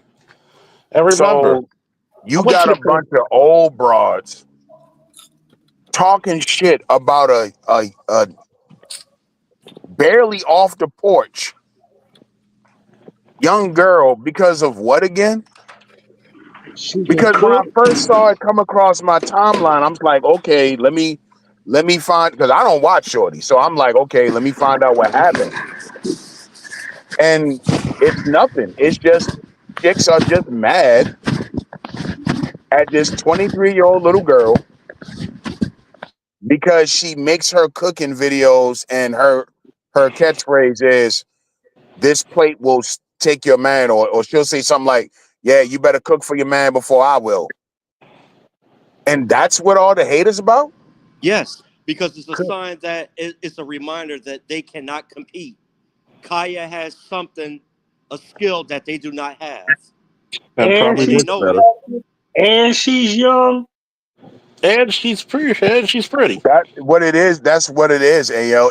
She's young. And she has everything they don't have. She doesn't have BBL and all this other type of surgery and all this shit. And these hoes are past their prom. And I was looking at some clip where she was basically saying it. She was like, yo, if you look at who talks about me negative, she was like, just look at their pictures. Yeah, what did I always say in BGS's chats? Dr. T's chats, Dr. Thunder's chats. I will say this. I get so tired of a bunch of unattractive, overweight, past their prime chicks who got the audacity to talk about men when you're built like one. You built like a 1975 fucking linebacker. It's just like when they was hating on Bronny and people really forgot that was a damn kid you were talking about. That's a 17-year-old high school boy who already has done more with his life than you motherfuckers will ever do if you live 3 lifetimes. You mean because of nepotism? Yeah. Wow. Oh well, nepotism. But you know what? He didn't ask to be born, did he?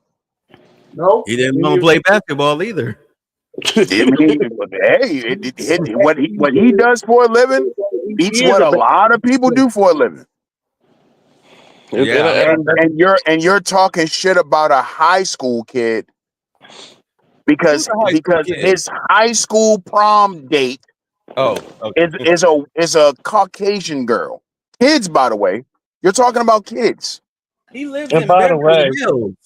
Don't they live in Beverly Hills? Yeah. And by the way, ain't no Will Smith all up in there. And by the way, these are the same people that talked about the young kid who was up there for the Trump State of the Union, who had 12 brain surgeries, by the way. Do you remember that? Yeah, I remember that. And it's disgusting. And you know, the whole Kaya thing just proves that there's no fucking sisterhood. And all of this black women are the most unprotected shit is a bunch of bullshit, because look at what y'all do to one another. It really made me made me think about they are. Oh, my bad. I'm gonna be quick. It just made me think about what I see from black women when I get on YouTube. It's always nasty. Well, just watch the WNBA. Wait, can I say something right quick?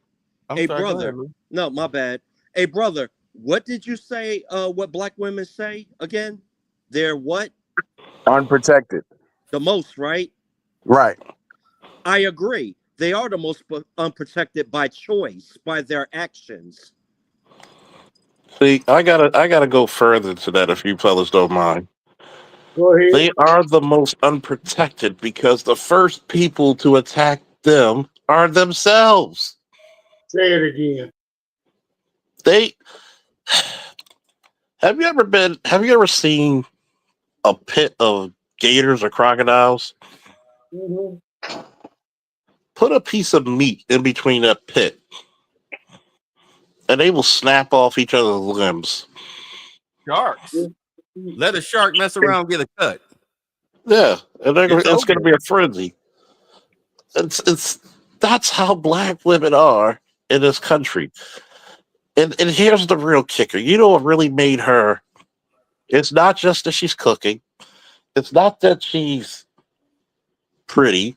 She has a nice body. She's dancing and twerking, which I expect from a 23-year-old. I'm actually surprised at the sophistication and the level of things she cooked, which I will give her. That takes skill. So that means either she went to culinary school or somebody in her family taught her fucking well. Remember, we used to train wives and husbands? Grandma. She was raised by grandma. Grandma. Not the grandma trying to go to the club either. So you're telling me, right? You really don't have a problem with her, but when she says cooking for a man, oh shit. Cook for a man. So you bitches are so mean, so insufferable, that cooking for your significant other is beneath you. And so insecure. They're mad that she's getting attention from men, and she's going against the usual, which is bash black men, glaze white men. If she did the exact same shit she does in her videos and just bashed black men and hated black men, nobody would have a problem. Or if she was glazing white men, nobody would have a problem. But when you read the replies, when you read the comments, it's, oh, she's male centered. Oh, she wants to be male centered, and she wants proximity to men and all that. It's like, well, yeah, that means she's not gay. Right. She's not a lesbian.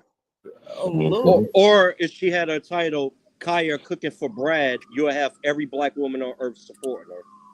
Where was all these black women that's mad at Kaya? Where were these black women when Cynthia G had a YouTube channel? That is them. You feel me? That is them. That's the same audience. Black boys somehow didn't piss everybody off. And you know what was really disgusting, Bay? Because I've been looking into this for like the last couple nights, like since Friday night. What's really disgusting is I'm looking at the males in the comments. Oh my God! Don't tell me it was a bunch of limp wrists, pillow. My nigga, that's what I'm asking myself. I'm reading some of these comments and I'm like, okay, you got to be gay, right? Because what is your issue with this again? Yeah, man, she wants proximity to men. Like, what the fuck? Like, wait a minute, are you gay, my nigga? Yo, I'm so glad you brought this up. I mentioned, I think Al, you was on the panel. I noticed something, and I said in an AB stream. All of a sudden now, you have a bunch of alternative men, black men, white manosphere, and black women all of a sudden, like all at once, just bashing on black men right now. It is prevalent right now in Clubhouse and on YouTube. It's like a coalition, like with FD Signifier and all of them. I got an answer for you why this is happening, and I need you to pay attention, all of you. What month is it? What month is it? Oh, I know what you're getting at. Hello. It's June. Pay attention, people. It's not that complicated. It's not that complicated. It's the month of June. It's Rainbow Bright season. They finna clown. You know what? I remember when all of that controversy came out and you had chicks trying to compete to show that they can cook better. And there was so many girls with plates that look like they came from Applebee's and Tim Hortons. And then you had some chicks who actually did cook, and it looked like those horrible mean plates you see on Facebook. So I fixed my man a plate, and there's burnt hot dogs and half done pork and beans. Oh yeah, they was trying to send jabs at us like this. The best you go get if we do it, take it or leave it. Oh, and by the way, C Shields, if you're still here, I've been busy. I've had family stuff, but I'll definitely be broadcasting tomorrow because everything that's been going on this weekend is crazy. Hey, anyway. Hey, babe, while I got you on the line, I had a news thread that came through earlier when I was on Z's channel. Did it have cookies? No. I need you to help me confirm it because I don't know if you ran a computer. Like anybody with a computer, maybe y'all can help me confirm this. I got a news feed today that came out and said the Greater Ministries mega church pastor Joe Osteen has been unalive. I need to get this confirmed. Hold on. All right, I'm about to look it up now. Joe Osteen. And Donald Trump want to send Marines into the riots in LA. No, what do you mean? Dead. He already did. Wait, no, hold on. He sent the National Guard. National Guard. Yeah, he sent 2,000 troops to LA. I'm like, when I seen that feed, I'm like, why would you send 2,000 troops to LA? Then I thought, the immigration shit. No, but you know who's behind this? States Marines. You know who's behind this? Cheetos gonna have to eat this, but who's behind this is that old baldy Al Bundy, Peter Griffin looking white boy that runs ICE. He is the motherfucker that's pulling these shots right now. He's the one that's in his ear telling him, get ready to activate these people. I'm finna get ICE up in there. He's got these folks so shook. They are checking bathroom stalls. They done already told them if anybody in the education sector, if you try to get in our way impede what we doing, you can be arrested and held accountable. He's got people so shook. And it was one of those alternative, one of ours. When I was like, man, you's a disappointment. I'm like, you a teacher and he come out. Wait, hold on. First and foremost, yes, Joe Osteen, apparently he died December 1st, 2024, while en route to a missionary event. Said his private jet reportedly encountered severe mechanical issues shortly after takeoff from Houston Executive Airport, leading to a catastrophic failure. I did not know that he had died. Me neither. No, and think about it. It just hit the news feed. And when you say he died December what? The first? December 1st. That's bullshit. I didn't even know. I mean, Cracker's good at keeping secrets when they want to. No wonder it's been so quiet out of him, out of Texas. He's been so quiet. You noticed that? He was all in the news last year with the COVID stuff and all the immigration stuff, and then all of a sudden it just went quiet. Yeah, because that means gone. God don't like ugly. And he ain't fond of pretty neither. Remember when people had to get on his ass to let people sleep in his church? It was like a flood or something. No, he told them people, you can't come in my church. You is not finna mess up my carpet. No, sir. No, that's why $1,000 to come up in there. Bring your own sleeping bags. We have no blankets. It says he's not dead. I just Googled it. Joel Osteen. Well, where is he? Because I'm using Copilot. I Googled it. See. Well, somebody not telling the truth. Hey, no. What we got a case of right now is fake news going on. All right, let's see here. I got a news feed said he's dead. You just looked it up, said he's dead, and then you looked it up and said he's not dead. God damn it. That sounds like if that ain't fake news to me going on. I don't know, because so it says social media has been filled with messages of grief and remembrance. Let's see, with hashtags like remembering Joel Osteen trending worldwide. Okay, hold on. Let's go to Twitter. Hold on, let's go to Twitter. Go to Twitter. X can't lie to you, even though they be trying to. They just can't Yeah, lie they to be you. fact checking the shit out of you. Yeah, because they've been in so much trouble for it before. They got to do right now. They've been on. They still under that microscope. All right, so hold on. Let's see. This might be a lie. This might be a lie. He might still be. He might still be alive. Let me see. Hold on. All right. So okay. So here's his Twitter. All right. So let's see here. 5 hours ago, he posted. Okay. So it's a lie. Then what the fuck? Oh my God. Copilot, you just failed me. Unless this is old stuff, because this video looks old. Hold on, let me see what the comments are saying. The comments will tell everything.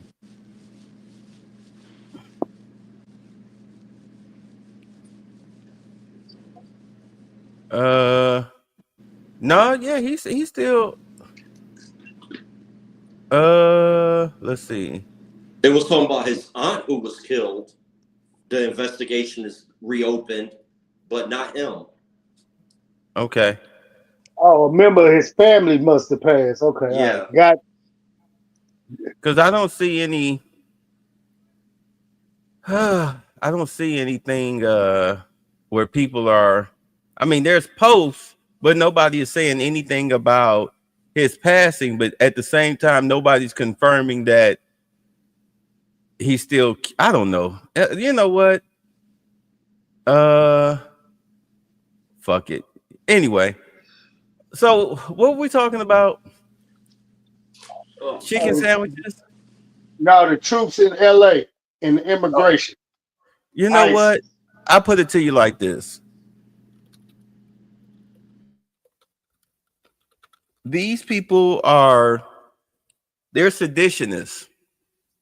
They're seditionists. And if you call yourself trying to free people who are in police custody or law enforcement custody, you are trying to aid and abet a criminal, and you should be murdered for that.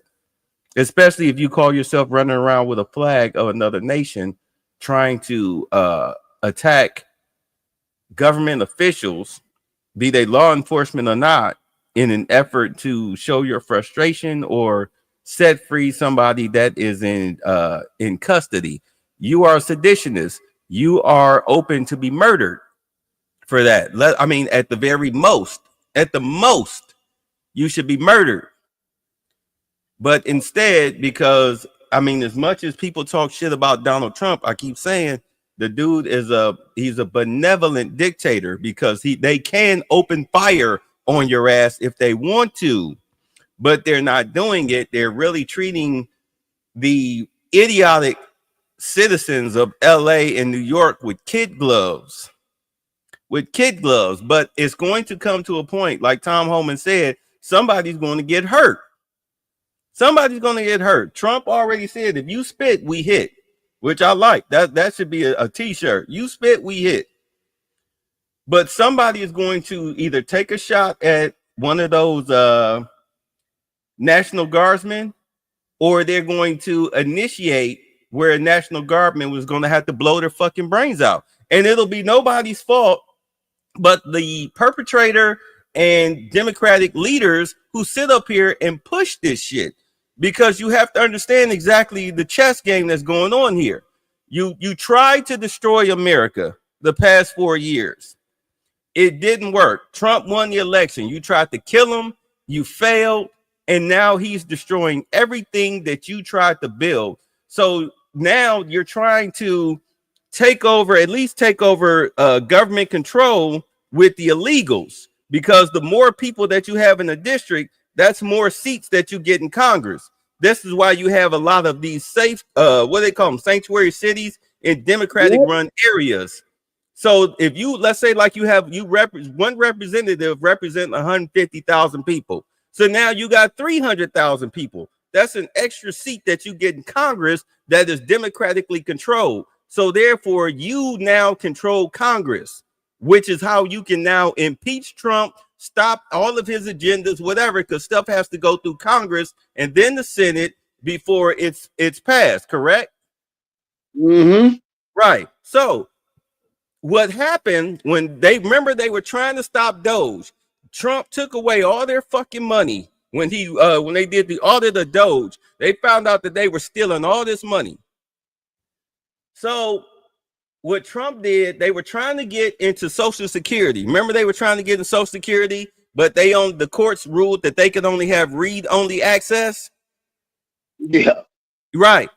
When Elon left, the Supreme Court opened it up and said, okay, Doge can now have access into Social Security, more than read-only access. So what's going to happen tomorrow, this week, everybody that had every Social Security number that has 2 birth dates, the original birth date, that Social Security number had is valid. The second birth date is invalid. So therefore, boom, if you are an illegal using a stolen Social Security number, because that's the only way they're able to still be here, because they're able to cash checks, do all their banking, whatnot, because of Social Security numbers. You can't do shit in this country financially without a Social Security number. Once you kill their Social Security numbers, they have no choice but to self-deport, unless all of a sudden they're going to, take up illegal arms with these dumbass nigga Democrats and try to fight the government. The funny part about this is that the Democrats set up here, they are the most unarmed people in the world. In the world. They're more unarmed than fucking Europe. But they want to pass all these gun control laws. Do you guys remember, or do y'all remember who has stockpiles of weapons when it comes to a political party? Who has the stockpiles? Do you really want to play this fucking game with Donald Trump as president? Do you really want to start a civil war with Donald Trump as president? Yes or no? You better not. Right. But because these Democratic leaders realize that now that he has access to Social Security and is going to destroy their power base as far as their voting block, all right, and their seats in Congress, just like a spoiled child, guess what they're going to do now? If you can't own it, then destroy it. And that's what you're seeing. That's why people like Cory Booker, Maxine Waters, AOC, who's the other one? Hakeem Jeffries, people like that, Jasmine Crockett, you're running your fucking mouth, but what you don't understand is that you can be charged with sedition.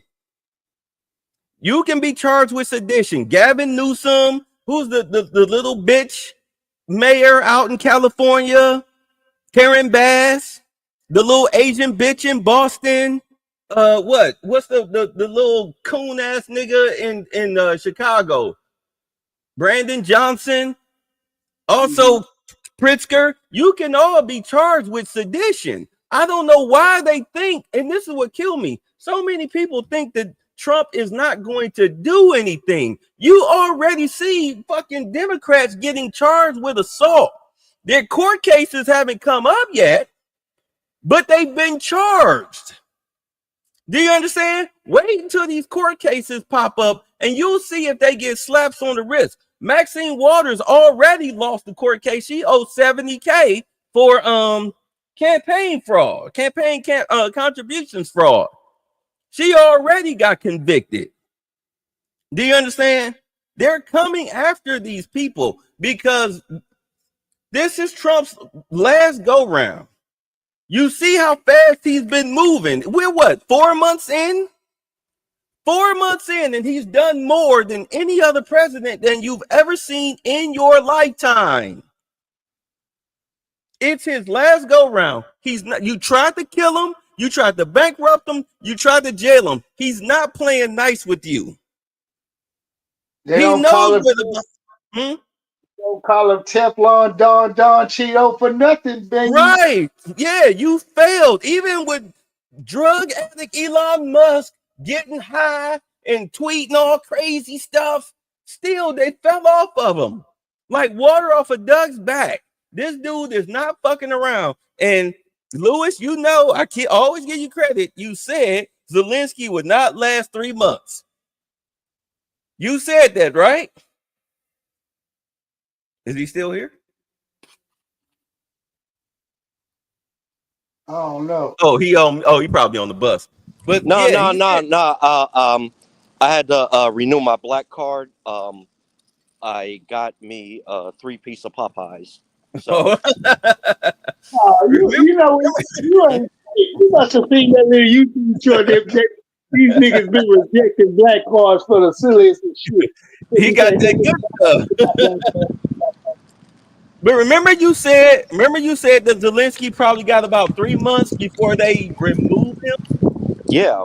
Yeah, we're a month and a half in. You got Lindsey Graham over in Ukraine pumping him up. That's why they attacked Russia's B-52 bombers. And of course, Russia hit them right back. And Trump was like, well, fuck, Ukraine had it coming. But Lindsey Graham can be charged with the Logan Act. He still ain't came back to America yet because he's scared shitless. But of course, because Russia said we're gonna find out what was behind this, and him and Trump talked for about 3 hours. And I'm gonna tell you right now, if I was Trump, I'd be like, yo, if you find out who did it, then do what you gotta do. Do what you gotta do. So therefore, it might be. I don't think I would be surprised if Lindsey Graham made it back to the States. So you mean to tell me Lindsey Graham pick his ass over there to Zelensky here to try to attack Russia? Say that again. I say basically what you're saying is, from what I'm hearing and understanding, is Lindsey Graham took his happy-go-lucky ass over to Ukraine to fuck with old boy, put a bug in his ear to make him decide he wants to attack Russia again. He should have got enough of that whooping he's gotten already. And with the fact that Don Cheeto and his vice president said, hell no, we ain't giving you no more money. Go find your money wherever the fuck you can find it. How the fuck is Zelensky going to allow him to put a fucking a wind-up switch in your back and just go? Because Zelensky is trying to get us to fight fight his battle for us against Russia. You already told him you ain't getting another fucking dime. Well, here's the thing. I ain't got to give you shit. Because remember, Trump and Zelensky signed the minerals deal, right? Mm-hmm. Which was supposed to protect Ukraine from Russia. Because Trump told Putin, hey, look, I need you to withdraw from Ukraine, surrender all the territories you got, but we'll let you in on the minerals deal, because that's all that this is really about. It's about resources. All wars are about resources. It ain't because you knocked the stick off my shoulder and called my mama a bitch. It's always over resources. All the time. Right. So Russia is like, well, him and Zelensky, Putin and Zelensky got to work out their deal, because Trump already worked out his deal. He worked at his deal with Putin, though, right? He worked at his deal with Putin. No. He already worked out his deal with Zelensky. Him and Putin is like, he telling Putin, chill out. I'm going to get you and Zelensky in the room. Y'all can talk. And y'all can hammer out y'all mineral deal together, what territories you're going to be mining in and all of this stuff. And you can do a 50-50 split too. This is what the UK is trying to do with Zelensky. They trying to make the deal. But Trump is telling them, yo, shut the fuck up, sit the fuck down, let Russia and Ukraine hammer it out, then y'all can talk. But let Russia get their crack. Let them get their crack at their mineral deal and their territory. But Lindsey Graham over there instigating shit. They tried to kill Putin with drones, tried to ground his tried to take his helicopter down. But I don't know what the fuck people think that Russia is. They're the second greatest military might on the planet, like literally like super close behind us. But do understand they have more nukes than us. But at any rate, Them motherfuckers is just as bad as we are when it comes to their military might. This shit that they doing over in Ukraine, this is like your big brother giving you noogies and grabbing your hands and stop hitting yourself. But if they really wanted to kick Ukraine's ass, they can. They just don't. Putin don't want to do it like that. As much as we try to vilify him here in the States, the media, he's not trying to do it like that. But Ukraine is forcing their hand. So Putin, Zelensky had what's the name? Lindsey Graham put a bug up his ass. They destroyed the B-52 bombers. So then Russia, of course, hit them back. Trump had the whole conversation with Putin before that happened. He was like, do what the fuck you got to do. So now that they've hit back, he's trying to tell Zelensky, Trump is trying to tell Zelensky, chill the fuck out, because just because we have this deal with you, don't mean that we'll fight your battle. You understand? It don't mean that I'll fight your battle. Just because you fucking my sister don't mean I got your back, nigga. You still got to deal with whatever fucking shit you got to deal with in your life. I think you cool, but you can be a bit of an asshole. So whatever comes to you, comes to you. You know what I'm saying? Yeah. Okay. Well, right. So with all that being said, this is the now in my car right now with Lindsey Graham. Lindsey Graham had to get approval from who to go over there? He had to get approval. He just went. He didn't get approval. So guess what? Just like the motherfuckers who went down to South America for that Abrego Garcia shit. They didn't get approval. They just went. But you have to go on behalf of somebody. You just can't go in another country willy-nilly, but you saying you got representation of that country, but that country is unbeknownst to that country or their presidency or the administration of that country. Because if so, that means Trump can hold Lindsey accountable for this, and he can came home. That's why he ain't came home, because he would have to face an inquiry. They already waiting on his ass to land. As soon as he land, they snatching that motherfucker up. What the fuck was you doing over there? So he's in a Bill Duke situation. He know he done fucked up. He fucked up. He know he done fucked up. He fucked up. You know you fucked up. You fucked up. You know you fucked up, right? Ain't nobody told you to take your happy lily white ass over there and talk on my behalf. Right. That's in violation of the Logan Act. He can be charged. Just like them motherfuckers who went to El Salvador, trying to get that goddamn criminal out of jail. You know what I'm saying? Like, hold on. Like, why the fuck are you talking to you and Pritzker and them talking about some y'all we're gonna do this to you, do that to you. Motherfucker, you ain't gonna do shit. Y'all ain't gonna be in power for a long time. You'll probably be out of office. But why is you down there talking like you me? Are you crazy, my nigga? Yeah, because I seen the thing where Trump said, I didn't authorize this. I didn't know about this. Exactly. They just doing it. But that's white. That's white liberal unaccountability arrogance. But you don't tell me, I tell you. But guess what? All these white boys play the same game at the end of the day. What we've been talking about today. Accountability. And these motherfuckers, right, wrong, and indifferent, go hold each other accountable if they want to play this game. So guess what? Cheeto go get his pound of flesh for y'all being ignorant to try to play him short. But thank you.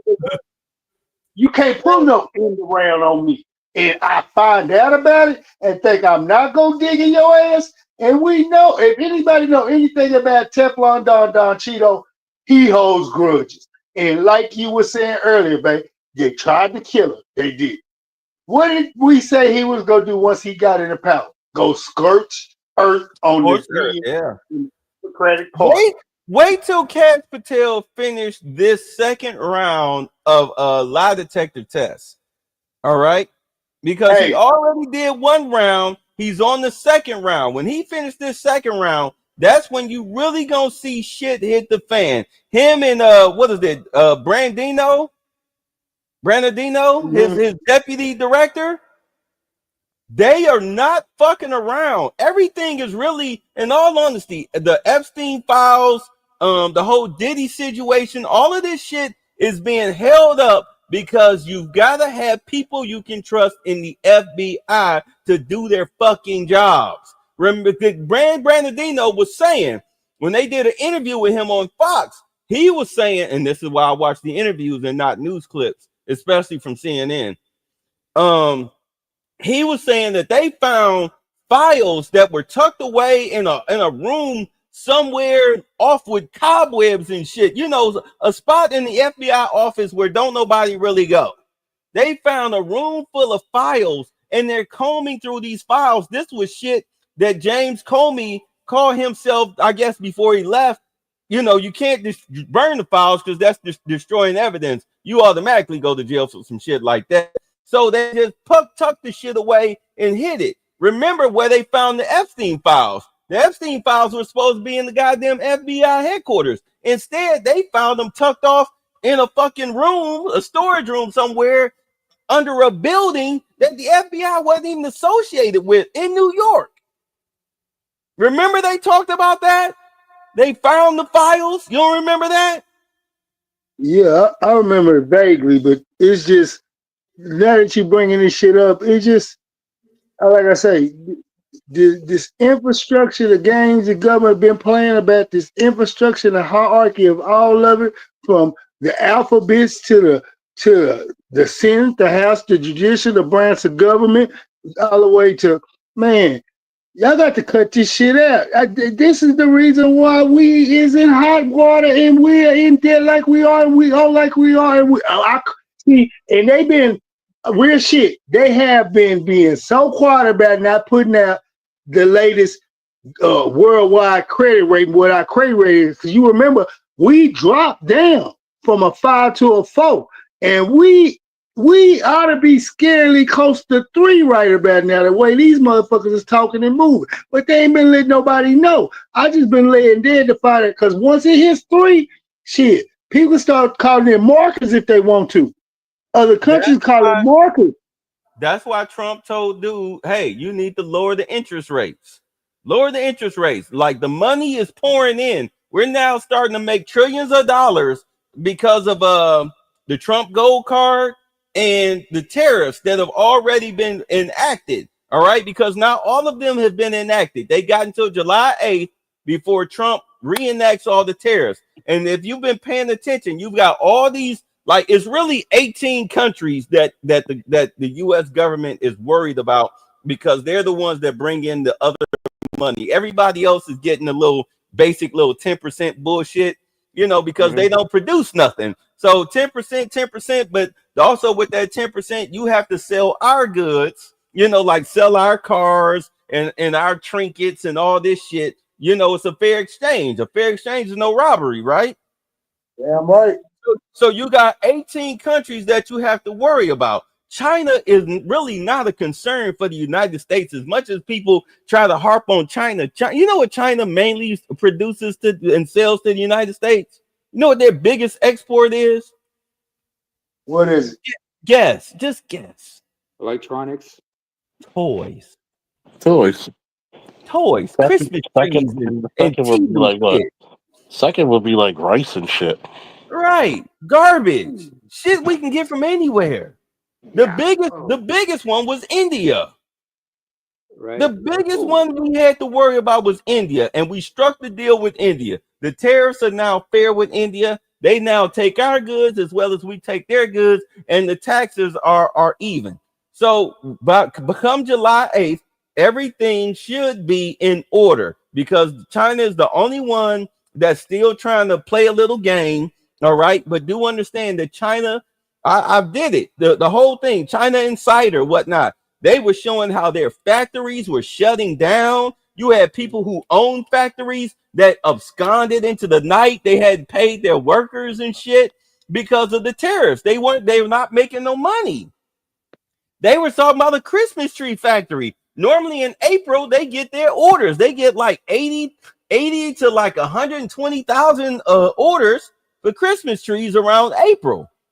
They've got no orders. So therefore, there's no workers. What happens if your people, if you've got thousands upon tens of thousands of people working in all these factories who are selling items to the United States, which is, of course, the greatest consumer market in the world. All right. The UK is the size of Texas. They can't support your fucking economy. The United States supports countries' economies, especially China. So if we're not ordering shit from China, what happens to China's economy? Goes to shit. Reaching hope. It crashes, right? This is what's going on in China. This is why now the Chinese leader, because they're calling for his fucking head, they want him removed. He's now picked up the phone to talk to Trump. But don't be fooled. You had other executives or whatnot, officials that have been here in the United States talking to Scott Bessent. Y'all know who Scott Bessent is, right? He's the Secretary of Treasury. Okay. All right. The guy who looks like George McFly. They've been talking to him. They've been in his offices, sitting down with conferences and shit, trying to work out this goddamn tariff deal. They agreed to some shit. They took it back to Xiaoping or whatever the fuck. He said no. Xi Jinping. Xi Jinping, thank you. They went to him. He said no. So they was like, well, our supreme fucking leader said no. So it's like, okay, well, Trump, you need to step in here. Bay, one question. Yes, sir. Who owns the majority of the United States' $36 trillion debt? Shit, us as citizens. That's why they wanted to tax us. This is why they needed the big, beautiful bill to pass. Do understand because the Republicans control the Senate. So the Republicans wanted more cuts, cuts, right? And the House and the Senate. But in the Senate, I mean, the Democrats can fucking forget it. Okay, they're not going to convince nobody in the Senate to go against anything on their behalf. Shit happens in the midterm, prior to the midterms. Well, right. This is why you got to get the illegals out. That way you continue to control the House and the Senate. You got to get the illegals out. And all the gerrymandering, but we'll continue. Right. So they want more cuts to the big, beautiful bill. This is why now you've got them now having more than read access to Social Security, because now these are the cuts that the Republicans want. They want more cuts to social services.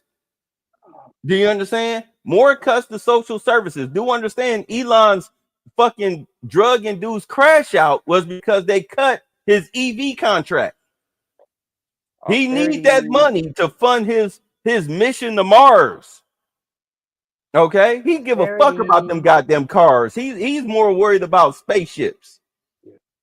But he needs that EV contract because, as I was telling Lewis, I was like, the best thing you can do, as far as if you were trying to do something big, you were trying to get some shit off the ground, what's the best money to spend?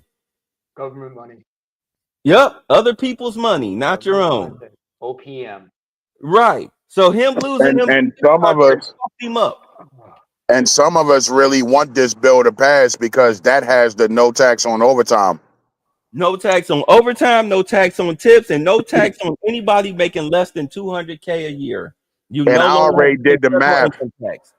I already did the math. Just on the overtime alone, that puts another 17 grand in my fucking pocket. God damn. Lucky motherfucker. I mean, just think about that, because I'm already netting 80 something. How much does that put in your pocket monthly when you don't have when they no longer take federal income tax out of your check? How much does that put in you, which is 40% per check? How much does that put in your pocket per month? About 300 something. How sexy when you is break, that? When you break it down, when you break it down by about a month, I think it was like 15.6, and then you divide that by 12. Yeah. Yeah, Okay. that's why all this. Oh, the tariffs are gonna drive up prices, bitch. You're gonna be able to afford it. What you gonna do with an extra $300 Dog, a do you month? see gas prices right now? You're already canceling out the fucking tariffs. Yeah. Dude, Gas is under $3 a gallon nationwide. man, this is why the Democrats don't have a leg to stand on. And nobody's talking about it. Look how quiet CNN and MSNBC is. Well, that's why we don't watch those garbage ass networks. Exactly. Those are propagandists. Those are propaganda networks. I never watch them. The only time I watch them is if they're interviewing somebody from a White House cabinet member, or if Scott Shermichael and who's the guy, Kevin O'Leary, is kicking the shit out of them dunce cap motherfuckers that is on that show that Abby Phillips hosts. What do they call it? They call it Scotty and the Retards. They call it Scotty and the Retard Show. Oh, good for them. Because he get the dumbest. They get the Yo, dumbest. Scott Jennings is fucking hilarious. He is fucking gold. Only reason to watch CNN is because of him. He'll have his own show soon. Well, he's running for the seat in Kentucky because of McConnell. He's gonna win that seat. McConnell's incapacitated. He gonna win that. Yeah, he's gonna win that seat. He's gonna win that. Wait a minute. Here, I was listening to you guys. Yeah, I was away for a minute because my bowels. You had to masturbate real quick. No, my bowels. I'm messing with you. I'm messing with you. No, I know you fucking with me, but right now I'm in a lot of pain. Bae, I'm not joking right now. I'm in a lot of pain right now. Okay. Have you taken anything? I can't take anything. They told me to take something, third type of laxative, right? Oh, I can't fuck. take Oh, it. you got bowel trouble? They said I got severe constipation, and they found, like they say, I got diverticular disease, but fortunately, abscess or perforations when they had me do the colonoscopy in April. Oh, But fuck. it's You just don't that- have like a Crohn's situation, do you? I don't know, because I do have celiac disease, right? I'm not sure if I got IBS, IBD, or Crohn or something like that. And I'm Shit. asking, because we need to get, because they said there's nothing wrong with my large, but there might be something in my small intestine could be contributing, but I don't know. Oh, fuck. Well, hey, I'm man, in- I'm- I wish you the best of luck, man. I'm trying. Yeah, it's so. Yeah, there are times like, and me with my mental health issues, everything, it just makes me want to break down and cry sometimes. Right? But Oh, my God. So, and you're crazy on top of it? Oh, Lord. yeah, we'll talk about that later. I'm just lightening the mood, man. I'm messing with you. But no, I but know in you all are. honesty, though, I really do wish you the Yeah, best they of tried health. to take me to. They had me take. They want me to take a certain laxative. But unfortunately, I'm lactose intolerant, so I know that's gonna fuck me up real bad. They Anyway, want you to like eat yogurt and shit? no, there was this type of laxative they wanted me to take, but it has lactose in it. And I'm So lactose what does intolerant. lactose, what does it do? Make you like fart? Some people can, if you're lactose intolerant, if you take like dairy or something like that, either you can have like violent diarrhea or it can cause you severe constipation. Depends on Oh. We call that the runs over here, Naima. You just gonna Yeah. get bad like the runs. Brits say, the runs. So anyway, You can't like pop because like with my father with his cancer, like I'll give him the stool softener pills to help him out. But that depends what's in it, because I got to look at the ingredients and everything, But I got to Yeah. talk to my doctor about that. But anyway, sorry for derailing the question. I wanted to ask. No, a you're question. fine. What was the I wanted- question? You we were talking about? mentioning Lindsey Graham earlier. Last time I checked, No, isn't he a we passed that. Republican? Isn't he a We're pa- Republican? Yeah, but we're past that. Okay. Just we wanted to were- clarify that because you said liberal God shit. damn it, Wait a you minute, threw us off the track. we We were talking about- we were talking about China and Trump and everything. What's the facing the retards, that show? Oh, Scott, that's what we're talking about. Scotty and the Gotcha. retards. Right. Because, Yeah, so McConnell's going to be out. Is gone for good. 'Cause right. He's going to be completely incapacitated, and so Right. he's gonna So shoot him Scott- to get it. Scott is going to take that seat, and I'm going to tell you what's going to happen when Scott wins that election. Because do understand that the Trump gold Wait, card, Republican or Democrat? he's a Republican. Okay. Just Yeah, that that's clarification. yeah. Scott, we got Scott an- hey. James is hilarious. He's a Republican. Remember when he got into it with that black chick that used to be on TV? When she came at him sideways, he was like, "You used to be on. That's why you got fired from your job." She's trying like, well, "You're not working in the White House, so you're irrelevant." He was like, "You got fired from your job, so how relevant are you?" and she was trying to black womanize him, but he was just staring into the camera with that smirk. You cannot black womanize a white dude. What are you thinking? Omarosa. Oh no, he ain't talking about Omarosa. The bitch Speaking said of, that we need to not listen to Tariq Nasheed and get behind her. Oh, I'm sorry. Go ahead, my brother.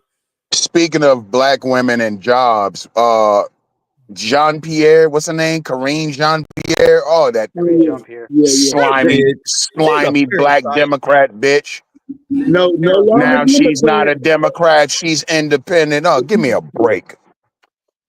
And I want my fans to follow me, and if you're willing to support me and all the issues that I stand for that are non what she say which state? No, that what's the word I'm looking for? Where they're nonpartisan, all nonpartisan issues. We can move forward as one with the dream of achieving what I'm trying to achieve as being an independent. And if you buy my book, oh bitch, looking at you, just trying to sell a book, ho.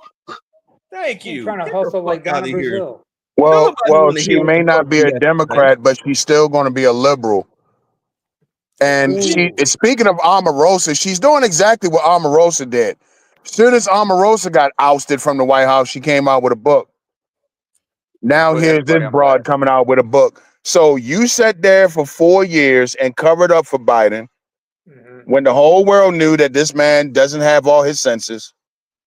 And you went out there every day and said that he does and everything's fine. And now that you got obliterated in the election, now you want to come out with a book and you're not a Democrat no more? He showed his ass at the debate when he showed how incapacitated he was and how senile he was. Hey! We defeated Medicaid. I did say, hey. They surrendered. We now have owned the Medicaid territories. I would argue he's been rambling like that going all the way back to the Obama years, even before Obama. He was showing early signs of it. Well, you know what? Back then it was Bidenism, just like Trumpisms. Trump has always been like that. But when you run around talking about you defeated Medicaid and you wandering off into the Amazon fucking jungle and you putting on a Trump 2024 hat, man, you gone. You are gone. You are gone. But we did that whole interview with Lindsay Lee on the Ryan. What is that dude's name? Ryan Shaw. Ryan Shaw. Yeah, she did that interview and her fine ass, she told so many secrets. She's still telling you secrets. Dirty pervert. Shit, no. Have you seen Lindsay Lee? Lindy Lee? Have you ever seen her? Hang on, let me check her out. Let me take a look. That's a beautiful little Asian woman. Hey, check this out. Check this out. Check out what they're trying to say now, because they say Trump 78 stumbles climbing stairs to the airplane or whatnot. Yeah. Moments. Yeah. See, all right, but this ain't Cheeto. I mean, this ain't Biden. Let's get back to the real stuff. Yeah. So here's what's going to happen. And I've been saying this for the past couple months. I said that it's going to be a hot summer because you're going to see a lot of Democratic leaders in handcuffs. And as you can see, it's already starting. Okay. Look, you got what? Monica McIver. They tried to give her a break, said step down or we're going to press full charges on you. This stupid bitch. You don't tell me, I'm going to tell you. She didn't want to step down, so they're going to press full charges on her for assaulting an officer. You've got some mayor out in Massachusetts. No, not a mayor, a congresswoman. I think in Massachusetts, she put her hands on some ICE agents. You've got the chick out in California, a Democrat, talking about we're going to fight ICE. It's like, do you people, I know you know what it is. You got so many people, particularly black, who are so used to the Biden era where you could get away with this type of stuff. I mean, Tiffany Henyard is the poster child of the Biden era as far as accountability. And she's a basket case at that. Right, but now she's on her way. The prison pipeline is making its way towards her. She just had a court case the other day, Friday, where she wouldn't have showed up. She would have been imprisoned. So, but she showed up, and her lawyer had her plead the fifth. But the judge told her, "You've got," because what the court date was about was some FOIA requests concerning finances. All right, city finances. She never responded to them, so she has to respond to these FOIA requests. The judge gave her an X amount of date to respond to the FOIA request. If she doesn't respond to the FOIA request, if she doesn't turn the information over, then of course the case gets rolled over into the DOJ. All right. The FBI has already seized computers and whatnot, information on her, but I believe Pritzker was protecting her. But now Pritzker can't protect shit because this is not Biden's FBI. This is now Trump's FBI. And they are trying to be above board as possible. All right. They're trying to be above board and transparent as possible as far as where, this isn't private information. You got Hakeem Jeffries threatening to dox ICE agents. I'm sorry, but bro, you sound like a fucking criminal. Wait.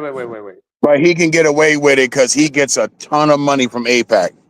But if he actually does it, he's going to prison.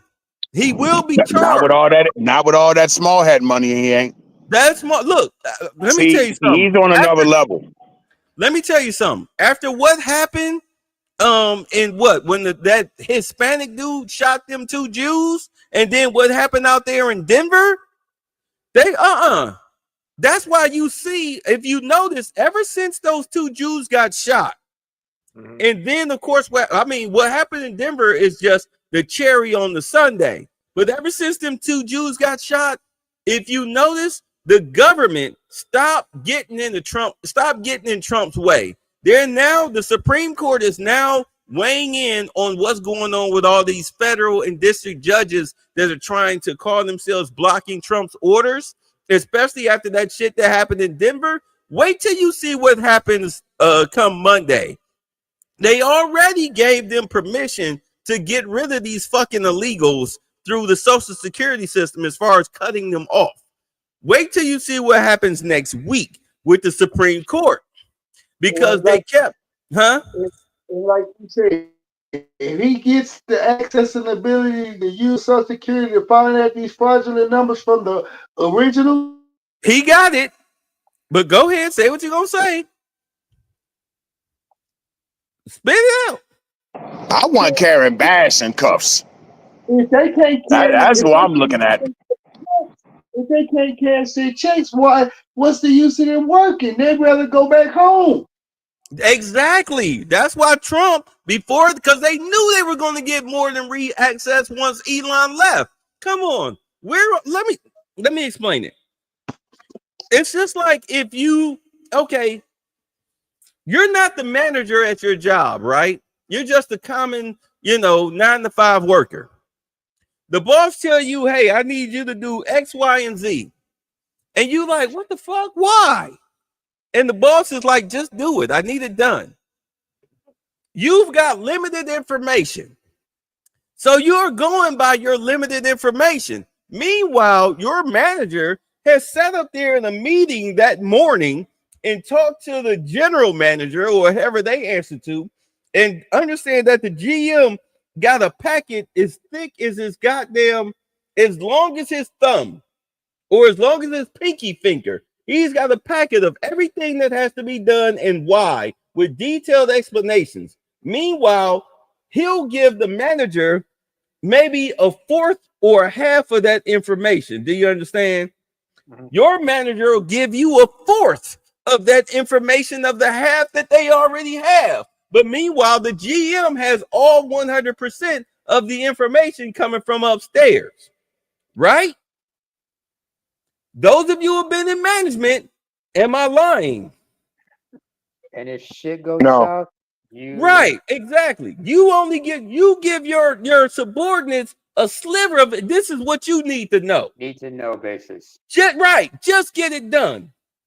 That's what the president gets the whole packet. He talks to his cabinet, and his cabinet, they tell their subordinates, with limited information. This is why in the media, this is why I love covering Carolyn Levitt's press conferences, because they ask the questions and she shoots it down, because this is the need to know. This is what you need to know flat out. But I'm giving you half the information, but not the full information, but I'll explain it to you to the point where if you actually did your job as a reporter, you would know the full story. But the reporters today are so fucking lazy that they keep asking. If you notice, when they do these White House press conferences, you'll have motherfuckers ask the same questions that's already been answered 3 times over. Am I lying? No. Right, because they're going by their talking points. You can thank social media for dwindling down journalism to where it's non-existent. That's why I love the fact that Trump opened up the media to everybody, especially those of us who do content, like me, Charles, and whoever else that do political commentary. Instead of just relying on CNN, MSNBC, ABC, and all the other alphabet medias, he opened it up to everybody. I mean, I thought it was a fucking trip that Tim Pool was sitting in the lead media seat last month. Y'all remember that? Yeah. Who is this Tim Pool guy that you refer to? Tim Pool is a lesser version of who is it? Joe Rogan. He's a YouTuber who got busted for the whole lot. He was among those he was among a slew of podcasters, along with what's the name? Something Chu, some Lauren Chin and some other folks for taking money from suspicious donors and whatnot. Right, because he's a hacker. His original job is a hacker. Tim Pool? Yeah, Tim Pool's a hacker. You don't fuck with Tim Pool. Tim Pool will hack you and have you goddamn a video of from your personal webcam and you whacking off the Asian porn or some shit. You don't fuck with Tim Pool. You don't fuck with Tim Pool. He's a hacker turned reporter?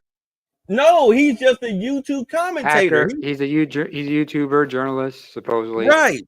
Well, he said, he did an interview. He said, I'm not really a journalist. He's like, I just like to talk to people. I interview people. He was like, I got into this whole podcasting shit by accident. To make money. You know what I'm saying? Right. And it's made him a ton of money now. It made him more money than hacking. Same thing with Joe Rogan. Joe Rogan didn't get into doing podcasts thinking that he would be the #1 podcaster in the world. You know what I'm saying? It just happened. But the thing was, he was already a name. He was already a household name by then, as a stand-up comic and actor. And for Fear Factor, he just said, fuck it, I'll do a podcast. And next thing you know, he interviewing Donald Trump. Among other people, other top-notch well, he got busted, was it like over an RT, over like, was it the in violation, it says here, in violation of the Foreign Agents Registration Act. But does it matter? Is he in jail? Who, Rogan? Yeah. No, Pool. Oh, Pool? Yeah, but is he in jail? Doesn't say right now. But no, and he's still podcasting? I think he still is. I'm not sure. Right, yeah, he's still broadcasting. He was sitting in the #1 freaking first chair seat at the White House. Yeah, who was it? Him, Benny Johnson, Lauren Southern, Dave Rubin, a couple other people. They all been caught up in this mess, and they're facing indictments. Right, and what year was the indictments issued? Says here, federal prosecutors charge. It says here in September 2024, federal right. U.S. You federal can watch prosecutors that charged shit get thrown out. Watch it get Russia's thrown out. state-controlled media network RT Watch it conspiracy get to thrown out. violate FARA 2024. conspiracy command. Hold on, let me Watch it finish. get thrown. No, I hear what you're saying, but I'm just saying you don't have to go that deep because it's gonna get thrown out. You already know it's gonna get thrown out. It's the Biden administration. It's Tenet just like media, with, who's the guy with New York, the mayor of New York right now, Eric Adams. Eric Adams. Yeah, shit thrown out. He stopped playing ball with the Democratic Party, so they decided to try. I mean, he is guilty for taking money from he Turkey. decided to play ball with the Republicans. They dropped the charges. Exactly. He was that. Yeah, remember he was on Fox News with Tom Homan, just sitting there doing the interview. I mean, Eric Adams was like, "Yeah, I kissed the ring, baby. He's the number I'm one cop, sucking man. dick. You know, I'm sucking dick. I'm bent over on all fours and in the Grabbing fucking his ankles. schoolgirl outfit. I'm like, shit, I ain't going to jail for nothing. Wearing Letitia the long James. way with the pigtails. Letitia James. Oh, bullshit. Bullshit. I ain't doing none of that. But then looked up. Guess what? He came after you because you wouldn't kiss the ring. And it's too late for you to be put on.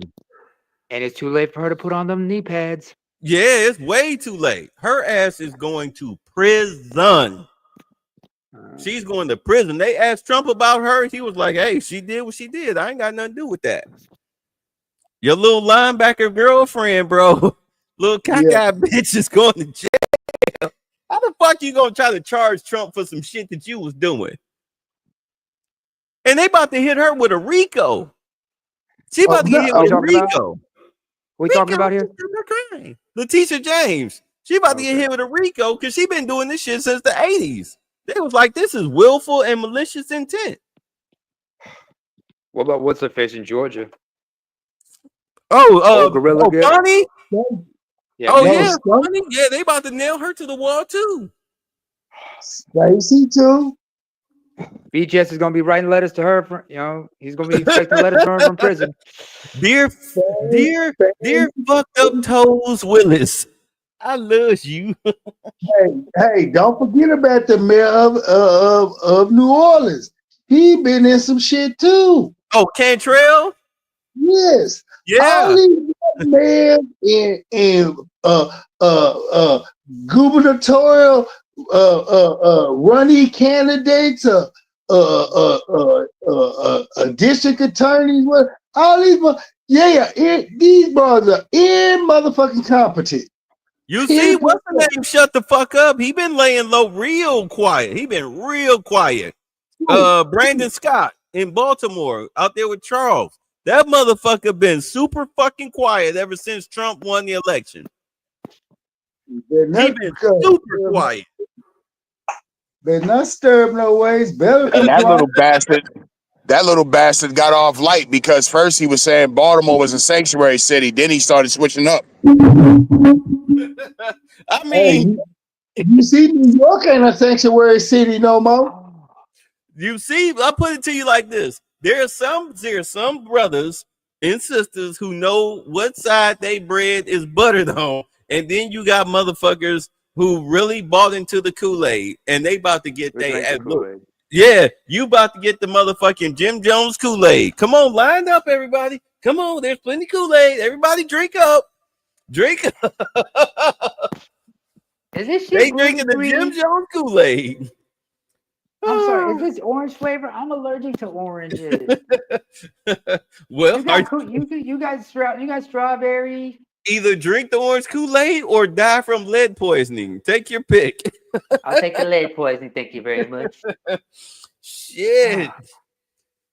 Yeah, that's why they say that today's Democratic Party is a cult. I'm done trying to convince my brothers that they need to abandon the Democratic Party. If you want to be their cucked ass bitch, then you go ahead and be their cucked ass bitch. Everybody. It's better to be an independent and support policies that are in your favor. Trump's policies are in your favor. Well, not in my case. Well, you don't live in America. Well, but I do have family stateside, and right. What things right now affecting us? The travel ban, because Eritrea was mentioned in among the other countries who were in the list of travel countries. Stop being terrorists, my name. I'm playing with you. No, but in all Nigga, honesty, you if don't. you I mean, you've been around my people. oh shit, I mean, hey, I You know mean, my. you're trans. Yeah, Eritreans, right? We're cousins to Ethiopians and shit. And we're like, Trump says stay the fuck out. I mean, I don't know what to tell you. no, what? No, that's not what it was about. He said some shit like he said Ethiopia, who's landlocked, deserves access to the Red Sea. And you Oh know, wow, there's that. the Red Sea. Because Y'all, with Eritrea independent, Ethiopia's landlocked. can y'all see Greta Thunberg from y'all porch? I'll be back in a second, fellas. I live Go next door ahead. to her stinking ass, but then again, I said Red Sea, not the Mediterranean, because remember she got busted in the on that boat to Gaza God, through the I'm Mediterranean. surprised that they didn't sink her fucking boat. Do you I'd remember have the been last so time? Do happy. you remember when Israeli commandos tried to board that boat a few years ago? That was trying to bring relief to Gaza during the blockade. Well, Shit went sideways.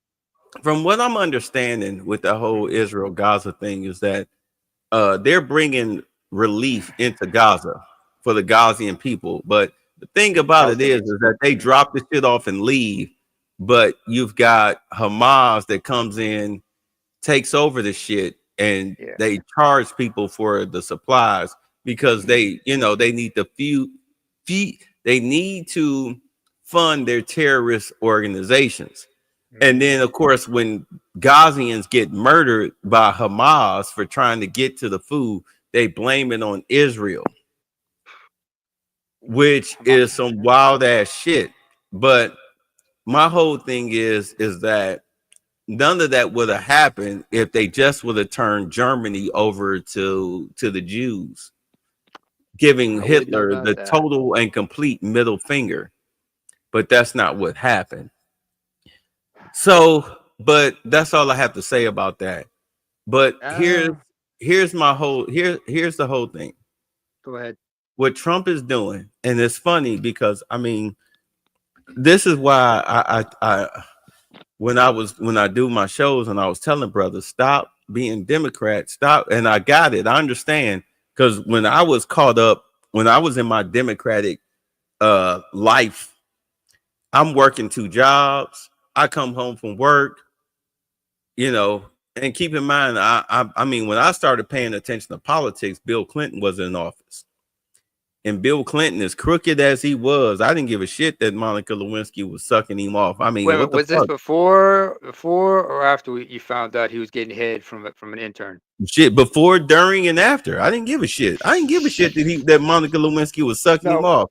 No, when you said you got why should I care? No, when you started when you started paying attention, was this before or after the scandal? When you started paying attention to politics? When he became president. Okay, 92. Right, because I moved down to Atlanta in 93. Yeah, that's when I got. Oh, you were there for the Freakniks, weren't you? You dirty motherfucker. At least for the 3 years that it lasted before they squashed it. But my first Freaknik year, oh my God. Anyway, let's set that aside. But hey, as the much dick as the dick can kick it out, can dish it out as much as he can take it. Look, as dirty as Clinton was, killing Ron Brown and whatnot, and and of course Hillary Watergate Clinton's partner coming up dead and found in the bushes and all of that shit. Mm-hmm. It was economic prosperity because he traded government military secrets to China in exchange for the debt. So because of Clinton, we were able to become multimillionaires. And with a surplus. How much was the debt at the time? I don't even know.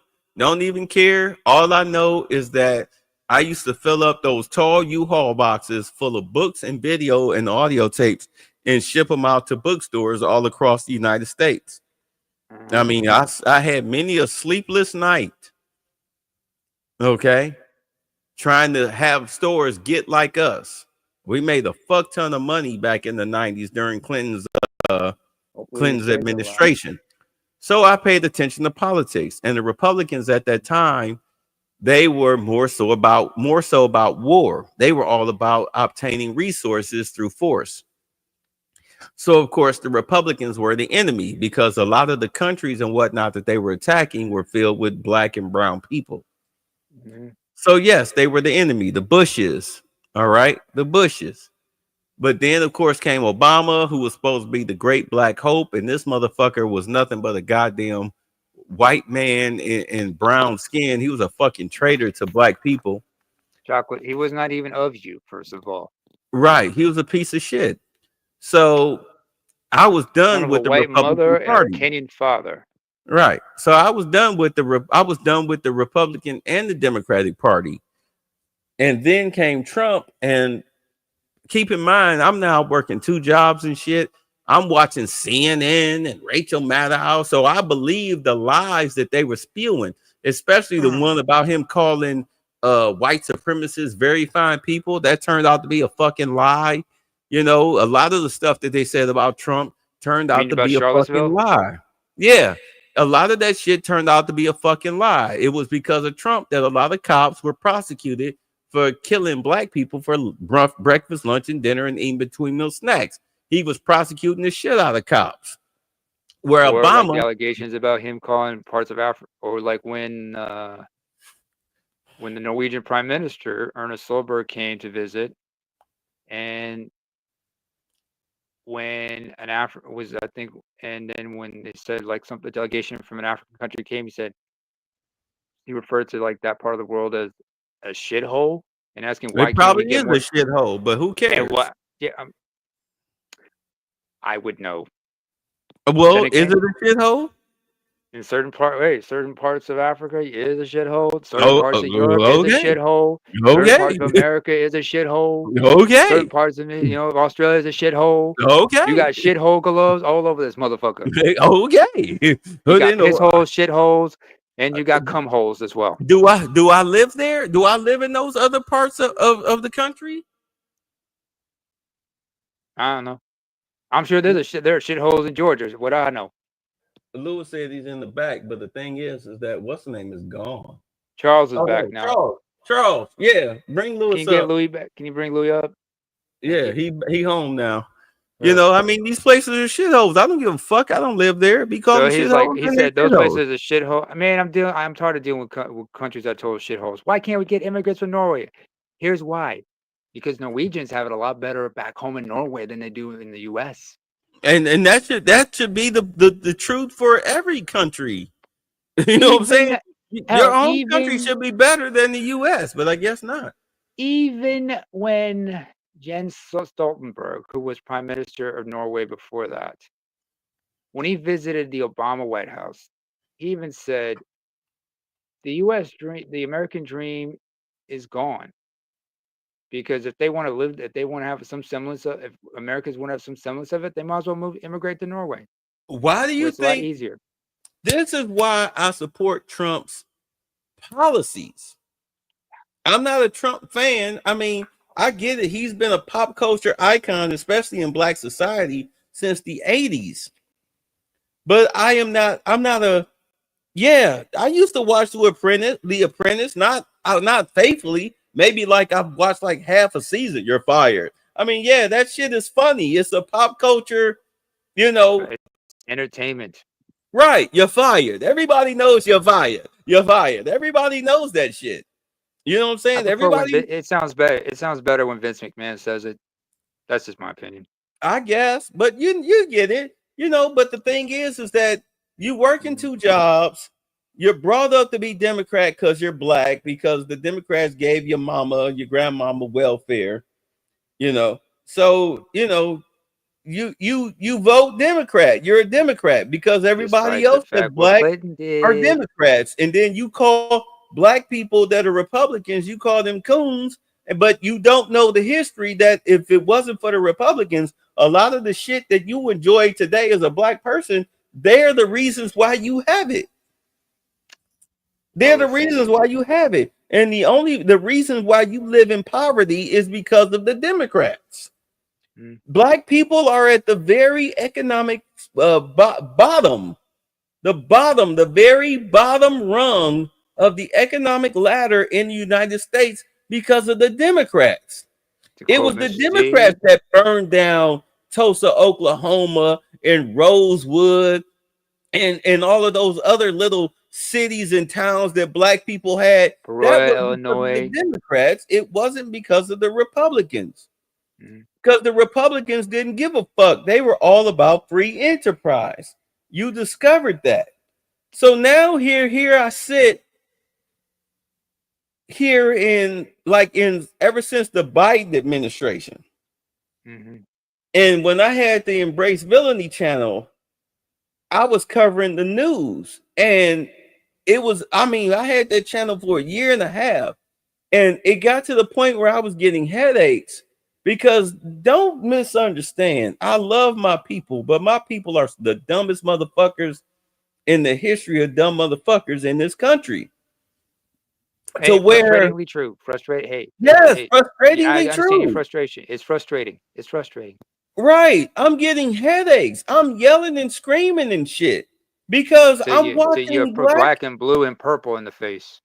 I'm watching black people commit crime after crime after crime after crime after crime. And they're not taking accountability. I mean, you got, oh my, any rate. So I'm seeing what's going on, and I'm realizing that the Biden administration was trying to destroy America. They were trying to destroy America, and then you uncover the plot that this was some Alex and George Soros. Alex is George Soros' son. Oh. You realize that they're globalist elites, and they were trying to take down all of the countries, the European countries that were up under the crown. Okay? They were trying to force communism onto these countries through socialism / Marxism. Wait a minute. Isn't Soros is Hungarian, if I'm not mistaken. Right. And Viktor Orban has it in for him. Right. But these motherfuckers are scumbags. So wait a minute. And let's see. We got big money on the left and big money on the right. And they're competing for control. And then you have Trump, who doesn't answer to any of those fuckers. He doesn't give it. Well, why do you think they hate him so much? Because nobody has puppet strings on Trump. I don't care what anybody says. You show me who's Trump's master. Exactly. So this is why they tried to kill him and they failed. I mean, they tried to jail him. They tried to bankrupt him. They tried to kill him. It was the last resort. It was trying to kill him was the last resort, and they failed. So this is why now that he's in office, why do you think every time you turn around, there's some type of federal injunction? But at any rate, Trump, who loves America, and if the fucked up part about it is that you remember Andrew Dice Clay? Oh, right. He was a big comedian in the mid to early 90s, right? Big comedian, big stand-up comedian. I remember because I used to love Andrew Dice Clay. Face down, ass up. I remember that album. Right. And he said, I'll never forget, he said if it wasn't for Donald Trump, China would own this fucking country. He said that in 93 during a stand-up routine. That always stuck with me, and I never understood what he meant by that. But now I understand what he meant by that. But we're going to set that aside. Let's bring it back. Trump loves America. He's a patriot, if you want to call him that. But he loves this country. He's made his fortune here in this country. Because of the educational system, a lot of people, black, white, Hispanic, that are here in this country legally. Because understand, everybody outside of black, white, and Hispanic, they don't come here to fuck around and be poor and live off welfare and all them shit. The fucking Indians and Middle Easterners and whatnot, they come here with money. They go to school. They open up fucking liquor stores and all types of fortune companies. Hotels, right. They don't come here. Right. They stations. Whether they come here poor or not, they kids don't wind up being poor. They go to work. And right. Not just that. Not just that. When they come in groups. They network with one another, and whoever set up shop one place. Not you see this also with Africans. Wherever one goes, he's gonna come. He's gonna try to set up shop and bring network with others in other places. So if somebody has family coming over this way, they say, "This Do is how you we're know gonna what? help you Let me get tell set you up." what they do. Let me tell you what they do. As far as that aren't black, white, and Hispanic, let me tell you what they do. Brown folks. They Network. get together. They get Northern. together.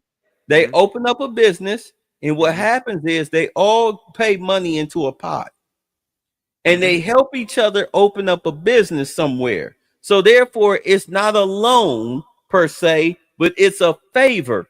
We are all going to do you a favor. You need 150K to open up this business in this location. We got you. We'll get everything together for you and whatnot. Boom, here you go. You pay into the pot.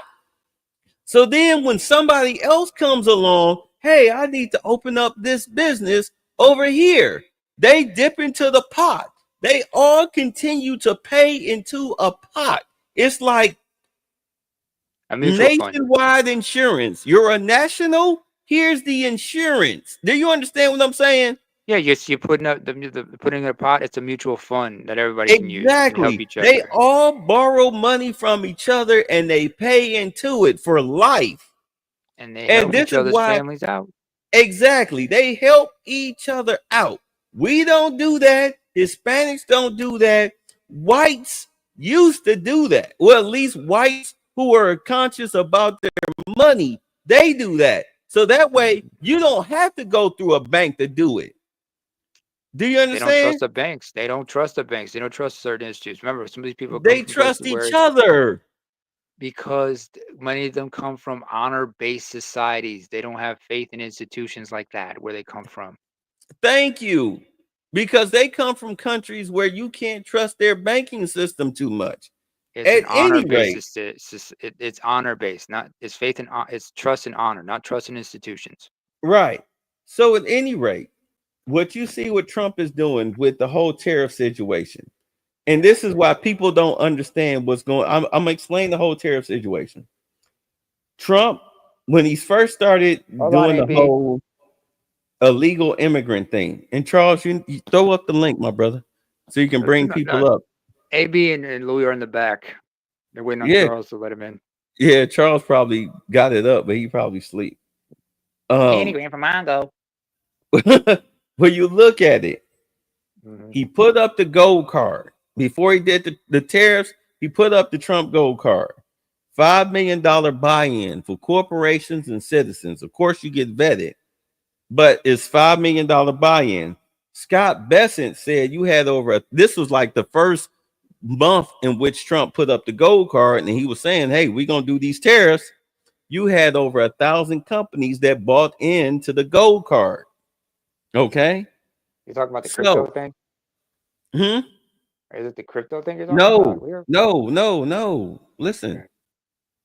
You buy your $5 million buy-in for American citizenship, whether you're a corporation or a normal person. Of course, you have to get vetted, but it's $5 million. Okay, skip the line. You get vetted quickly and you skip the line. A lot of over 1,000 corporations have done that. But here's the rub. You cannot take over an old factory or an old office space and then refurbish it in open business. No, you have to build all your shit from the ground up. Who gets to go to work in America when that happens?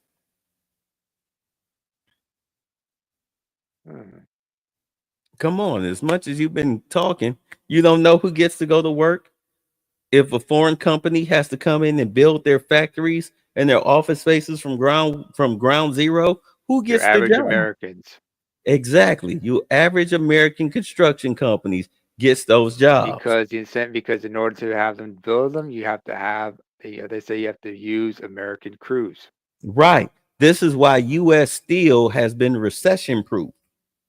Trump sat up there in the Oval Office before he even talked about the gold card situation. he was letting us know he gave Nvidia, U.S. Steel, and I think some drilling oil companies. He gave them government contracts to drill off the Gulf of America. He sat up there in the Oval Office and said this shit. This is why on Sundays I used to do the money shows, because Trump is telling you this is where the money is going. Even Apple, this is where the money is going, folks. These are the people that are getting the contracts. You need to buy the, I mean, he didn't say this, but common sense says buy the stock now. If you're reading between the lines, you buy the stock now while it's low. Then he hit the countries with the tariffs, right? Remember, he hit the countries with the tariffs? And then a week or so later, he put a pause on the tariffs for 3 months because he let these countries know this is okay. This is your opening price. Oh, yeah, it's fucking your shit up, right? Mm-hmm. All right, I'm going to take the tariffs away. Now let's negotiate the tariffs. So now if you are a corporation overseas, based on what your country negotiate the tariffs, would it be cheaper if you move your corporations or your factories here to the United States, sold your products at a cheaper price, your cheap garbage, if you sold it at a cheaper price in the highest consumer market in the world, you sell your mugs for $5 each here in the United States. What's the production cost, first of all, on these things? With the factories here, doesn't matter. If your mug is cute enough, people are going to buy it.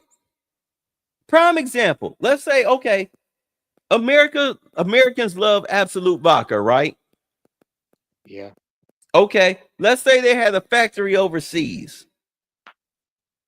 All right. Gotta So bring the Swedes into this just to piss me off. Okay, so you're now selling your vodka here in the United States for $40 a bottle because of the tariffs, the current tariffs, $40 a bottle.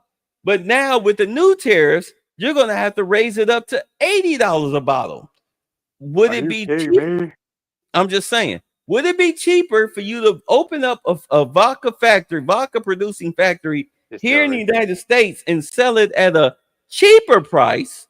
Instead of 20, you sell it for 15, which means that, and you're the #1 vodka seller in the world because your biggest consumer base is the United States. So instead of selling your bottles at 20, you now sell it at 15 because now you have to pay your workers, at least at minimum $20 an hour, which is a livable wage in the United States, especially if the big beautiful bill passes. You kill the federal income tax for people who make less than $200,000 a year. So now, as dude said, I get an extra $300 per check, right? Ain't that what he said? It was ABM, yeah. Yeah. So now, if you can now get your Absolute Vodka instead of 20, you can get it at 15. Guess what you're gonna do? You're gonna purchase the hell out of it. Yeah, you're gonna purchase the hell out of it across the United States, which means that you can afford to pay your workers at minimum $20 an hour because you sell it more at volume at a cheaper cost, but more volume. So you're still making a profit. Because the consumer has more money to spend. They have more buying power thanks to the taxes.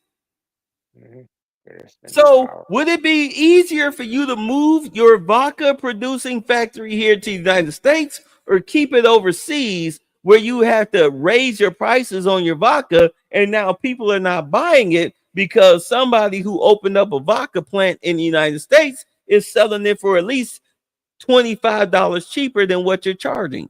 What makes better sense? Open up a distillery in United States, right? Okay. This is why Scott Bessent was saying over 1,000 companies had bought the Trump Gold Card. You have until July. The world has until July 8th to make all of their deals with the United States. Mm-hmm.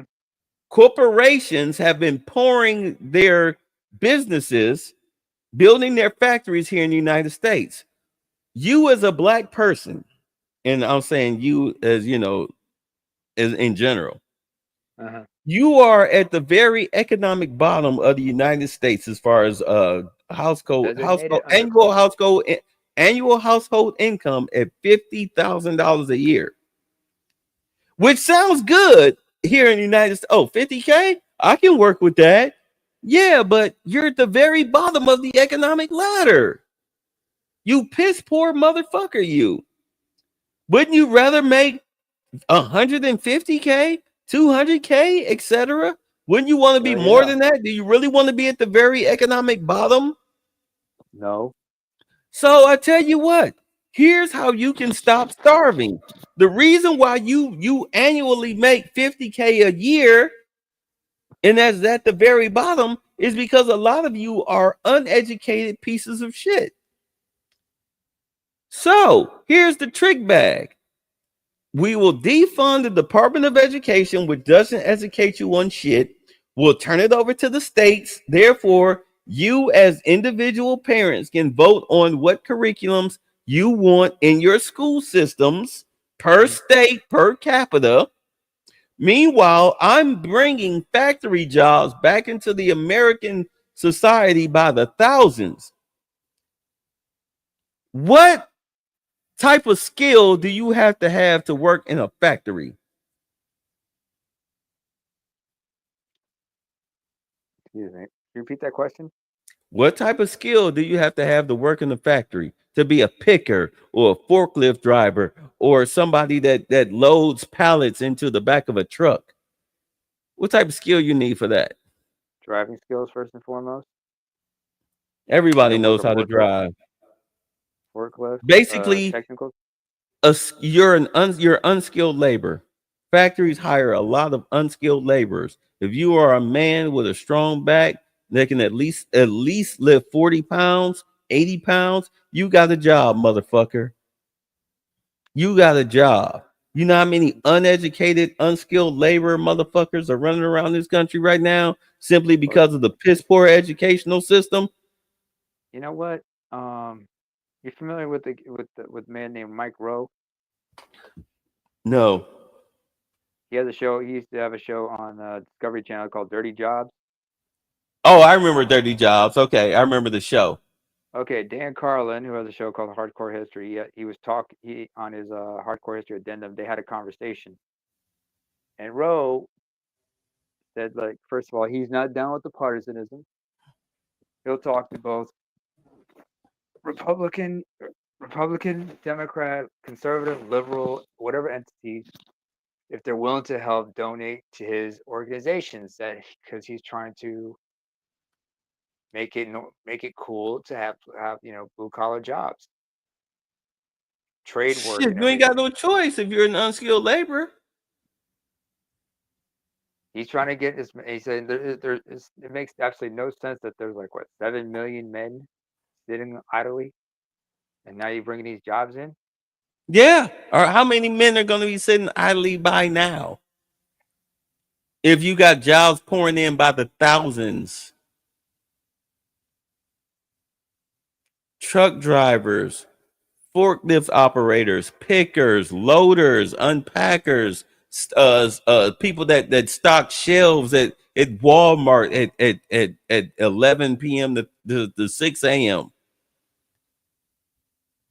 How many jobs are now going to be available with all of these corporations pouring into America? Countless. Tens upon hundreds of thousands. Unless, of course, in order to cut down costs, they start automating. Well, you're going to have that, but you're still going to need more laborers, physical laborers, because a machine is not going to build your motherfucking freeways and highways and shit. You're going to have somebody that's going to lay down that tar. You're going to have somebody that's going to do the pickings and whatnot. You have to have somebody that's at least going to stock the shelves for somebody to start doing the pickings. Do you understand what I'm saying? No, I understand. Yeah, you're gonna That's have. You're something still we gonna have to need bring human that up. labor. Right. You're still going to have human labor. You may lose some jobs to AI and machinery, but you're going to have more people still doing physical labor jobs than you will of machines and AI, at least for the time being. Yeah.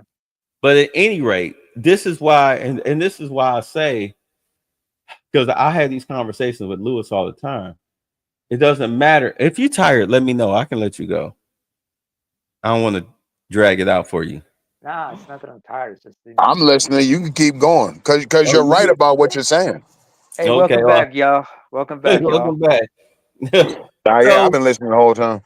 All right, so peep this out.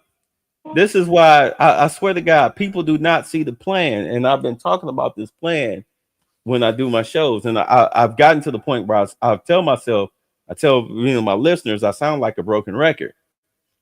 If you see what he did, what they're doing with social services, right here in Georgia, and I don't know if this is nationwide, but they're cutting food stamps. Last year, before Biden left, they were cutting people off of Section 8. Okay. What did Trump do with Section 8? The new law now is that unless you're elderly or infirm, that means physically or mentally incapable of working, Section 8 is now only for 2 years. All right. So no more living off of the Section 8 voucher for years upon years upon years. They cut the shit off. Get your shit together. Exactly. You got to cut your shit off. This is why they did a 40% slash, but that other 60% is supposed to be specifically designated towards elderly, veterans, And those and the handicap, be it mentally or physically. People who can't work. All right. Or if you're a veteran, you need a leg up, because to understand, a lot of veterans are physically handicapped or mentally handicapped, be they psychologically damaged or whatever. But at any rate, it's supposed to be for them. Everybody else, you get 2 years and then you're off. Food stamps, SNAP, they're cutting that shit off to a certain degree. You got people here all on TikTok. You got women who sitting up here bragging about I'm getting $13,000 on my food stamp card. And then, of course, they say people are snitching on them, but they don't seem to understand that the government watches your shit. They watch social media. We live in an Orwellian society, and you self-snitch. You self-snitch. Why do you think you get so many people get caught? But they spit it. Okay. Bro, this food stamp thing was coming to an end anyway. If you talked about social media, if you look at white people on social media, anytime the term food stamps come up, they get fucking furious. Yeah. And I remember saying this to a buddy of mine like a decade ago. I was telling him, like, yo, that it's about to be over with. Because black people don't understand, when white people get mad about shit, that's when things change. If you don't believe me, all you got to do is just look at that whole shit a couple years ago with Target. And I think Target had like rainbow, whatever, LGBTQ paraphernalia, whatever. Black people swear up and down that they're the reason why Target is losing stock. No, because Target is still holding on to that gay shit. White folks got mad and Target took that shit down. And then at the same time, it was the beer company. Was it Budweiser? They was doing some type of rainbow LGBTQ stuff on their beer cans, and white folks flipped the fuck out. Well, that shit didn't last long. Budweiser took that shit off them cans. And I was telling my buddy that, I said, yo, when white folks get mad about shit, things change. You got a lot of white folks on social media bitching about food stamps. Don't be surprised when the ball game is over. And here you are. Tell them why white folks get mad about the food stamps. Because black people never think something is supposed to be over with. I mean, on a long enough timeline, it always comes back to zero, right? You got them motherfuckers flaunting crap. Okay, People are it's not tired even about social media. You know what it is? people. When you go to the grocery store, Thank you. I can was just tell getting ready who's to say on it. food stamps. I was just getting ready to say it. People are tired of standing behind Keisha, big Keisha, with the bonnet on, and she got 2 carts filled with shit. And she has on a bonnet and pajama pants and slippers at 2:00 in the afternoon. And she's going to pull a fucking EBT card out of a Gucci bag and pay for her groceries. Meanwhile, Karen in back of her, Fake ass bougie bitch, has to budget and calculate and coupons and all this shit and don't get half of what Big Back Keisha has. With 3 I mean, that's just all it is to it. kids in tow. extreme It's the extreme game, man. couponing, It's by the the way. game. What's that? It was the game to put you down and put her on a pedestal. Now the DEI makes everybody a nigga. Hold your own nuts. Hold your own ovaries. Hold your own nuts. So they changed the food stamp game to where you can no longer buy junk food or sugary drinks. That would be soda. And in all honesty, if you ask me, food stamp cards, unless you are elderly, unless you're elderly, veteran, or disabled, when you walk in that office, your food stamp card should be limited to store brand items and selective meats. And I'm telling you right now, this whole thing with RFK Jr. and the sugary drinks and all that, that's just the beginning. The end game is they're going to get rid of this shit altogether. I'm telling you. And a lot of black people are just hoping Democrats get back in power. I really don't see it coming back if Democrats even get back into power.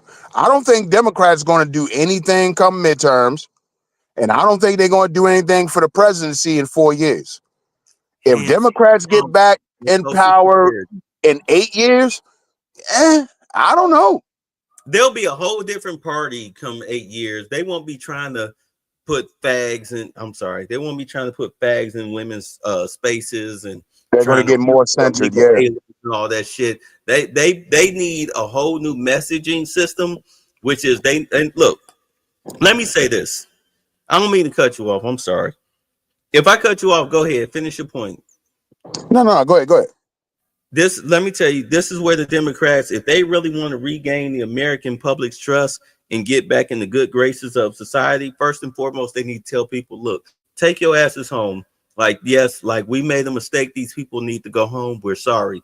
Secondly, what they should be focused on is all of these golden ticket jobs. They need to be getting their constituents into these factories and office space, these blue and white collar jobs. They need to be focused on that. They need to work with the Trump administration and work on that. But because they're so butthurt because he destroyed their slush funds, and now he's taking away their voting block, he's pretty much neutered them.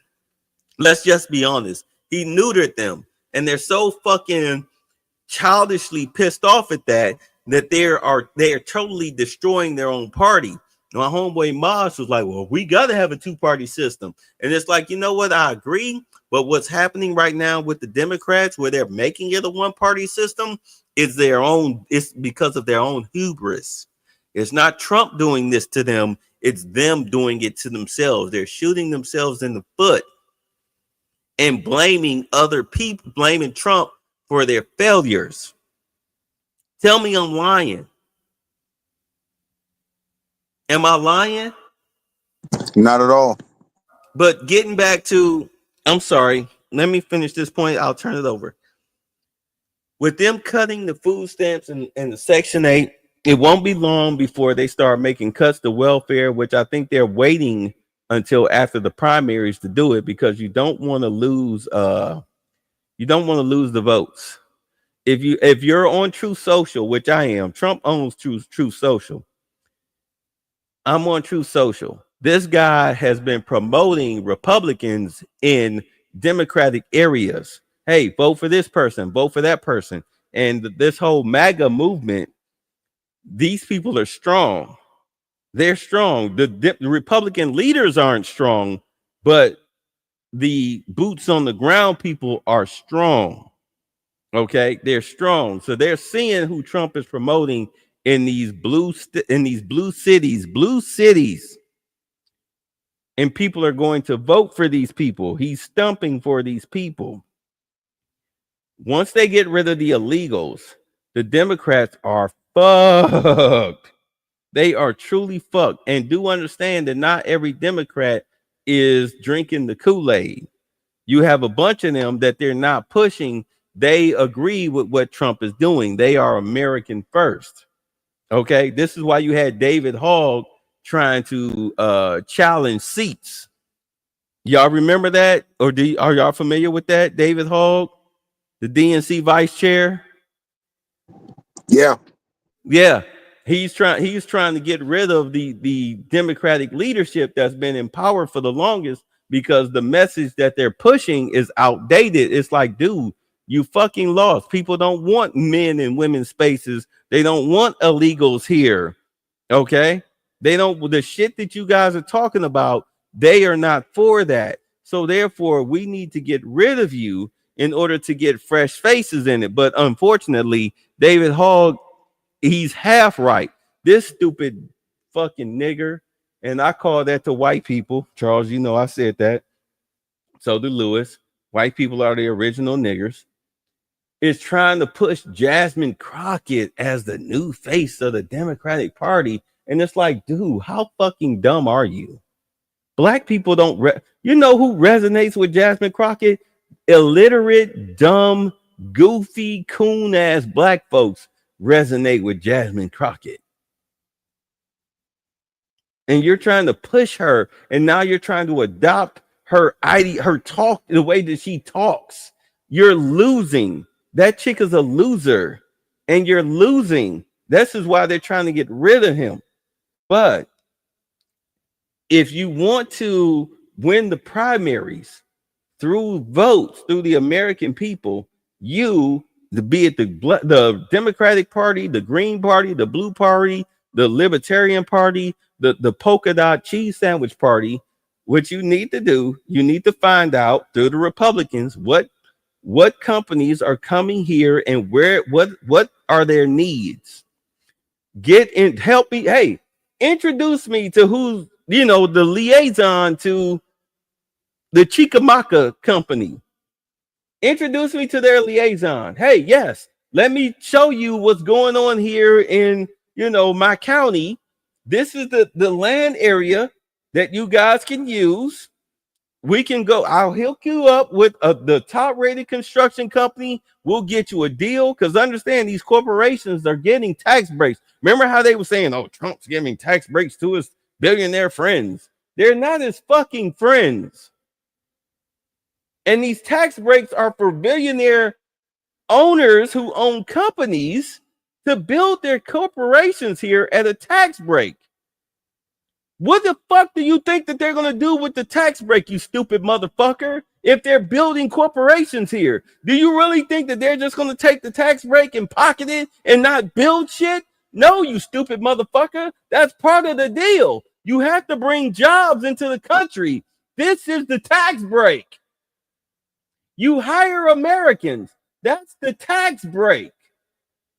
How fucking dumb are you motherfuckers? That's why I don't watch CNN and MSNBC and all the motherfucking alphabet.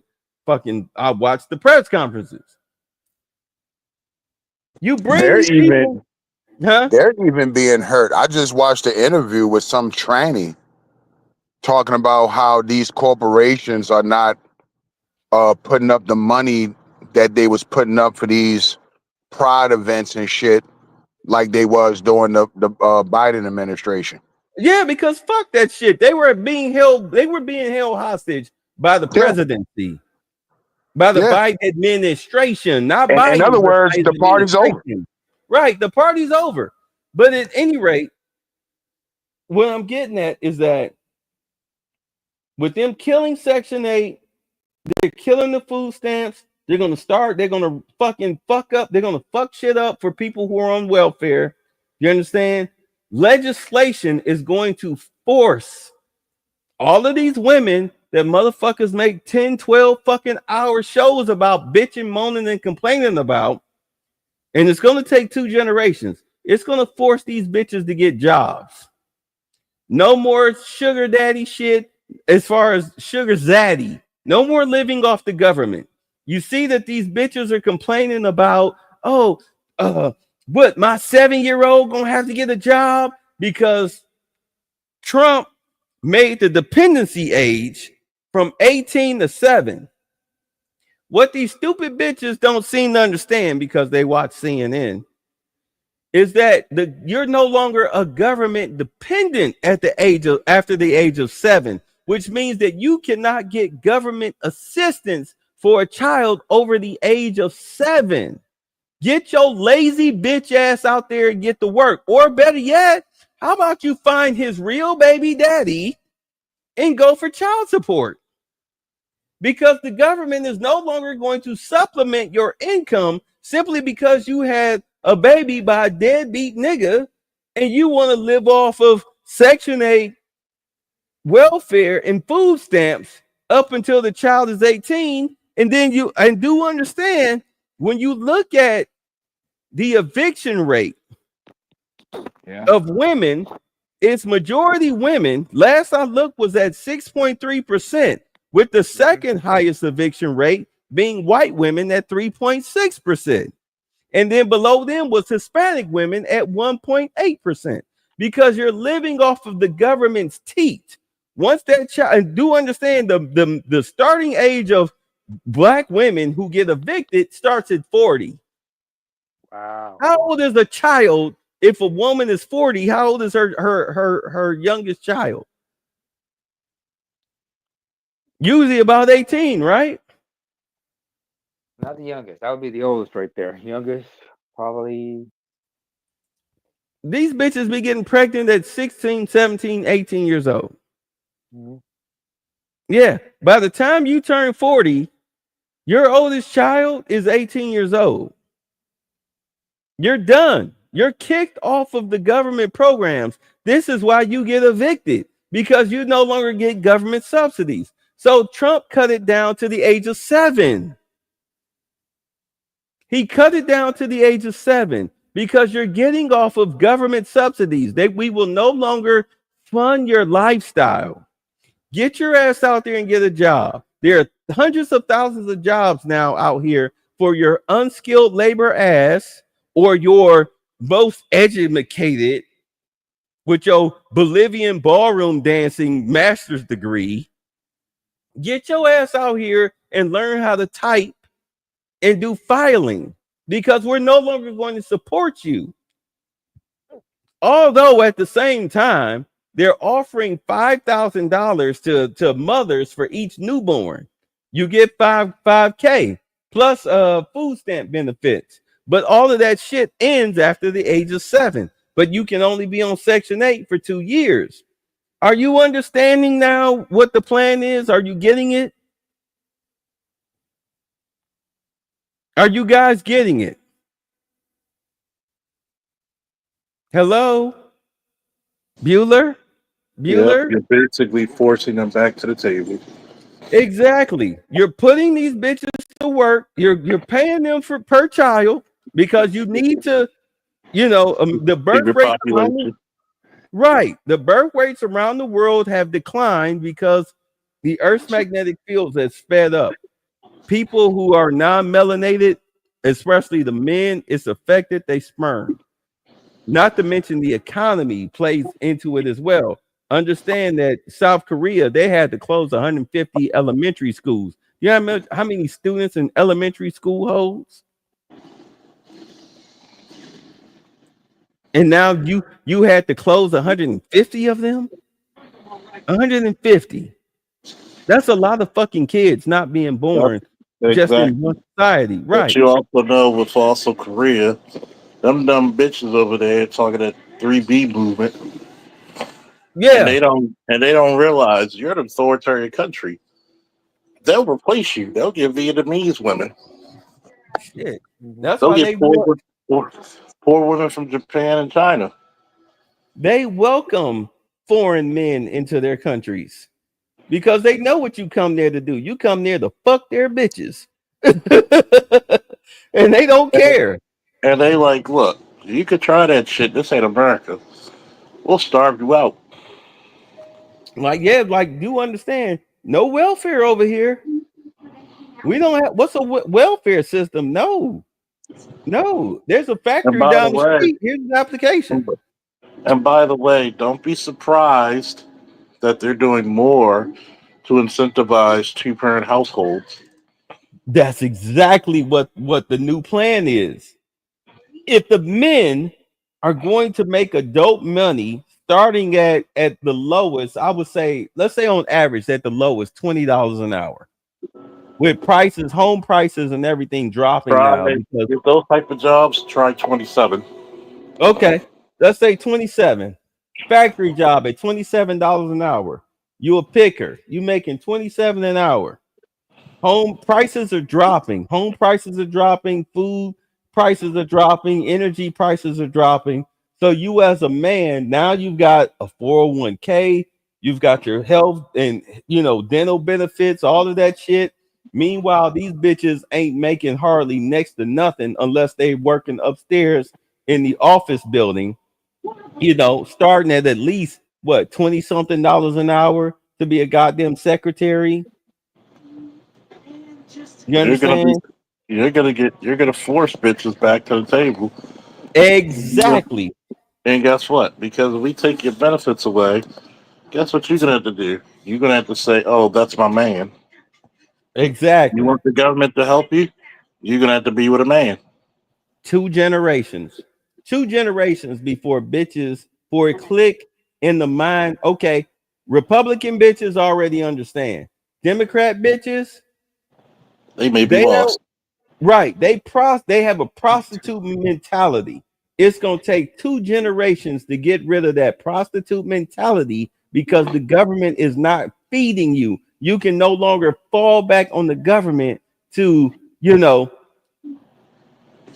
have a baby and then live off of government assistance until that kid is grown. That's not going to happen. That's over. Those days are over with. Days are over with. You living off of some bitch on Section 8, that shit is over with. Do you understand? We're going to make a man out of you one way or another. Right. We're going to make a man out of you, or we're going to make a woman out of you.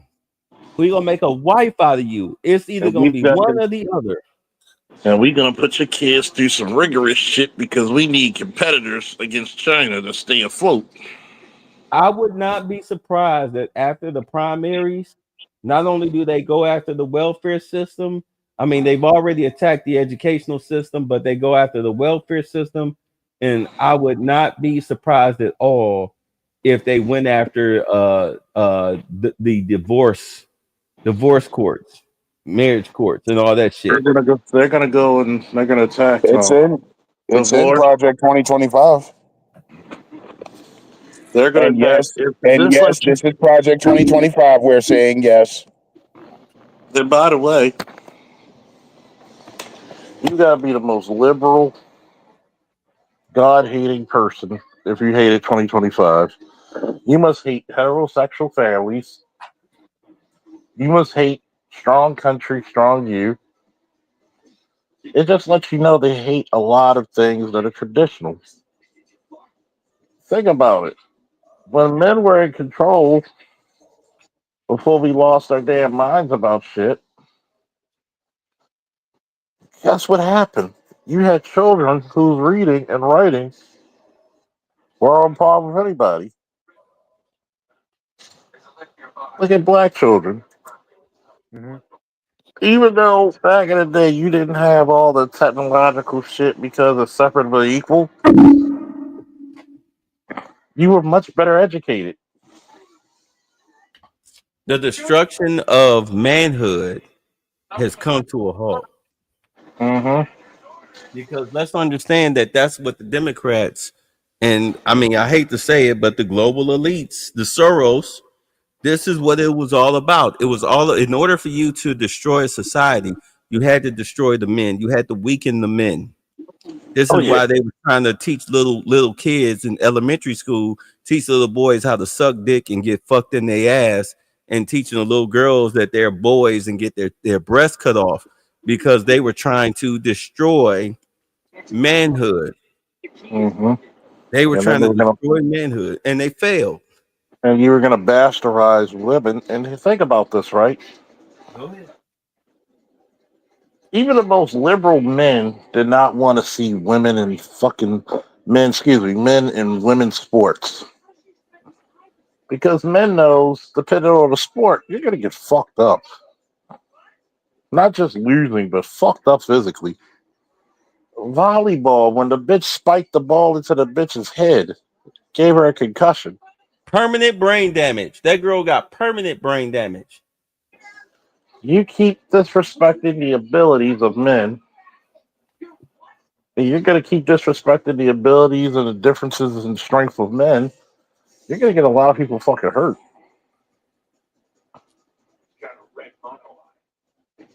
I mean, what the fuck you talk? I mean, what the fuck do you think is going to happen? People are not going to want to stand for that. Their children getting brain damaged by a bunch of confused boys who couldn't make it and hack it as men. I'm sorry. You have your choice to do whatever you want as long as it doesn't affect anybody else. Once you start harming people, no, you got to step in. You got to step in. Oh wait, Charles. Remember how you had all these goofy black chicks like Jasmine Crockett and them talking about some mediocre white boys and whatnot? Mm-hmm. But yet the mediocre white boys were the ones that they were forcing into women's spaces. Yeah.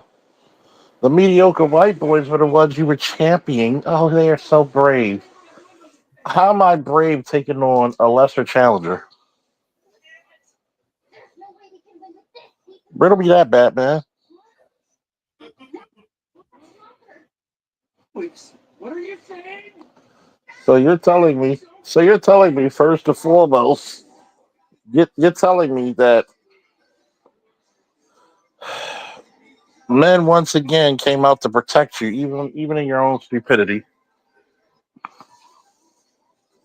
Even in your own stupidity. So what do we get with it? So what are we gonna do about this? You gotta protect the women and the children, folks. And to cause the children to be, like we talked about it before, to be exposed to all that shit, which you never should have been.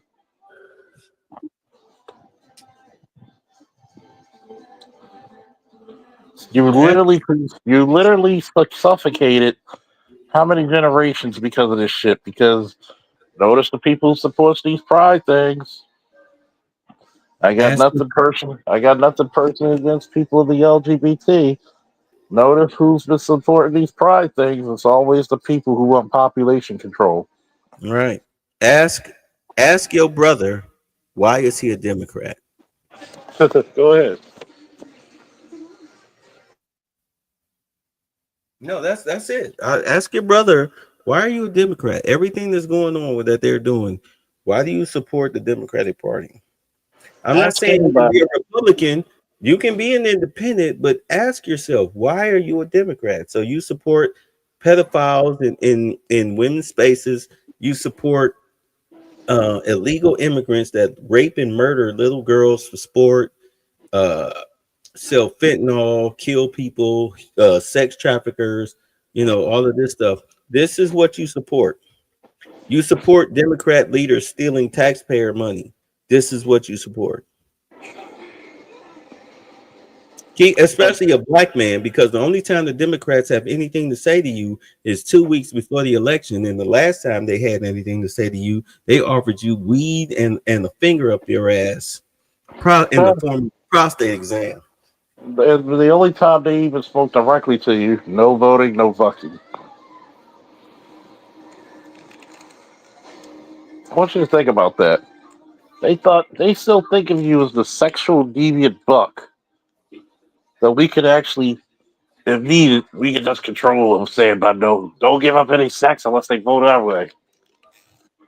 What type of political mind games is that? If black men are not insulted by now, then somebody needs to do something. Somebody needs to truly do something. But go ahead, man. You can finish that part off because I'm sometimes saving people from themselves is a fucking fool's errand. So Ray said, "What do you call?" Okay, well, that whole manager can fire you for whatever reason thing needs to go. No, you need to keep that because there's a lot of dumb motherfuckers that you need to get the fuck out of here. Get the fuck out the door. Get the fuck out the door. Get the fuck out. Get the fuck out. You know how many assholes I worked with that I had to fire or the manager before me fired because they were incompetent pieces of shit? No, you keep that. You keep that. If you do your goddamn job the way you're supposed to do it, that doesn't apply to you. But he also asked, what do you call those who didn't vote, period, but hate Trump? Well, you don't have to. That's a personal, all of that is a personal opinion, personal choice. But if your stupid ass is out here throwing rocks at ICE agents and whatnot, you should be shot in the fucking head because that's sedition. You are a traitor to your country.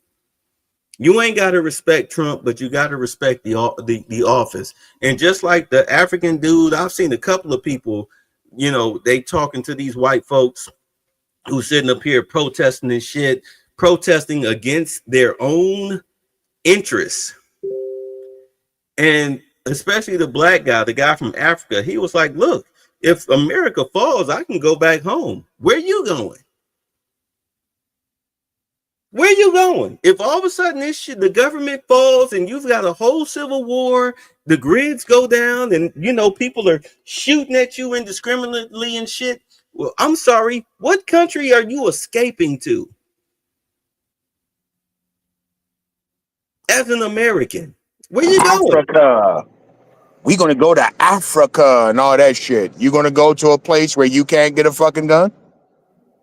Look, I've asked this question. If Trump all of a sudden came out and said, hey, look, dear black folks, and here's your reparations. If you will give you $150K and a one-way flight to whatever country you want to go to, do you know how many motherfucking black people will take that up? 7. And like I told you on your show, they wouldn't go no further than fucking Canada. It'd be a lot of motherfuckers in Brazil and what's the DR, but after 6 months to a year, they'll be begging to come back home. That's as far as they fucking going, dude. Black people talk a lot of shit, but let's be fucking real. It don't take a whole hell of a lot to pack your bags. Look at Umar Johnson, perfect example. Africa. Oh, Umar has Africans. He got citizenships in Ghana. Yeah, but he's still living in Philly though, right? still scamming, still scamming out of Delaware. Black people in America just they play too fucking much. They lie too fucking much. They don't take anything serious. Ungrateful as fuck. You don't have a clue about going to some of these other countries where the things you take for granted here, like turning on a light switch any time of day or night, it's different in certain places. You go to certain fucking places, my nigga, it's nighttime when it's nighttime. There is no fucking lights. You got hyenas and shit all over the fucking place. Like, this is real shit. You're not used to that. Goddamn elephant somewhere. You're not used to not having street lights at nighttime. You're not used to rolling blackouts and shit. Let's tell the truth. You're not used to going inside. You're not even used to going inside of a village and possibly having a fucking hungry man-eating lion in your face. Remember, y'all said y'all gonna pick the bear. The lion picked you. Y'all do know that historically some of the problems they had where they had wild beasts come into the fucking cities and villages, right? Dude, Like, I be watching these videos on these little, these real video sites that be showing like gruesome shit. I think one of there are two attacks that you normally see from wildlife, and it's either a big cat or a crocodile on humans. Them big cats. Oh, I want you to look at your house cat, man. Your house cat is a very powerful creature. Have you seen a cat literally jump on top of the couch or jump at the steps? That's the equivalent of you jumping on top of 3-story buildings. That's how powerful that little motherfucker is. You're talking about tigers, which are the largest living big cat currently in the world. That's naturally born, not the tigers. They're not natural. They can jump 13 feet, jump straight ahead, straight up and down, 13 feet in the air. 13 feet, 700 pounds of muscle. Lions, about 1,000 pounds of bite force. Tigers, about 11. Like I said, guess what's reintroduced to the bottom half of the United States? What's reintroduced in the North America? The jaguar, which is the pound for pound strongest big cat with 1,300 pounds bite force. That bite force is greater than some fucking bears. Could crush bowling balls if it chose to, and that's through a tooth. But this is why I say, to a lot of my partners out there within the security and police and correctional realm, when you're so good, you become a victim of your own success. Shout out to Conquest. Because a lot of people don't know how bad it is in the real world if there's mean motherfuckers not standing at the gate defending it. Am I making sense? I don't know. Maybe I'm making sense. You want me on that wall. You need me on that wall. Exactly. I would rather you say thank you. And I felt about that one. When I joined the military, when I saw it before the military, I didn't get it. After the military, I understood that shit completely. You know why? Because most motherfuckers don't know how it is when there's danger. There are things in this world that will devour you. There are people in this world who will molest your children. There are unspeakable evils that you better pray to Almighty God and the powers of Grayskull that you never run into.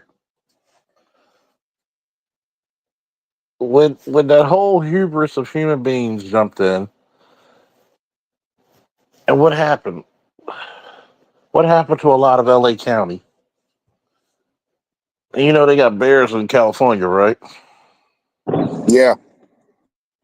When they had those fire issues, guess what you didn't hear about? Some of the bears coming into people's yards. Yeah. Because they're trying to escape the smoke too. I mean, just look at COVID. Look how many people didn't learn their lesson from COVID. When you went to the grocery store and there wasn't shit in there. You rarely hear people talking about stocking and prepping, do you? No. I want you to think about this, bro. You're a female, and there's a gallon of milk or some type of food item that's very important for nutrition. And you got to go through 3 brawly men like myself, strong for no fucking reason. Do you think you're even a competitor in that battle? No. I remember I saw this video of some big box store during COVID, and everybody had rushed the end cap and grabbed all the toilet paper. And it was this one elderly woman, white woman, had like a 20-pack in her shopping cart, and some young white woman just walked up on it and grabbed that shit right out of that old lady's cart and walked off. Looked at her like, bitch, what you gonna do? And the old lady was just, of course she can't do anything. You know what I mean? So she's just like, what the fuck? I mean, that's how real it gets. And that was fucking toilet paper. Even I always laugh. Everybody grabbed the toilet paper. Now one motherfucker grabbed the washcloth and soap, which I thought was more important. Hey, look. And This house people think I'm robbed, playing okay? when I say I'm going to get me a crossbow. I got a hillbilly coworker, and Yeah. I was dead ass telling him Friday night. I was saying, look, I'm gonna come to your house. You're gonna show me how to fucking skin the deer, cut the deer up, and process the motherfucking meat. Yeah. And he was like, yeah, man, yeah, whatever, man. Just let me know. Like, people think I'm bullshitting, but see, I learned my lesson from COVID. That shit can easily happen again. What the fuck are you gonna do? I'm gonna tell you this, right?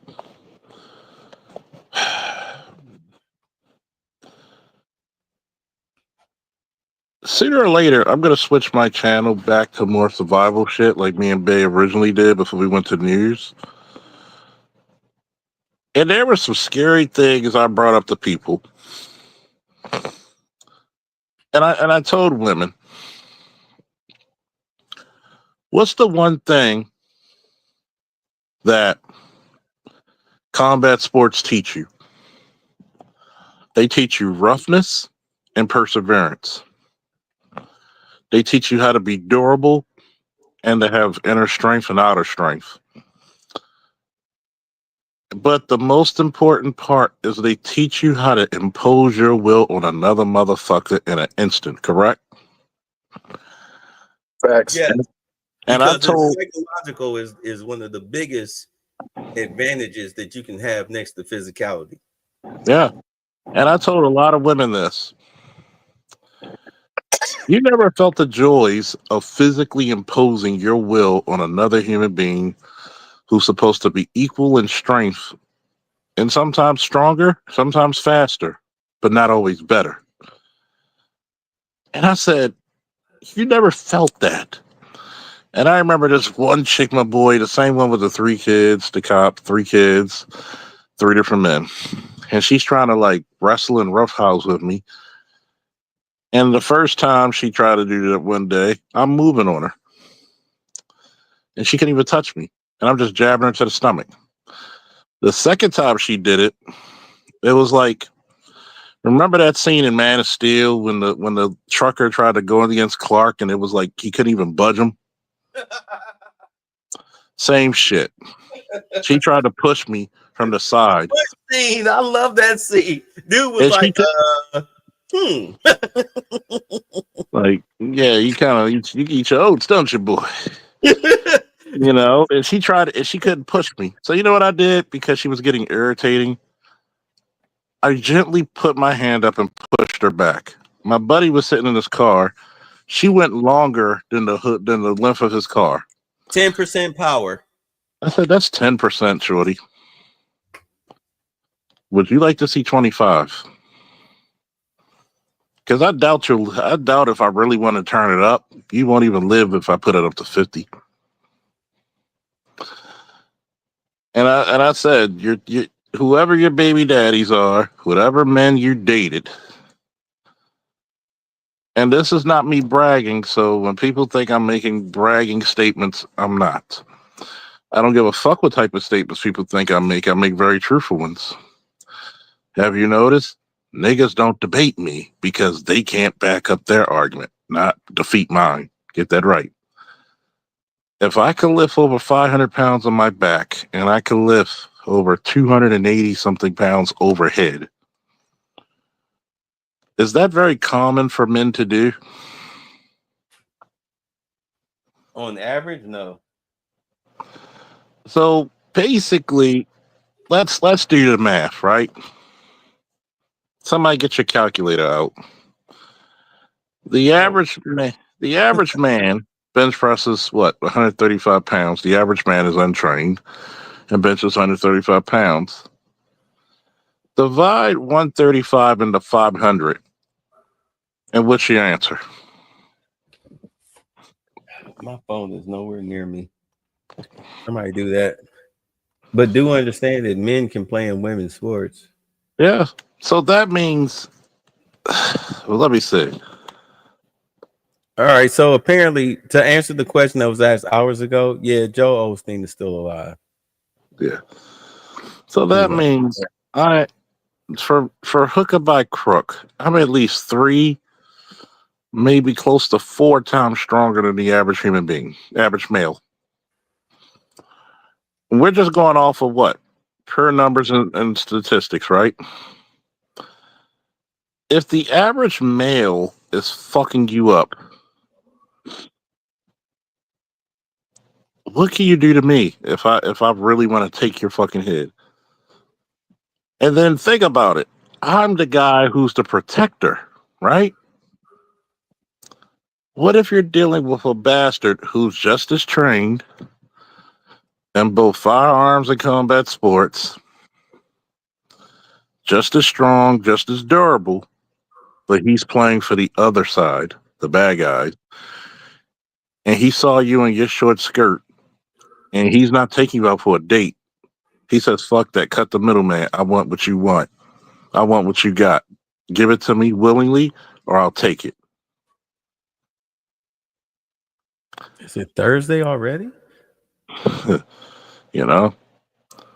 So, what type of scenario does an unarmed woman win that contest?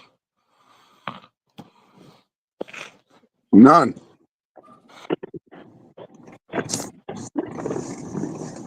And I'm pointing it out. I know it sounds a little harsh, a little brutal. That's why we got the sticker in the upper right hand corner. But I'm going to put a reality to a lot of people. Think about it. There's men in jail being essayed against bigger, stronger men by force.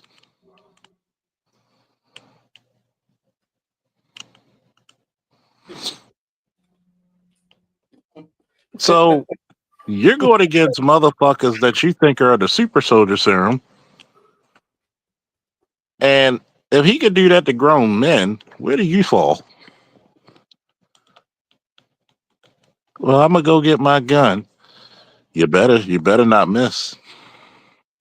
And you better have that gun already out inside the purse.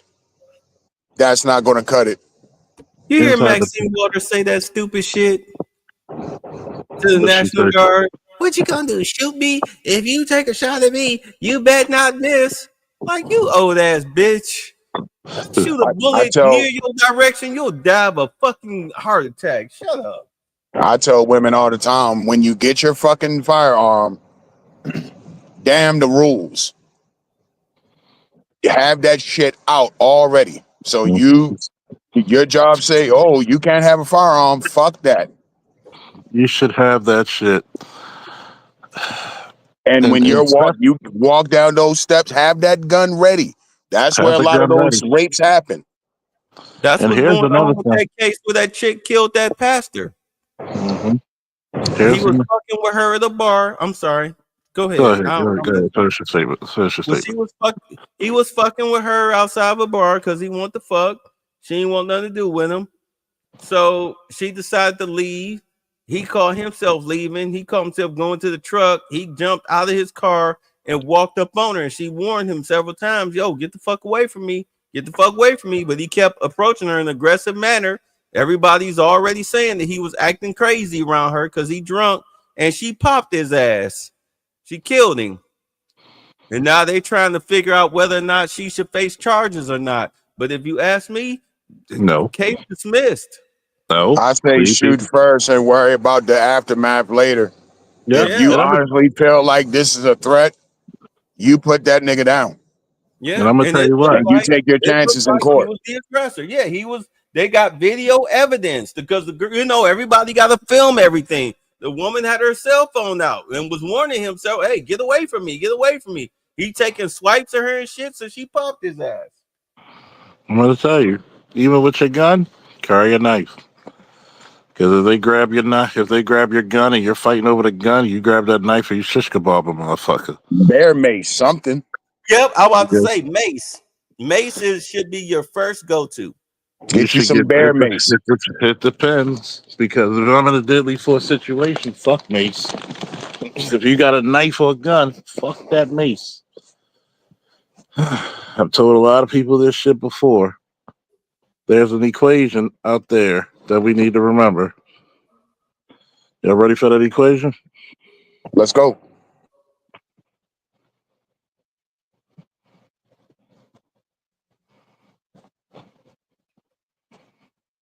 Here we go. Right here.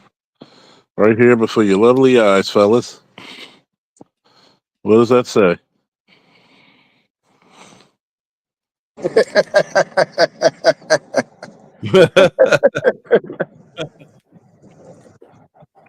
That's the rule of the jungle. Have y'all heard about the suspected serial killer? Where? They said the New England area. So he's up there, Rhode Island, some fucking where, and all that. Oh yeah, they found like about 8 or 9 bodies. Hey, Yeah, he's targeting black women. Serial killer. It's a serial killer, and you know what? I mean, they've been telling black women to tool up for over 10, 15 years. How long have I told black women to get weapons? Shit, they had billboards in Columbus, Ohio, telling bitches come get your CCWs and shit. Back in 2015. How many times have I offered classes for black women? And I teach them in Maryland. And see, that's the problem up there in New England. The gun laws are real fucking strict. But I mean, hey, you can only say it so many times, dude. Look, and them bitches either love drugs or white dick in that area.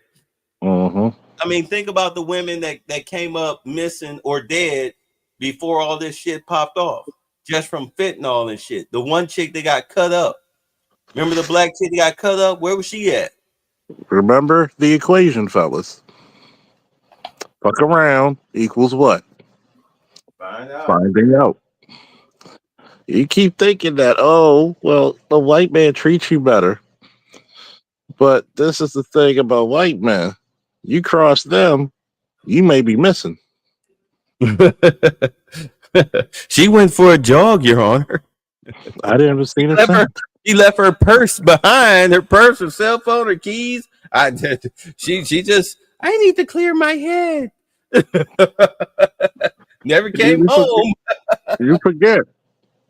Like, black men are raised and cultured to put up with your shit. They are not. You want to talk about, I never got this, right? This lets you know how all the shit that they talk is for naught. They got problems with the patriarchy, but they want to fuck the ultimate patriarchs. Make that make sense. Because it's all a lie. Yeah, pretty much. It's all a lie. Oh, and with the patriarchy, but you forever hooving white dick. Yeah. It's all a lie. Well, it goes back to the whole cooking with Kaya thing. All of this shit starts off with I hate black men, but yet, given enough time, it turns around to you hate black women who don't share your hatred for black men. So how the fuck is that empowerment for black women? And when you act like black men and other races of men don't see this hatred.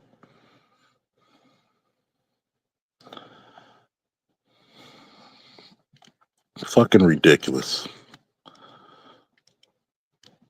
And with 300,000 black women jobs lost since February, hey man, we've been talking about it for a long time. It's here. Besides Bay, BGS, myself, do you know that this space has been very prophetic?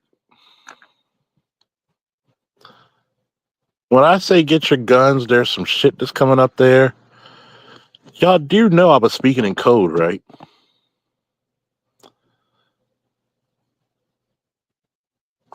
Because there was friends of mine who said, oh, where I'm still connected to a lot of people in different departments,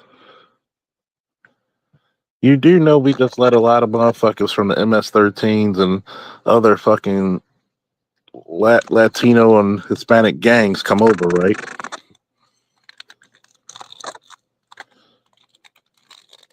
And did you see how easily they fucking ravaged Colorado? Liberal state. Look at the states. Just look at the states. See, you don't hear these stories coming out of Texas and Arizona like that. You getting popped. You getting popped. I'm gonna tell you, get a crossbow, get a shotgun, get a rifle, get a handgun, get a suppressor. And the reason why is because you don't want as much, especially if you're using an AR for home defense, which they have ammo for it. You're gonna want that suppressor so you don't blow your fucking eardrums out. A shotgun is the perfect indoor volume gun because double R buck them 8 shots is like 8 9mm fucking bullets that shooting at you one time. And if you got a wide area, everybody gets some. I got 2 9s right now. And next up is my AR. I definitely got a shotgun and a crossbow on my list. You know, I'm gonna get a 22 long rifle. Why? Small game hunting. Small to maybe some little halfway decent medium. Something that you could pop real quick, like a rabbit, squirrel, a bird. Something that you could suppress very well. And just in case, you know, depending on some of you motherfuckers who live on farms or near farms, or you live on open plains. Yeah. I mean, you might want to get rid of some of those dogs and shit like that. Some of those feral dogs. Okay, I'm gonna tell you what's my thing about non-lethal performance weapons. If I gotta defend myself,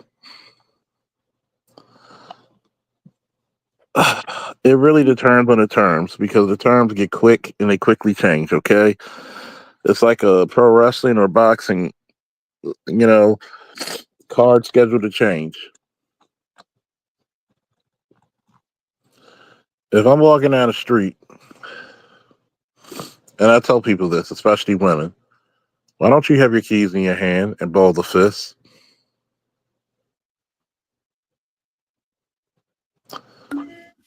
Why don't you have spray in the other hand?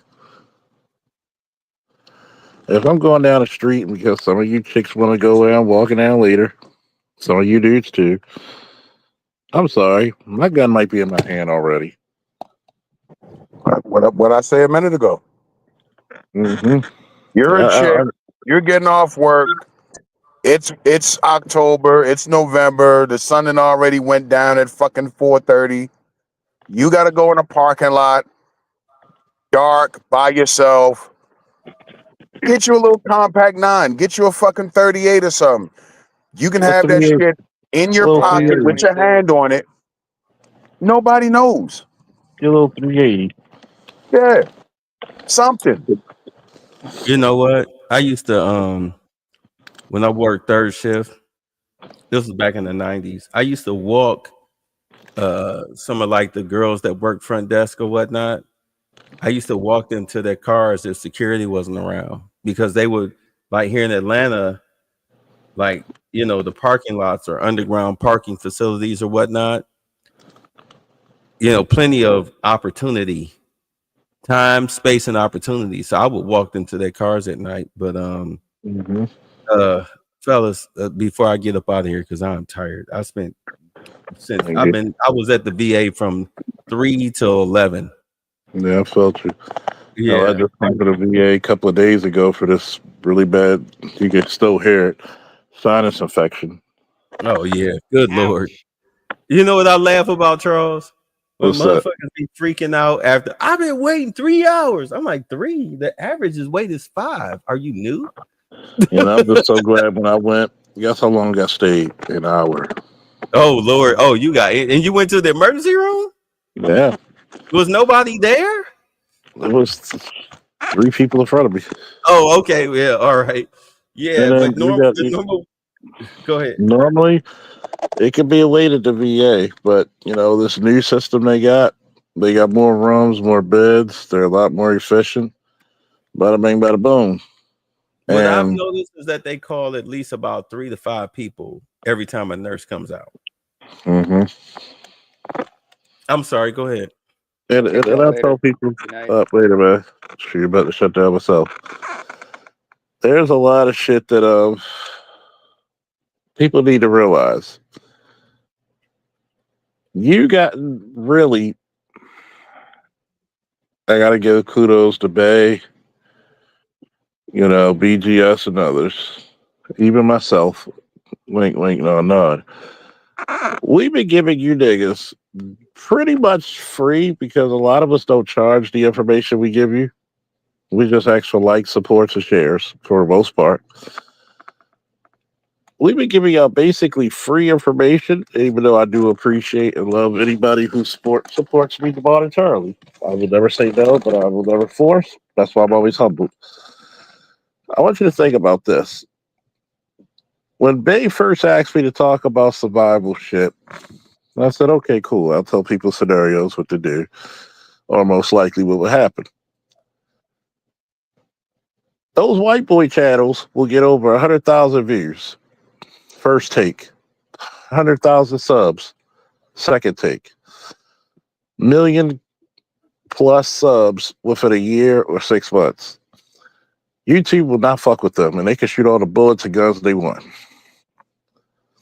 A guy with my background, fuck with me all day, every day. This is why it's also important to share the material. You got to realize this information that we've been giving you for your survival, and you take it for granted, you's a damn fool.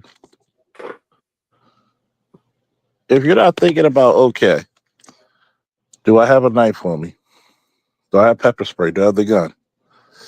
Do I have many options to get out of this situation? Do I know where the exits are so I can run? And if I'm with my family or friends, I might have to push them out first. Okay, I might have to talk to them. Hey, you see that exit? If something happens, we might have to sit next to this exit. You got to learn to read people. You got to learn body language. You got to learn to wash people's hands. Because people smile at you every day, but it's the hands that kill you. You got to look at people's temperaments and know how to adjust and walk away.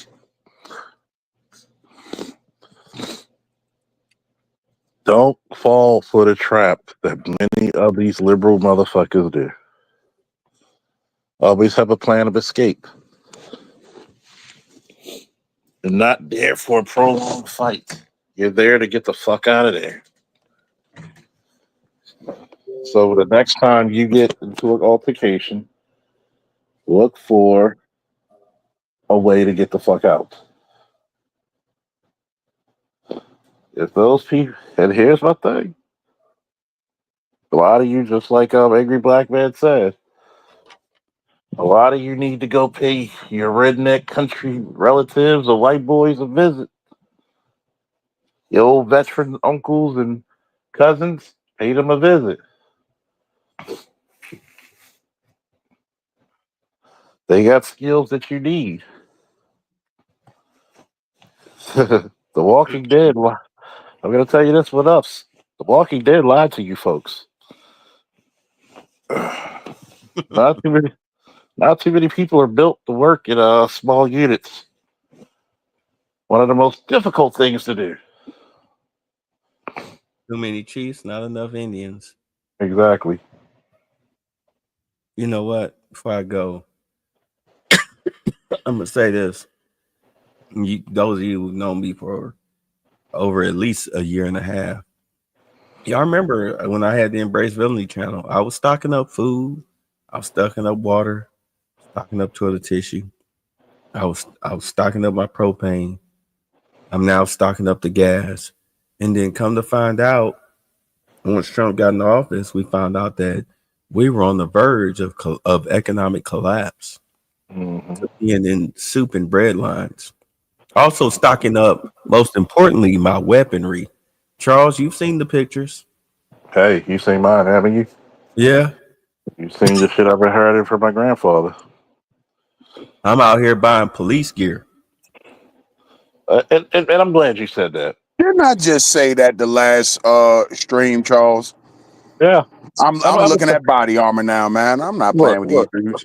I'm gonna say this, right? Here's another thing that I'm gonna tell you, another cheat code. This is the reason why we're gonna need more subscribers. Did you know I personally email Safe Light Defense? If I get to a certain number of people as subscribers, you know they'll give me a discount code for 25 to 50%, right? You know what you have to do? Do you have CapCut? No. You need to get CapCut because right now you're over the 2-hour limit. Anything over 2 hours, StreamYard will not turn into shorts. If you go to my channel and you look at my shorts, you see I've got like on average, at minimum 1,000 views per video.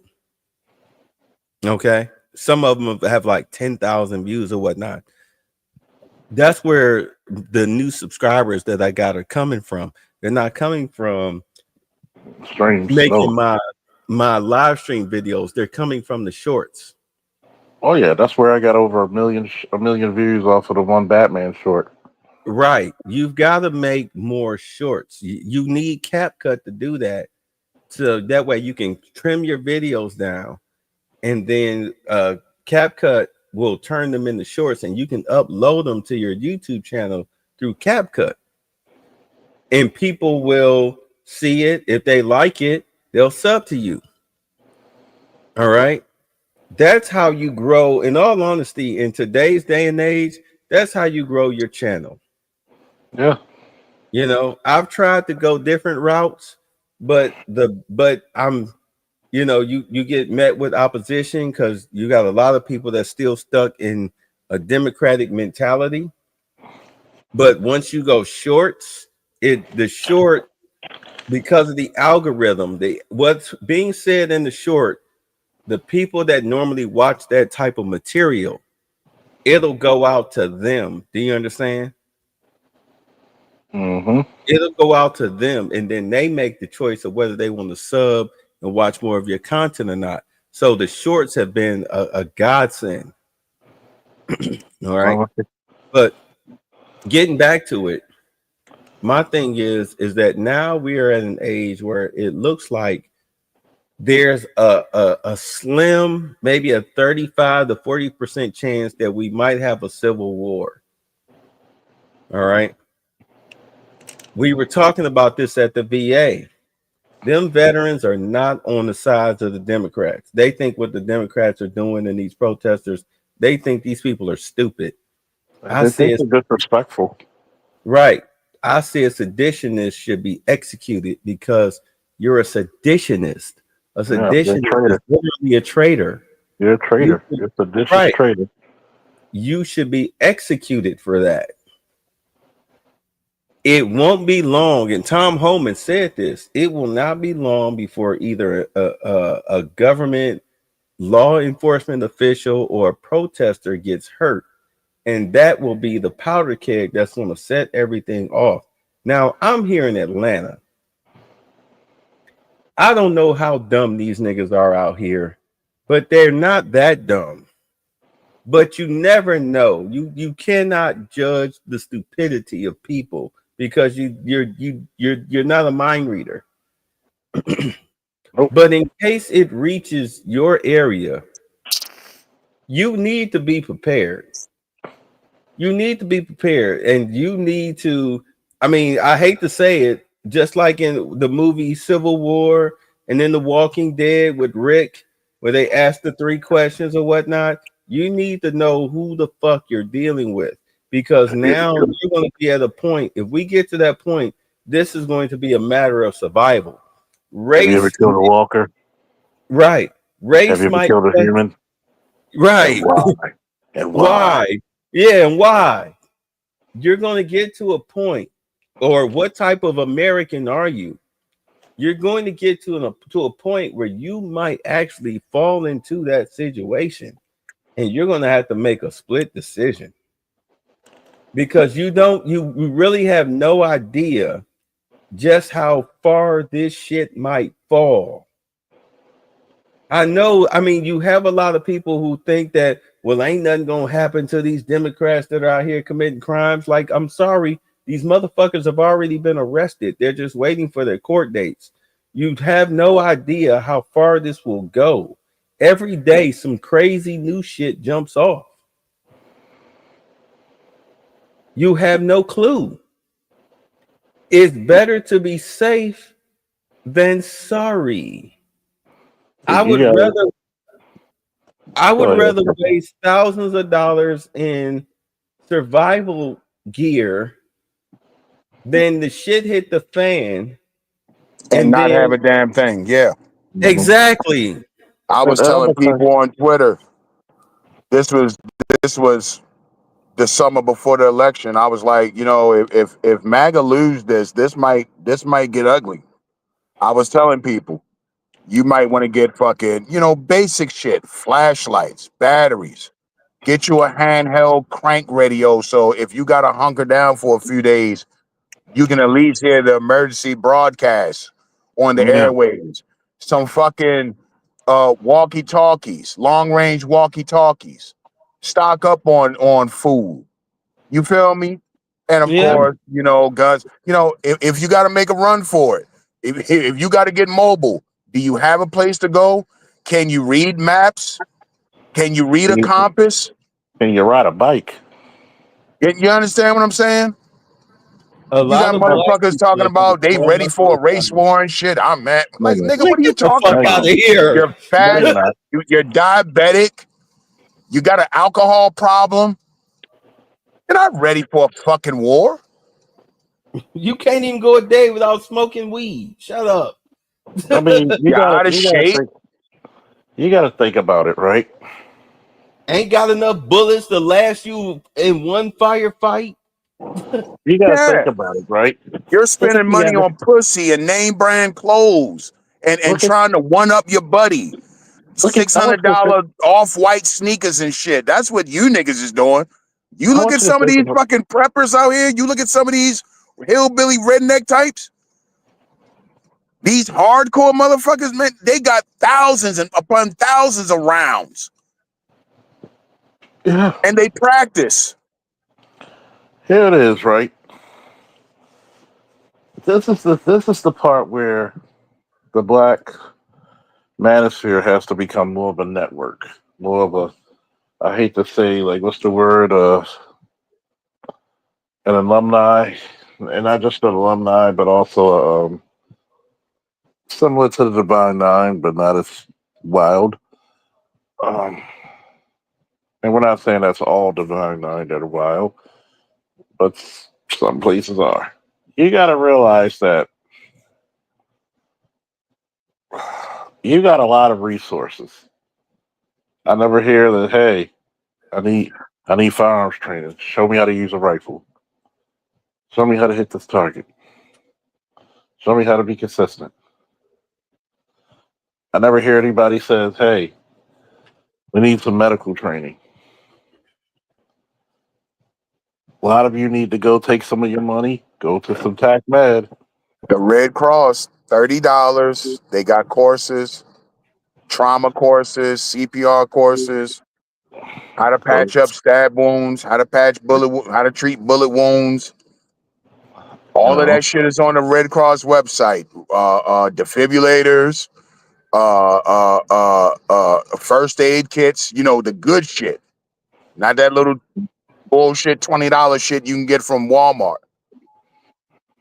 Because I'm taking my courses. This is my kids' last week of school right here. One school over, I'm taking my Red Cross courses. And they sell all the shit on the Red Cross website. All of that I just said, they sell it. Yeah. Go to Amazon. You can get whole fucking kits for $200. $200, $400. You can pick your color, black, red, green.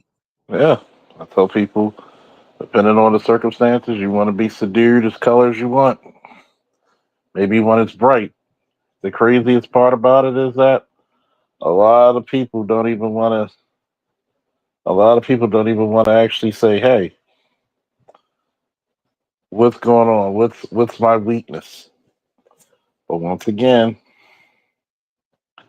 we're dealing with we're dealing with strange times. Like they said, we're dealing with strange ass times, and it's getting closer and closer to there's decisions that are going to be made. What type of America are you going to want to live in? What type of place are you going to be ready for when shit hits the fan?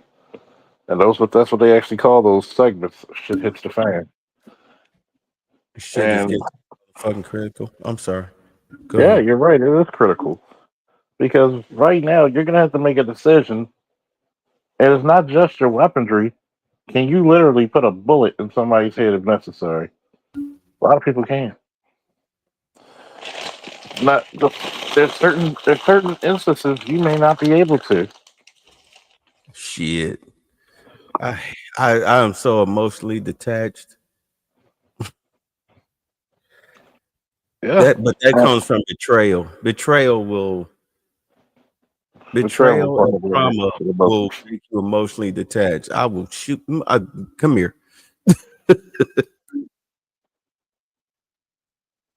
And I've told people before, learn how to cut people off.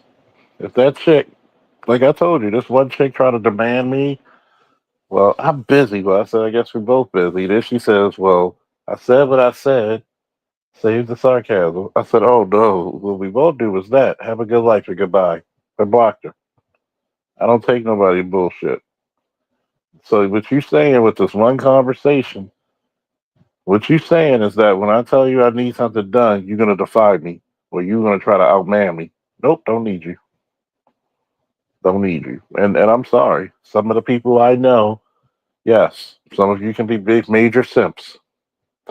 And the reason why we got some of the problems, and I was a victim of it 2 years ago, you were too simpy to lay down a law. Too simpy. And when you're in a dangerous situation, the most dangerous thing you can have is not just your enemy, but a woman who won't follow you. And a woman that refuses to follow you is likely to get you both killed. Anybody got any last words? Till next time, fellas. Till next right. time. Good talk. Let's get out of here, y'all. Oh, let's get the hell out of here. Good morning, good afternoon, good night. Peace.